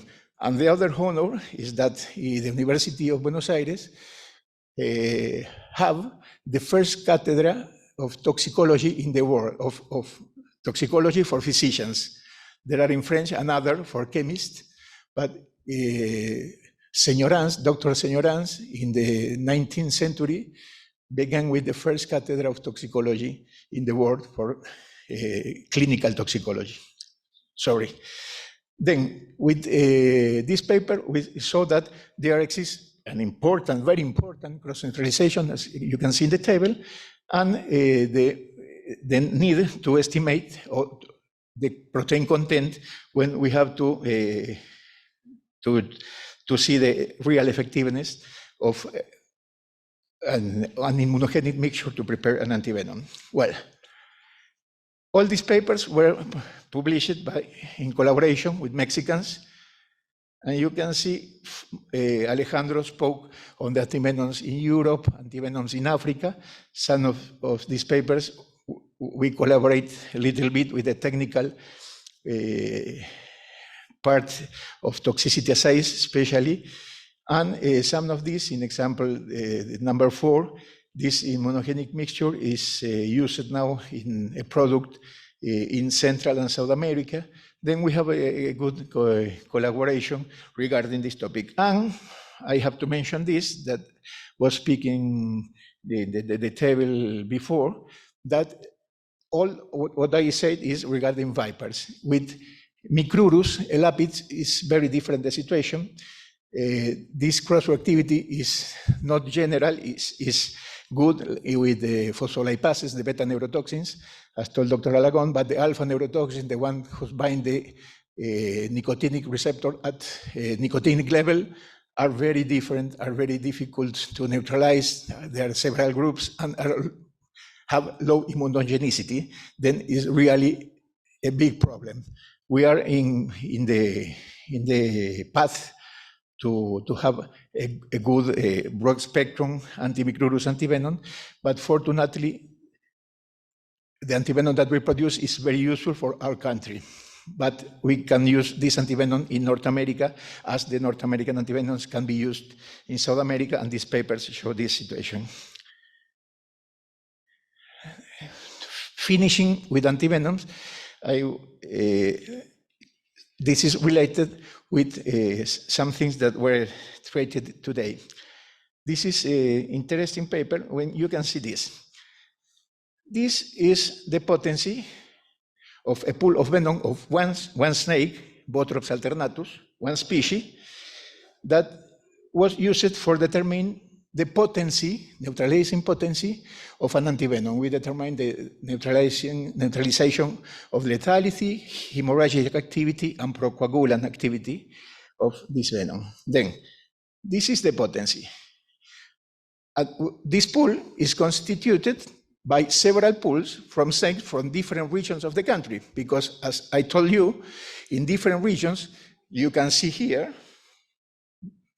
the potencies are different. But you see that this is less potent, there are more potent, and we put all together to obtain this, to have representation, we believe, of this variation. But in addition to this, you can see from one venom from one region, this is the different potencies of each individual snake that was used was milked for constitute this pool. Then you say, what is the lethal activity of Botrops alternatus venom? What is the lethal activity? This one, this one, this one. When a snake bites, the snake bite, not the pool of venom. Then you can see the enormous variability that we have in the toxicity in the different toxic activities. We need to work with pools. We need to do this. It would be impossible to use make all this determination. But we have this reference. But the situation becomes more complicated because considering the lethality, see this, the pool, the general pool. We need this amount of venom to save the 50% of the mice in the neutralization experiments. But when we see the regional pools, in this case, we need no 15 microliters, we need 114 microliters. This venom is more difficult to neutralize than the pool, and this is, in example, these are easier than neutralized than the pool. And when we go for the individual venoms, we say we can see the dispersion of values. What indicates this? That is really a problem. And what Dr. Ruha spoke this morning with the different clinical response after the bite of snakes is a reality, because the variation in toxicity of the venom is enormous, and the variation in the individual response to an antivenom is enormous. We're using the same venom in all the case, the same antivenom, mice of the same age and weight, and we have this variability. Then the aim of this work is that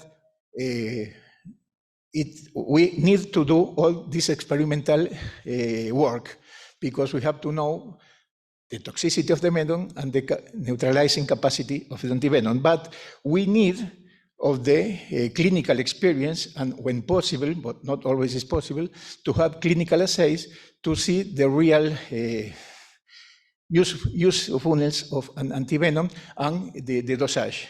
Yes, because we have an enormous variability, and we can't extrapolate what we are seeing when we use an assay to know the neutralizing capacity of venom. Why? Because we have different toxicities and we have different individual responses using exactly the same materials. In addition to antivenoms, we work a little bit on snake venoms. This is all the publications related with snake venoms, but I will speak the most conspicuous, in my opinion. There are those related with very strange snakes for us. One is Botrops cotiara, called black-bellied yarara. Yarara means proud in Guarani, and he has black his belly. And yarara, Patagonian yarara, Botrops amoditoides. We have no information in the first case, and we made the first toxicological characterization of this venom. And in the second case, we have some information. We had some information, but with Dr. Corso, we make the isolation of some components and inclusive the expression of a phospholipase, serine proteinase, and metalloproteinase from this venom. And some of the results, as you see, were published. And the most important possibly was some studies, important for us because we have not the idea of a lot of things, regarding Micrurus venom. As you can see, there are some studies in which we collaborated regarding some Mexican Micrurus venoms, but with this collaboration were very useful for us because we could detect some activities, toxic activities that were not described in some venoms, like as you can see in the first paper. This is experimental, of course, it's not clinical, but we can see that some Micrurus venom may produce myotoxicity that is not observed clinically, but we can produce myotoxicity in mice. We didn't know about the Argentinian venoms, and at least one of these. All venoms produce myotoxicity. And with the help of Dr. Posani in the number 5, we could know more on the venom of the more distributed coral snake in Argentina. Is the one of the photo. It's called Micrurus pyrrhocryptus. And we have here a work with Marlies done regarding the pharmacokinetics. I will speak. I will not speak because Dayanira spoke this morning on this.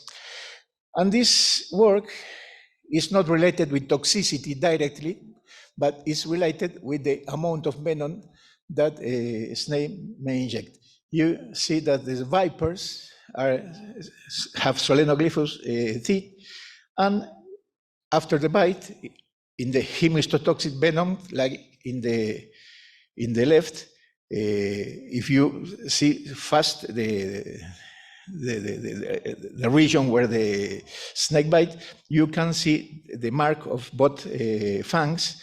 And in the case of neurotoxic venoms, this in the foot, this is the case of Crotalus durissus terrificus venoms, exclusively neurotoxic. You can see clearly, inclusive hours after the bite of the fangs.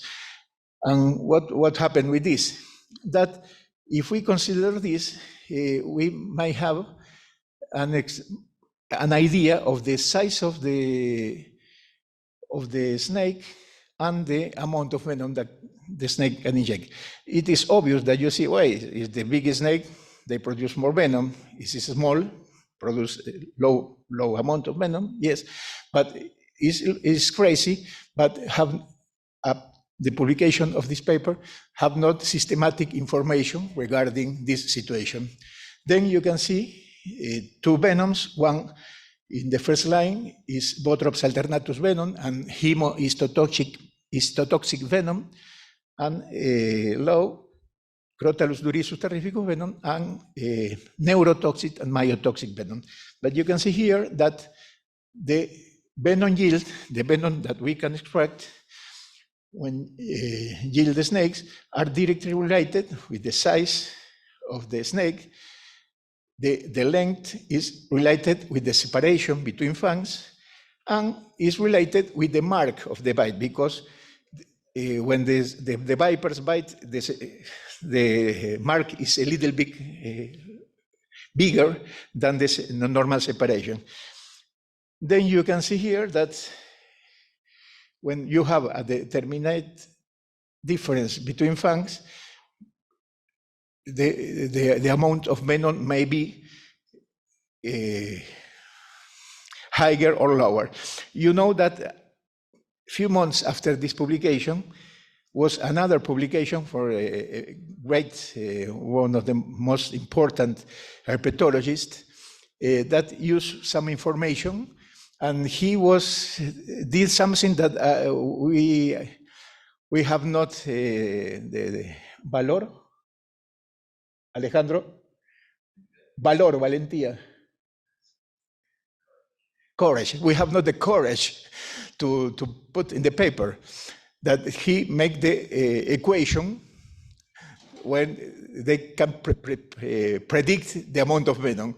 We have not the courage to put this. It is possible because you see that are straight lines with a good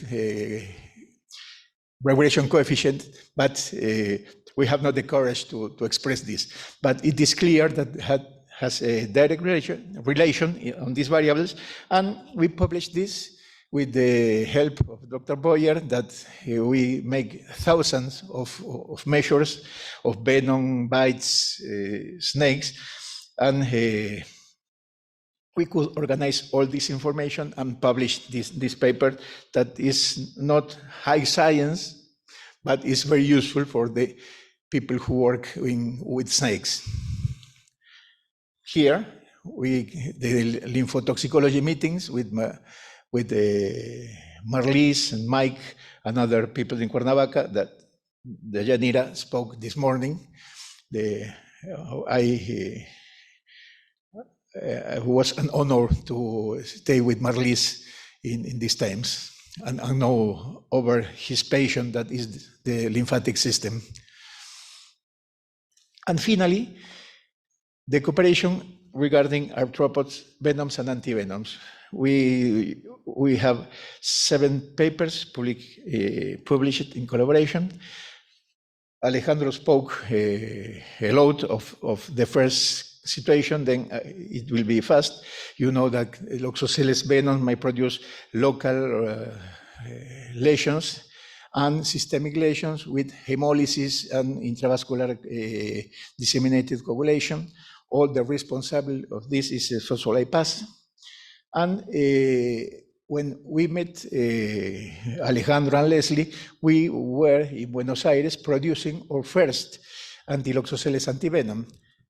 And we, from this year, we are producing continuously in a regular way the antivenom that is distributed in the country. But it is difficult because we need a lot of spiders. Initially, we use the venomous apparatus to extract the venom of the spiders. We are using at this moment electric stimulation, but we need 100 of spiders to produce the antivenom, and it is not easy to obtain this number of spiders and to maintain the spiders in captivity. And then this is a big problem. We try to study the relationships between the different experimental anti-Loxosceles antivenoms. We could see a good neutralization. If you remember, the health is the space that showed Dr. Alagón. If you remember, the venom of Loxosceles laeta was a little bit different regarding Bonetti and Reclusa. And we observed this, that from all the venoms, Loxosceles venoms and sphingomyelinaceae, laeta is a little bit different. It is more difficult to neutralize. Then we need a specific, we have Loxosceles laeta, we need, the best choice is a specific Loxosceles laeta, that we produce this, but in this time, Alejandro was producing this enzyme. He spoke a lot, this recombinant sphingomyelinaceae, and they produced this antivenom that he mentioned, the antivenom, that was the first antivenom in the world that was approved for use in humans. You will see that there exist several papers with anti-Loxosceles antivenoms produced using recombinant enzymes, but this is the only one that was approved to be used in humans. And what was our benefit? We learned a lot on Loxosceles venom and the sphingomyelinaceae. And at present, we have a project in Argentina with the Faculty of Pharmacy and Biochemistry, using different biotechnological platforms to produce these enzymes in bacteria, like Alejandro did, in insect larvae, and other systems. And at this moment, we are immunizing horses with this recombinant sphingomyelinaceae to to see if we can replace the use of venom and retain the venom only for the quality control of the potency of the antivenoms. We are immunizing horses, we have antibodies, and fortunately, the last, say, 2 weeks before, we have neutralizing antibodies. But we are aware in this way to use this methodology for the routinary antivenom production. And we have several papers regarding scorpion venom toxins, but I will speak only on this. That is the paper that the isolation of the main toxic component of the scorpion that is the responsible of more deaths and number of accidents in Argentina. You see that this Titius trivitatus, now at this moment, this species changed the name, now is called Titius carrilloii, but is the same toxin, is the same scorpion, of course, but the name changed in these years. And you see that in red, say that have 90% of identity with the toxin, main toxin of Titius cerulatus. That is the scorpion of highest importance, sanitary importance in Brazil. Yeah, and why it is important? Because historically, before that we have our own antivenom, we use the Brazilian antivenom, and clinically sometimes was useful, in other occasions so-so, but we can know now with this information that this antivenom may be useful for the treatment of our envenomations, and our antivenom may be used in Brazil. Of course, as I told at the beginning, better is a specific antivenom, but in this case, we have this important data. The main toxin is very, very similar in both cases, and it is important for the design of antivenom. And at this moment, we are using, producing, not using yet, a recombinant protein using this information and these sequences to be used as immunogen, but because, like I told with Loxoceles, with scorpions, it's very difficult to obtain the venom. You know here, no, because you have scorpions in your garden, but in Argentina, it is very difficult because we are in the south and we have scorpions in the north of the country, but we produce the antivenom in the south. Then you have to ask for the different provinces that please send us scorpions to maintain the scorpions in Buenos Aires, milk the scorpions in Buenos Aires, and obtain the venom. And it's a lot of work, and we depend of the work of the provinces, the Ministry of Health of the provinces. Then, if we could have some immunogen produced, as Dr. Alagón told regarding the syngomyelinase of Loxoceles, but in this case, recombinant toxins of scorpions, it will be great, because we have this problem in the venom obtaining that you and Mexicans have not, because you are plenty of scorpions and spiders and other venomous animals. Audrey will speak. I will not speak of this paper. She will speak on this, but I will speak of this another paper that she loves. It's a paper that we published the past year, when we saw that despite that most of the birds, caracaras, hawks, and other birds that have not neutralizing components in this sera, in this case the Harpia, Buteogallus coronatus, we saw and see that we could neutralize the phospholipase activity, the metalloproteinase activity, the hemorrhage, and little bit the lethality in mice.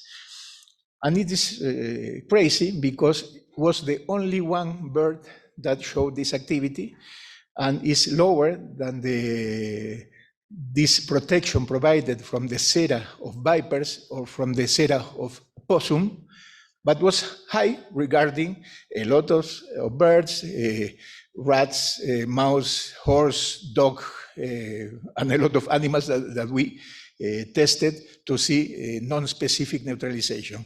And this is very interesting, and I am sure that in this reborn of the collaboration, we will maintain some contact with Audrey regarding this topic. Why one bird may neutralize and why another or a lot have not this neutralizing capacity. It's very, very nice. We are doing some experiments in Buenos Aires with snake sera, and we're waiting for bird sera. Well, finally, this collaboration of over 20 years with the North American friends was very profitable, at least for us. I hope that in addition from the Mexican guys and from Leslie, that this collaboration would have been bilateral, not only in one sense. And one of the most important things, from my point of view, is that the information was not used only for published papers. Most of the information, or all the information, have an impact directly or indirectly in public health, to prevent or to improve the production of antivenoms, or the evaluation of antivenoms, or to understand mechanisms of envenomation. And all our research was focused in this, not in publish a paper. That is great for all the scientific stuff, but we want that our work is directed to the public health to improve the situation. And I hope you can read what was written with the help of Leslie, because my English is not poetic, you can realize of this.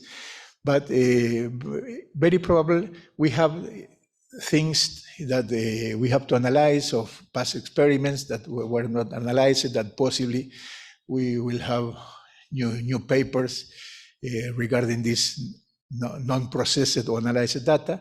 But in the road, possibly we will have more questions. Dr. Marlis knows and taught me the importance of the questions, and possibly we will have more questions to respond, and possibly our roads cross again to maintain this collaboration. I deeply hope this. Leslie, thank you very much. I don't know where she is, but Leslie, thank you very much for your confidence for over 20 years in our first encounter in Sumilla this morning. I hope that this collaboration would have been useful for you too, in addition to me and to our group that is very, very grateful by all your help. And thank you very much for your attention.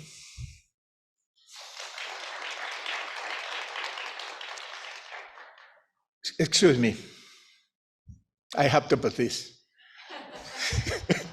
I have to share this. All right, thank you. So Audrey Siegrist is our final individual speaker of the day, and Dr. Siegrist is a zoo veterinarian who has worked within the Association of Zoos and Aquarium Institutions since 2007. She has worked at the Arizona Sonora Desert Museum and the Potawatomi Zoo. I'll let you. And she recently accepted the position as a head veterinarian at the Fresno Chaffee Zoo, so congratulations. Dr. Siegrist's research interests include the use of anti-venom in non-domestic species and collaborating with multi-sectoral professionals in One Health for zoonotic diseases. So help me welcome Dr. Siegrist. And get get you started here. There you go. Thank you so much. Thank you guys for sticking this out to the last presentation. This is kind of going to be an origin story of how I met Dr. Boyer and became associated with all these amazing people involved in the VIPER Institute. And some of these cases will have a lot to do with venom and some of them don't, but the common denominator is Dr. Boyer and the ripple effect that she's created, not just in the world of venom, but in the greater world as well. So bear with me, we'll circle back to venom at some point.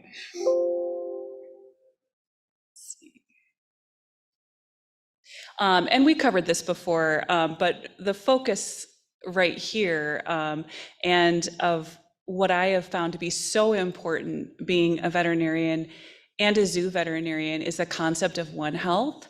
And more in a world where we're starting to see pandemics arise, or we're treating animals with medications or therapies that are traditionally for humans, it's becoming more and more clear that the lines are a little bit blurred between researchers, veterinarians, human doctors, and other professionals.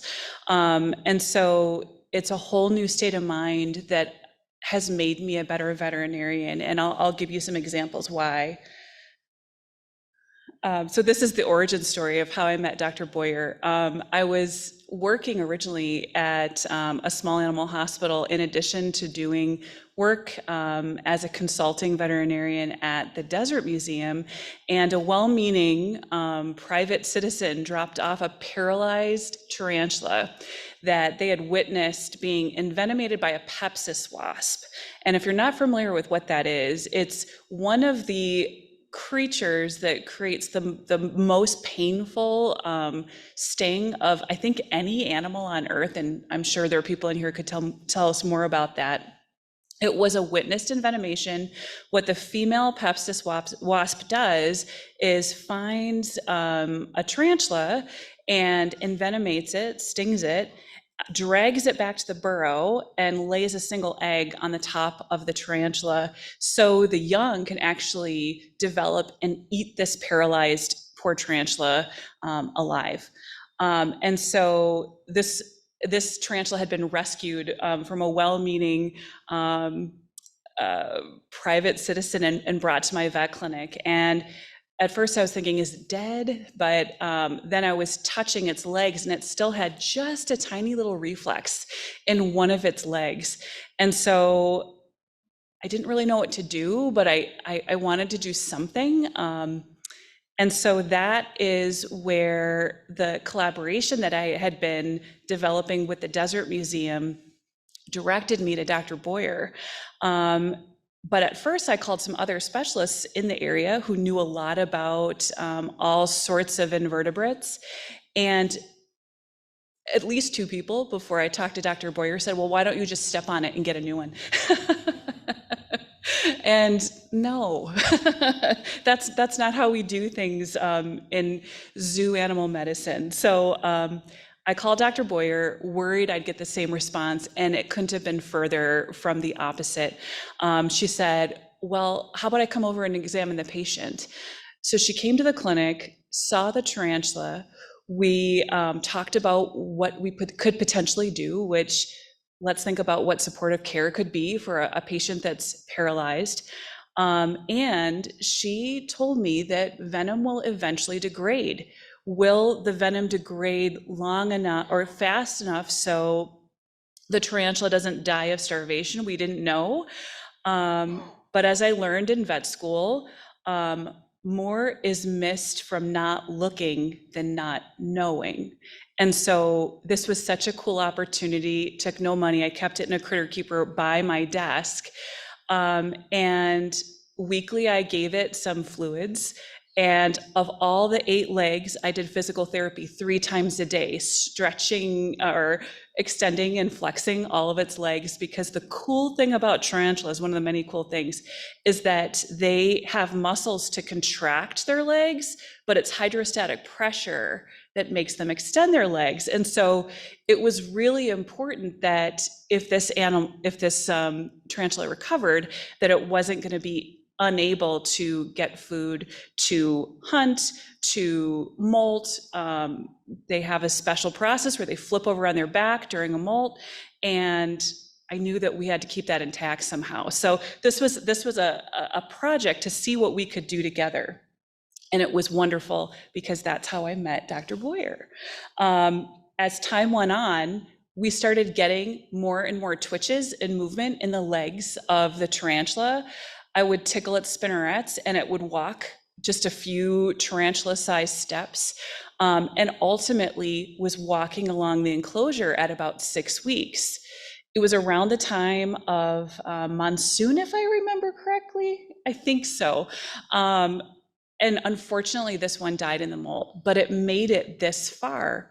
And then sometime later, my husband rescued a tarantula after it had been envenomated when we were out feeding our horses that night.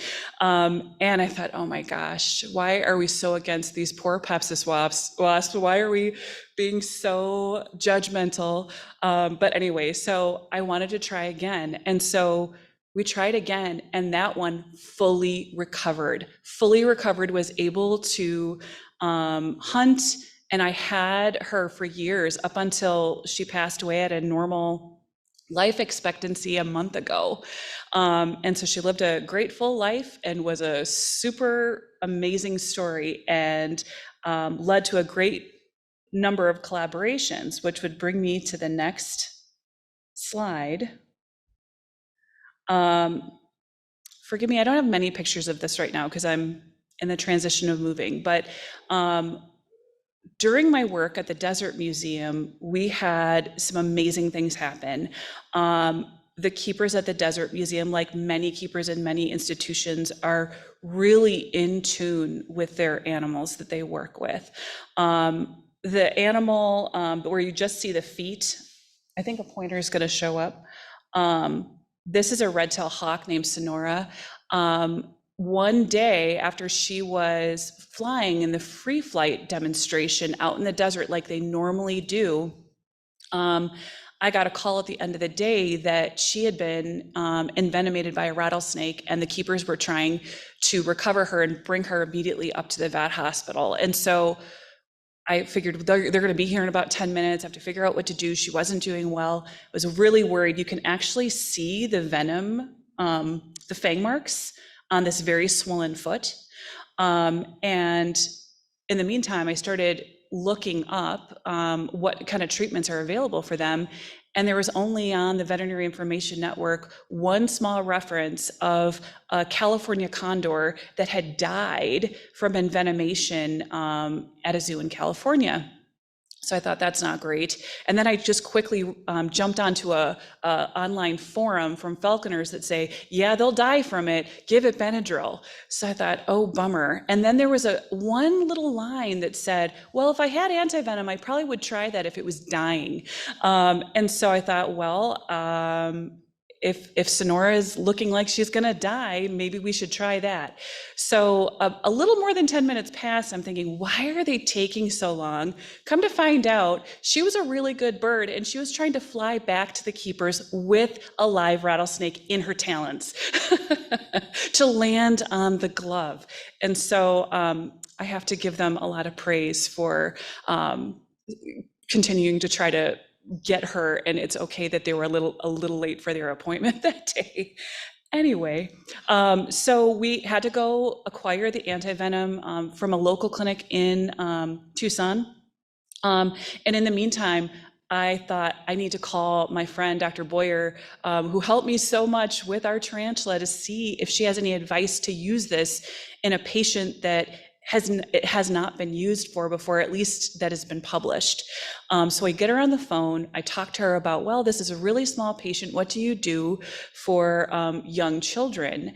And she gave great advice. She says, I don't really know if this is going to work. We don't know if this is going to work, but it sounds like your patient is dying, because she was starting to slump over. She wasn't breathing well. I ended up putting her on a ventilator to try to stabilize her.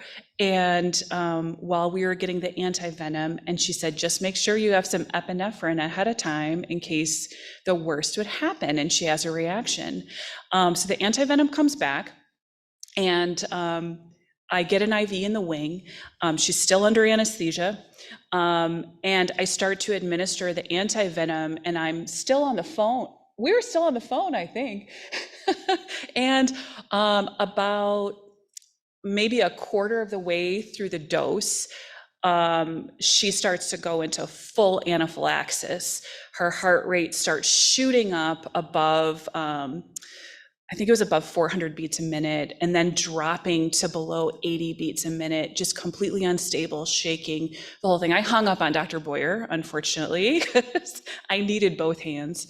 And I had the epinephrine, and I administered it. And I called her back later, and I said, oh, just, what should we do now? And she's like, well, it's alive.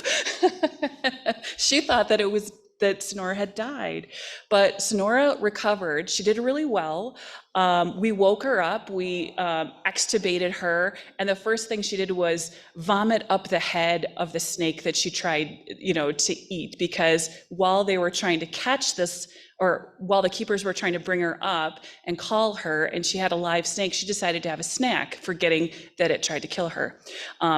But I should say, as a side note, that is part of the normal behavior and the normal diet of a red-tailed hawk. They're specialists, some just like to eat rattlesnakes, and Sonora is one of those.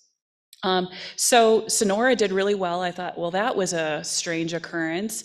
And she had no change in her flight performance. She ended up recovering and still flies today. You can still see her at the Desert Museum. And she unfortunately still likes to go for snakes. So they've changed her season a little bit to try to offset the time when snakes are most active.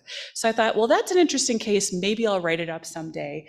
Anyway, I enjoyed collaborating with Dr. Boyer. A few years later, I got an emergency call from the Desert Museum that their new caracara had symptoms of twitching and toe tapping and distress and drooling and just looking miserable and in distress as well. And they said, we did a morning check and we found a scorpion that was tailless. We think he tried to eat the scorpion and was envenomated right on the tongue, is what they thought. So I thought, bring her into town. That's closer than us going all the way out to the Desert Museum. So I call Dr. Boyer once again. She's so kind to answer her phone on a Sunday morning. And I told her what happened, and she had a dose of amazing bark scorpion antivenom. Can I say courtesy of Dr. Alagón?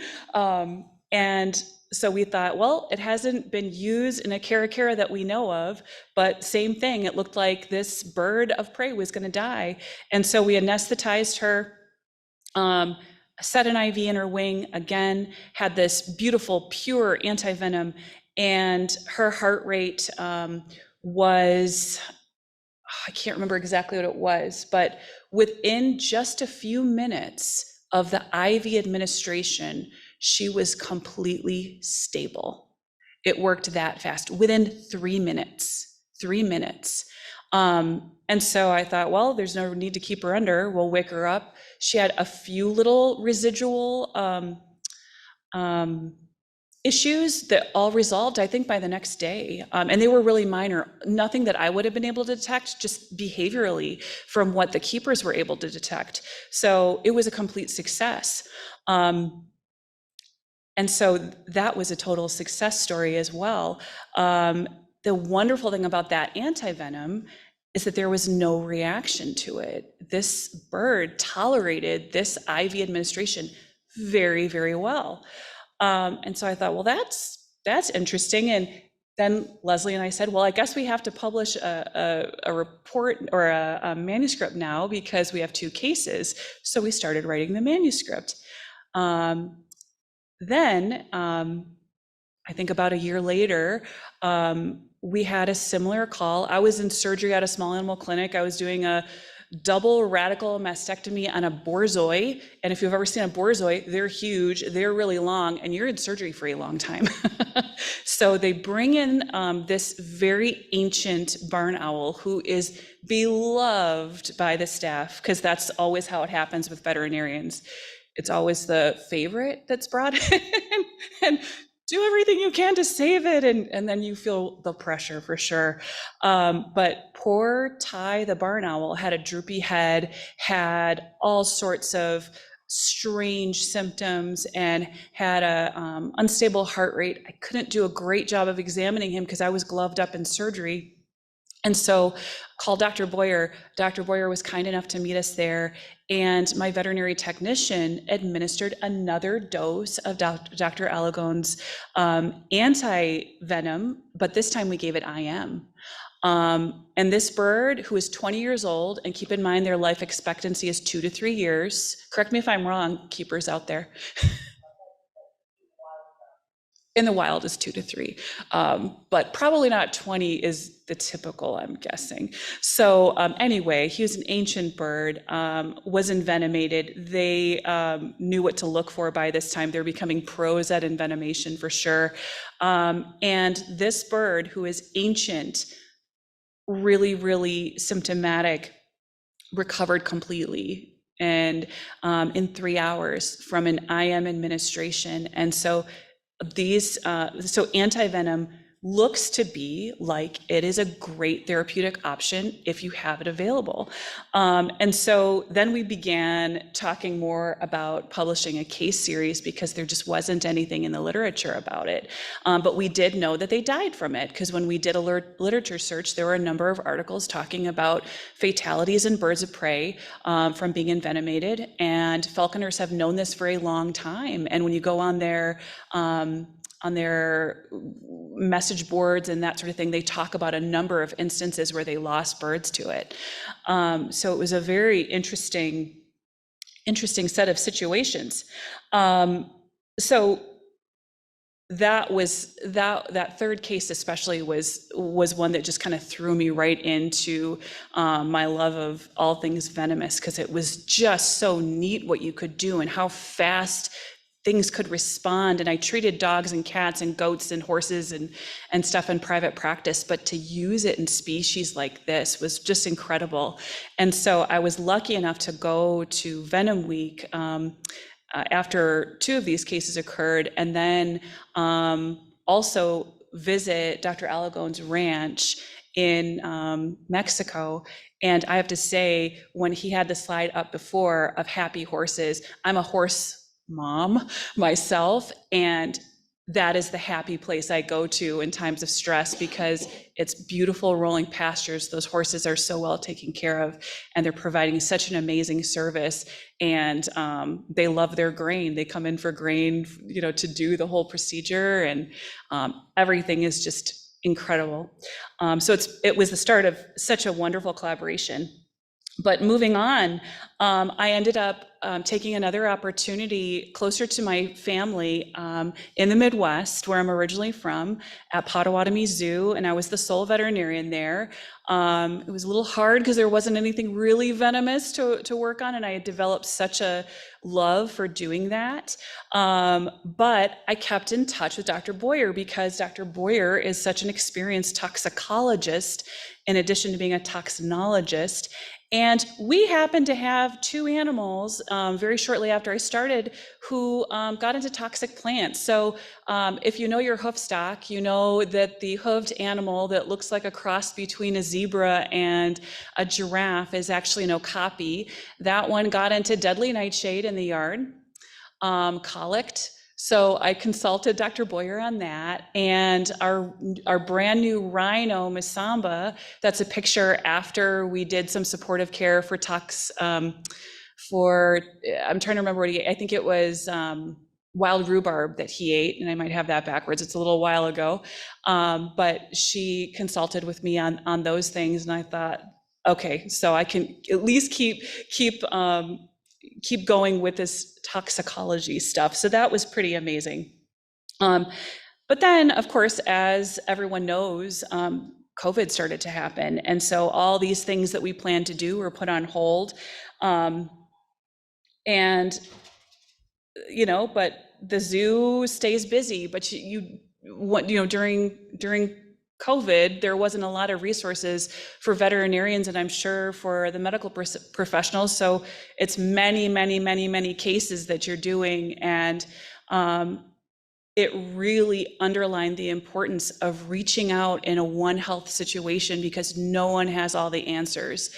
And you have to, when you're a sole practitioner of a medium-sized zoo, or I feel any size zoo, it's really important to keep those collaborations strong and healthy, because it's the best for your patients. And so from alpacas who had rumen acidosis to this is a chimp we were moving out at the time of COVID to move to a facility that was safer for her, that was larger, where they could maintain her and the group in a better social environment. We were trying to get that done, knowing that things were going to get pretty dicey for a while with COVID-19.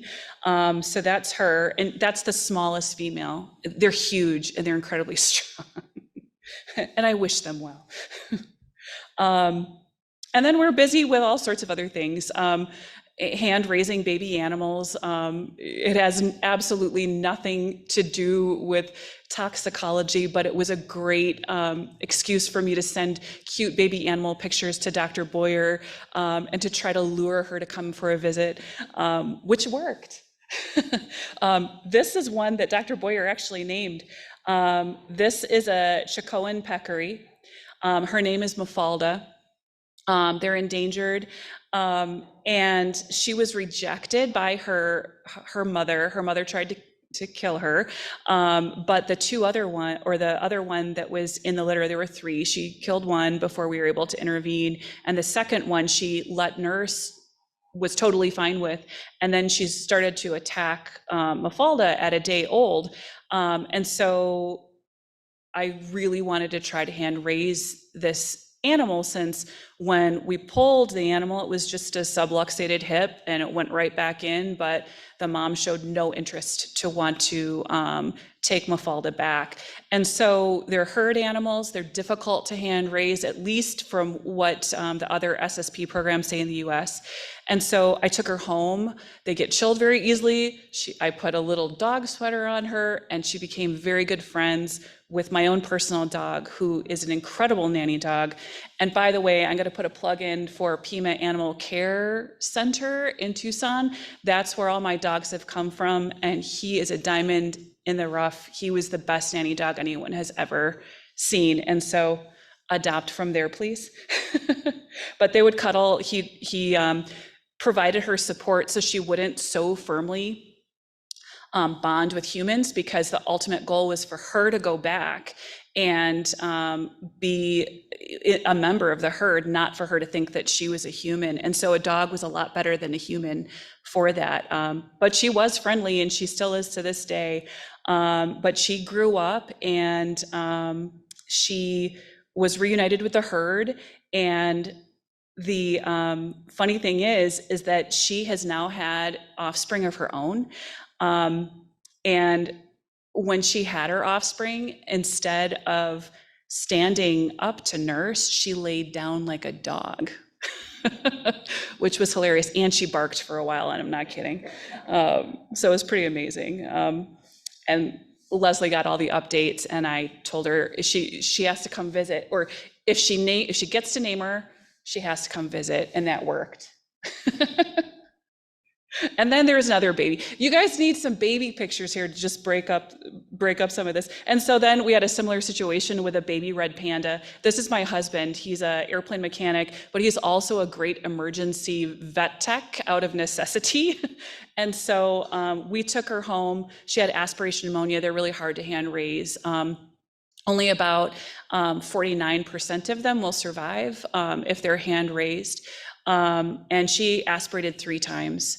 And so we hand raised her from day 3 of age, and it was all through the night, tube feeding the first week, and then syringe feeding until she got to a certain age. And then she was also raised by the same dog, and they're all in a cuddle puddle there. But her name's Raya, also a favorite of Dr. Boyer. Anyway, I love showing their pictures. They're adorable. So in the meantime, because this was all during COVID, so in the meantime, things were put on hold, but Dr. Boyer, since I was talking to her so much about these baby animals and these other toxic cases, she said, let's just get this thing published. And so the Birds of Prey paper. And so we did sessions constantly to try to get this thing published, and it was finally published December of 2022 after all sorts of things. It was one of the first papers of its kind, and a lot of the co-authors are in this room. But the problem was they couldn't find someone to do the peer review because they were all co-authors who would have been qualified for it. So it took a little bit of time, but it's been such an honor to work with everybody on it. So we got that done. And then this kind of circles back to the One Health thing that is so important, that seems a little unexpected when we're thinking about the VIPER Institute, but anyone who knows Dr. Boyer knows that this is not surprising at all. This is Onyo the lion from Potawatomi Zoo. He was 20 years old in this picture, very, very ancient for an African lion. He was on all sorts of medications for well over a year before this picture was taken, because he had severe degenerative joint disease of his spine, and he also had a slow growing lung tumor in his lungs that we found when we were just doing routine dentistry over a year before. So he was put on steroids to just try to make him more comfortable because he didn't respond to some other things. And he was put on a quality of life plan to just make sure that we weren't keeping him longer than what was fair for his welfare. So we had regular meetings about it. And keep in mind, lions are the animals who were getting COVID quite a bit, especially at the beginning of the pandemic. The vaccine company Zoetis donated the mink coronavirus vaccines for all the zoo animals in this country. Probably others, but I know for sure in this country. And so Onyo was fully vaccinated a few months before this picture was taken, and he was trained to do hand injections and IV tail injections. And so, but we were still concerned, but with his welfare, he needed certain things. He needed a lot of hands-on. We started doing cold laser therapy of his spine. So we had to be very close to him. We also had to hand feed him because if the food dropped on the ground, it wasn't good enough for him anymore. So just kind of like your old dog or old cat at home, you try to do all the things to baby them and keep them going. So we did that because we loved this lion. And then one day, very similarly to how the Desert Museum keepers were, our very attentive keepers at Potawatomi Zoo said something's not right with Onyo, and not just the normal right. And I thought, well, he had just had stem cell injection a couple days before, so maybe he's a little sore from that, because we were collaborating with MSU on mesenchymal stem cell therapy to help his degenerative joint disease. But he was really abnormal. And so I came down to check him. Oh, this is just a picture. It's supposed to be a video, but I don't think it's gonna play. But this is me doing the laser therapy of his spine. This is one of the keepers feeding him through the bars on a squirt bottle with evaporated milk, and he would just lap it up. And that's how I would have a few seconds that if he tried to turn around and bite me, I would have a few seconds to pull away. And he tolerated this for 10 minutes of laser therapy every day. Let me see if it plays. Computer says no. But that kind of gives you an idea. I'm way at the back of his body, so kind of beyond 6 feet. Lions are really large animals, and I'm just focusing over the hips. You'll notice that even though it was COVID-19 times, we're only wearing surgical masks. There are a few different reasons for that. One, at this time, it wasn't so easy for us to get the N95s and also to go through as many as we had to go through. But this is what we were doing to try to keep him feeling good as a last-ditch effort to see if we could maintain his welfare. But this is what they were talking about. This is a video as well. I don't think this video will play, but this is what I came to find. So he was laying down. If you look closely, you can see his third eyelids are up, which is really abnormal for a lion. If you've ever had a sick cat or a rescue cat and they come in with respiratory diseases, you'll notice that they always have like this nictitans that's raised. And so that was something I'd never seen in one before. And he also was coughing, had labored breathing and nasal discharge at this point, and he would not eat, he would not take his pills. So I was very concerned. We were lucky that we were one of the first places to get those rapid tests with the swabs that are for people. And we had just one box at the zoo. And he was laying close enough to the bars that I taped a swab to the end of a broomstick and stuck it through the bars and got up his nose. And I tested it. And lo and behold,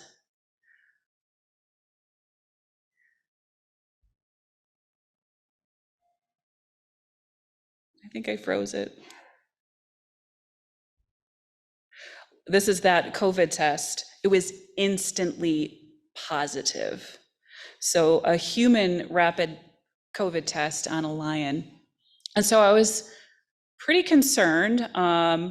At this point, we hadn't heard that it was common for these, or COVID-19, SARS-CoV-2, to go from an animal to people. But remember, we are so close to this lion to just maintain his normal health that it was a real concern of mine for the staff. I called the state vet, we had to report it, we had to send out a confirmation test PCR. It was the weekend before Christmas in Indiana, and things really shut down around that time.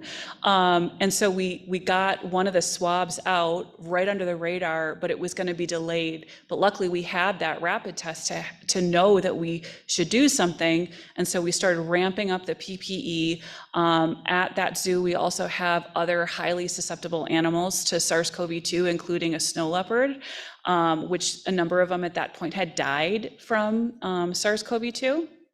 And so the concern is at a small zoo, sometimes all the keepers do all the animals. And so we had to quickly rearrange schedules in the midst of people going on Christmas vacation and stuff like that, to make sure that animals were covered and we weren't overlapping.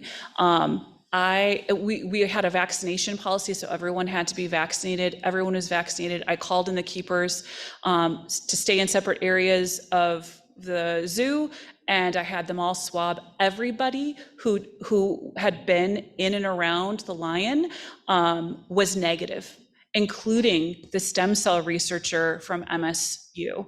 And I should say too, and we were very confused as far as where this could have come from.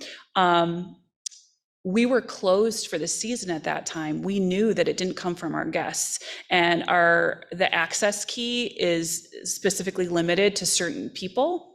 So we knew it wasn't maintenance who had gone in there and coughed on the lion. So it was very curious to find out what had happened. But because of the circumstances of being a small zoo, of being closed, of having the ability to test immediately, as soon as these symptoms started to develop, we were able to start looking into how that could have happened, and start monitoring. And I ended up calling Dr. Boyer for some advice about how I could potentially make sure that I didn't have a keeper outbreak, not thinking that the lion was gonna give it to the keepers, but thinking that someone gave it to the keepers. And if I had my entire staff go down, we would have a real hard time taking care of the animals at the zoo. And so Dr. Boyer and I had discussions about what to do for the testing, how to spread out keepers' time frame, and I did overnights, and one of the other keepers did during the day, and those were long nights with a very sick lion. And that PCR test was still pending. Now, then something very unusual happened.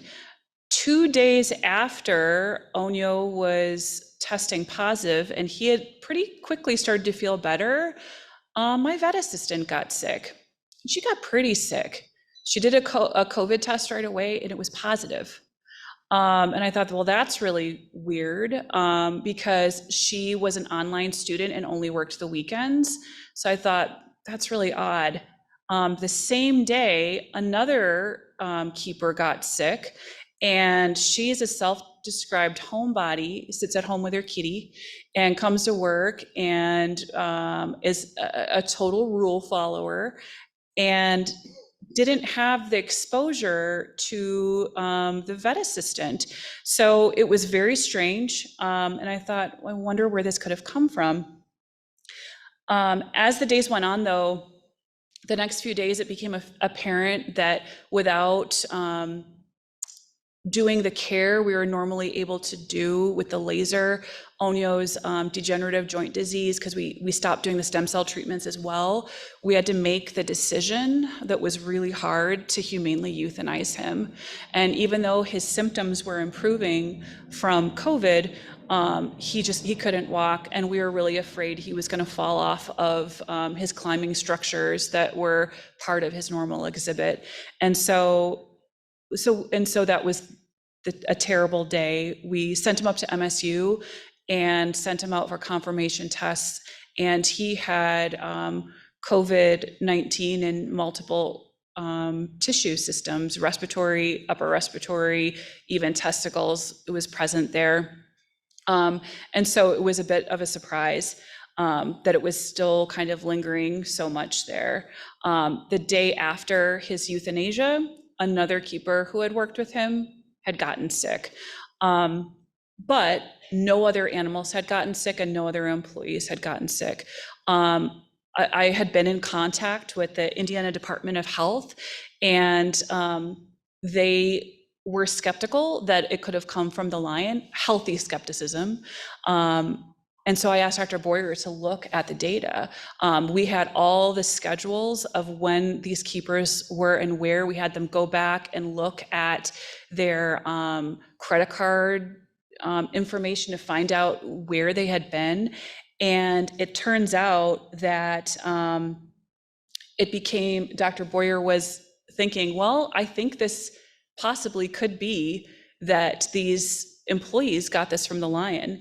And keep in mind, this had not been reported yet, that it was jumping from at least a zoo animal. There had been reports at this point of mink transmitting it to humans, but it was a strange situation. So we ended up working, and this is a graph from a paper that was just accepted for publication, and it talks about which keepers had contact and when they developed symptoms, when the lion was in his infectious period, and showing that these people were separated. And so it wasn't something that was likely that they got from anywhere else but the lion. And so, and with the help of Dr. Boyer, we were able to talk to the Indiana Department of Health. We did some Zoom meetings, and we talked to the state vet, and also brought the CDC One Health group in, and they agreed, and they became co-authors on this paper. And so the good thing is that going all the way back to that tarantula case, when I first met Dr. Boyer, is that I really think that we would have had a lot more animals ill had I not known Dr. Boyer, and had I not been able to brainstorm with her at a time when people really weren't as available as they are now to try to think of the best way that we can split up the staff and take care of these animals and people. And so it's made me a better vet to think in those terms. And I've appreciated every time I've collaborated with any of these doctors, veterinarians, and researchers involved in the VIPER Institute. And that's what's going to take us forward, because we plan to continue doing collaborations like this. And this is just a graph of showing, and I should say too, that we had the Indiana Department of Health do genetic sequencing of the virus of SARS-CoV-2, and it was identical from the lion. 2 of the 3 keepers, one of the keepers, the last keeper to get it, there wasn't enough viral load for them to, or not enough viral volume for them to complete the testing, but 2 of the 3 keepers had the exact same genetic sequencing as the lion did. And that's what this represents. And it shows that it's a significant difference from the general viral sequence that was going around northern Arizona at the time of this infection. So it's about as clear as we could do. And this one might work. And this is Olio in his better days.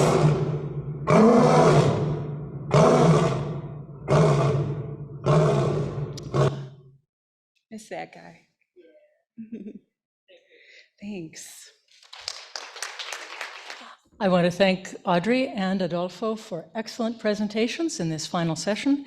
And at this point, in the interest of time, I think I'm going to call on Dr. Jennifer Barton, who's the director of the Bio5 Institute, which I told you all at the beginning of the day was our major sponsor for today's event. And we're very grateful to Bio5 for providing a home to VIPER for the last few years of its existence. And I'm honored that you're able to join us this afternoon to say a few closing remarks, and then I'll be back for one more slide. I just wanted to say what a pleasure and honor it's been for Bio5 to host the VIPER Institute for a couple of years. The Bio5 Institute is a university-wide research institute that has 3 missions. One is to catalyze great interdisciplinary collaborative research. The second is to make sure that those activities, those discoveries, that work gets out there and helps the community. And the third is to train the next generation of bioscientists and bioengineers.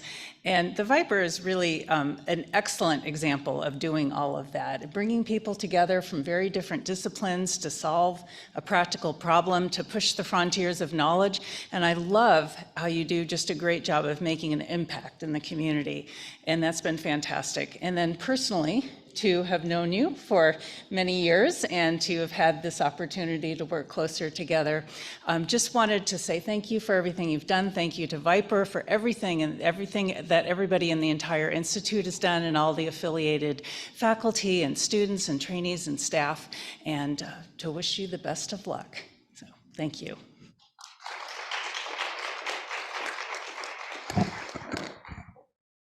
So it's over. The VIPER slithers into the sunset, but the mission continues broadly. Our immortality is not in walls or laboratory equipment. Those will crumble, those will outdate eventually for everyone. It's in the lives and the dreams and the thoughts of our colleagues and our students who will outlive us and exceed us. New venom toxins are still being characterized, thousands of them, and venomated people and animals around the world still go without proper care, and new products of many kinds are in clinical trials today. To the young toxinologists in the audience, to the reformers in Kazakhstan, to veterinarians and molecular biologists and ecologists and economists seeking ways to improve the future, the VIPER Institute now passes you the torch. May your discoveries be great, and may your snake bites be few. Thank you, everyone.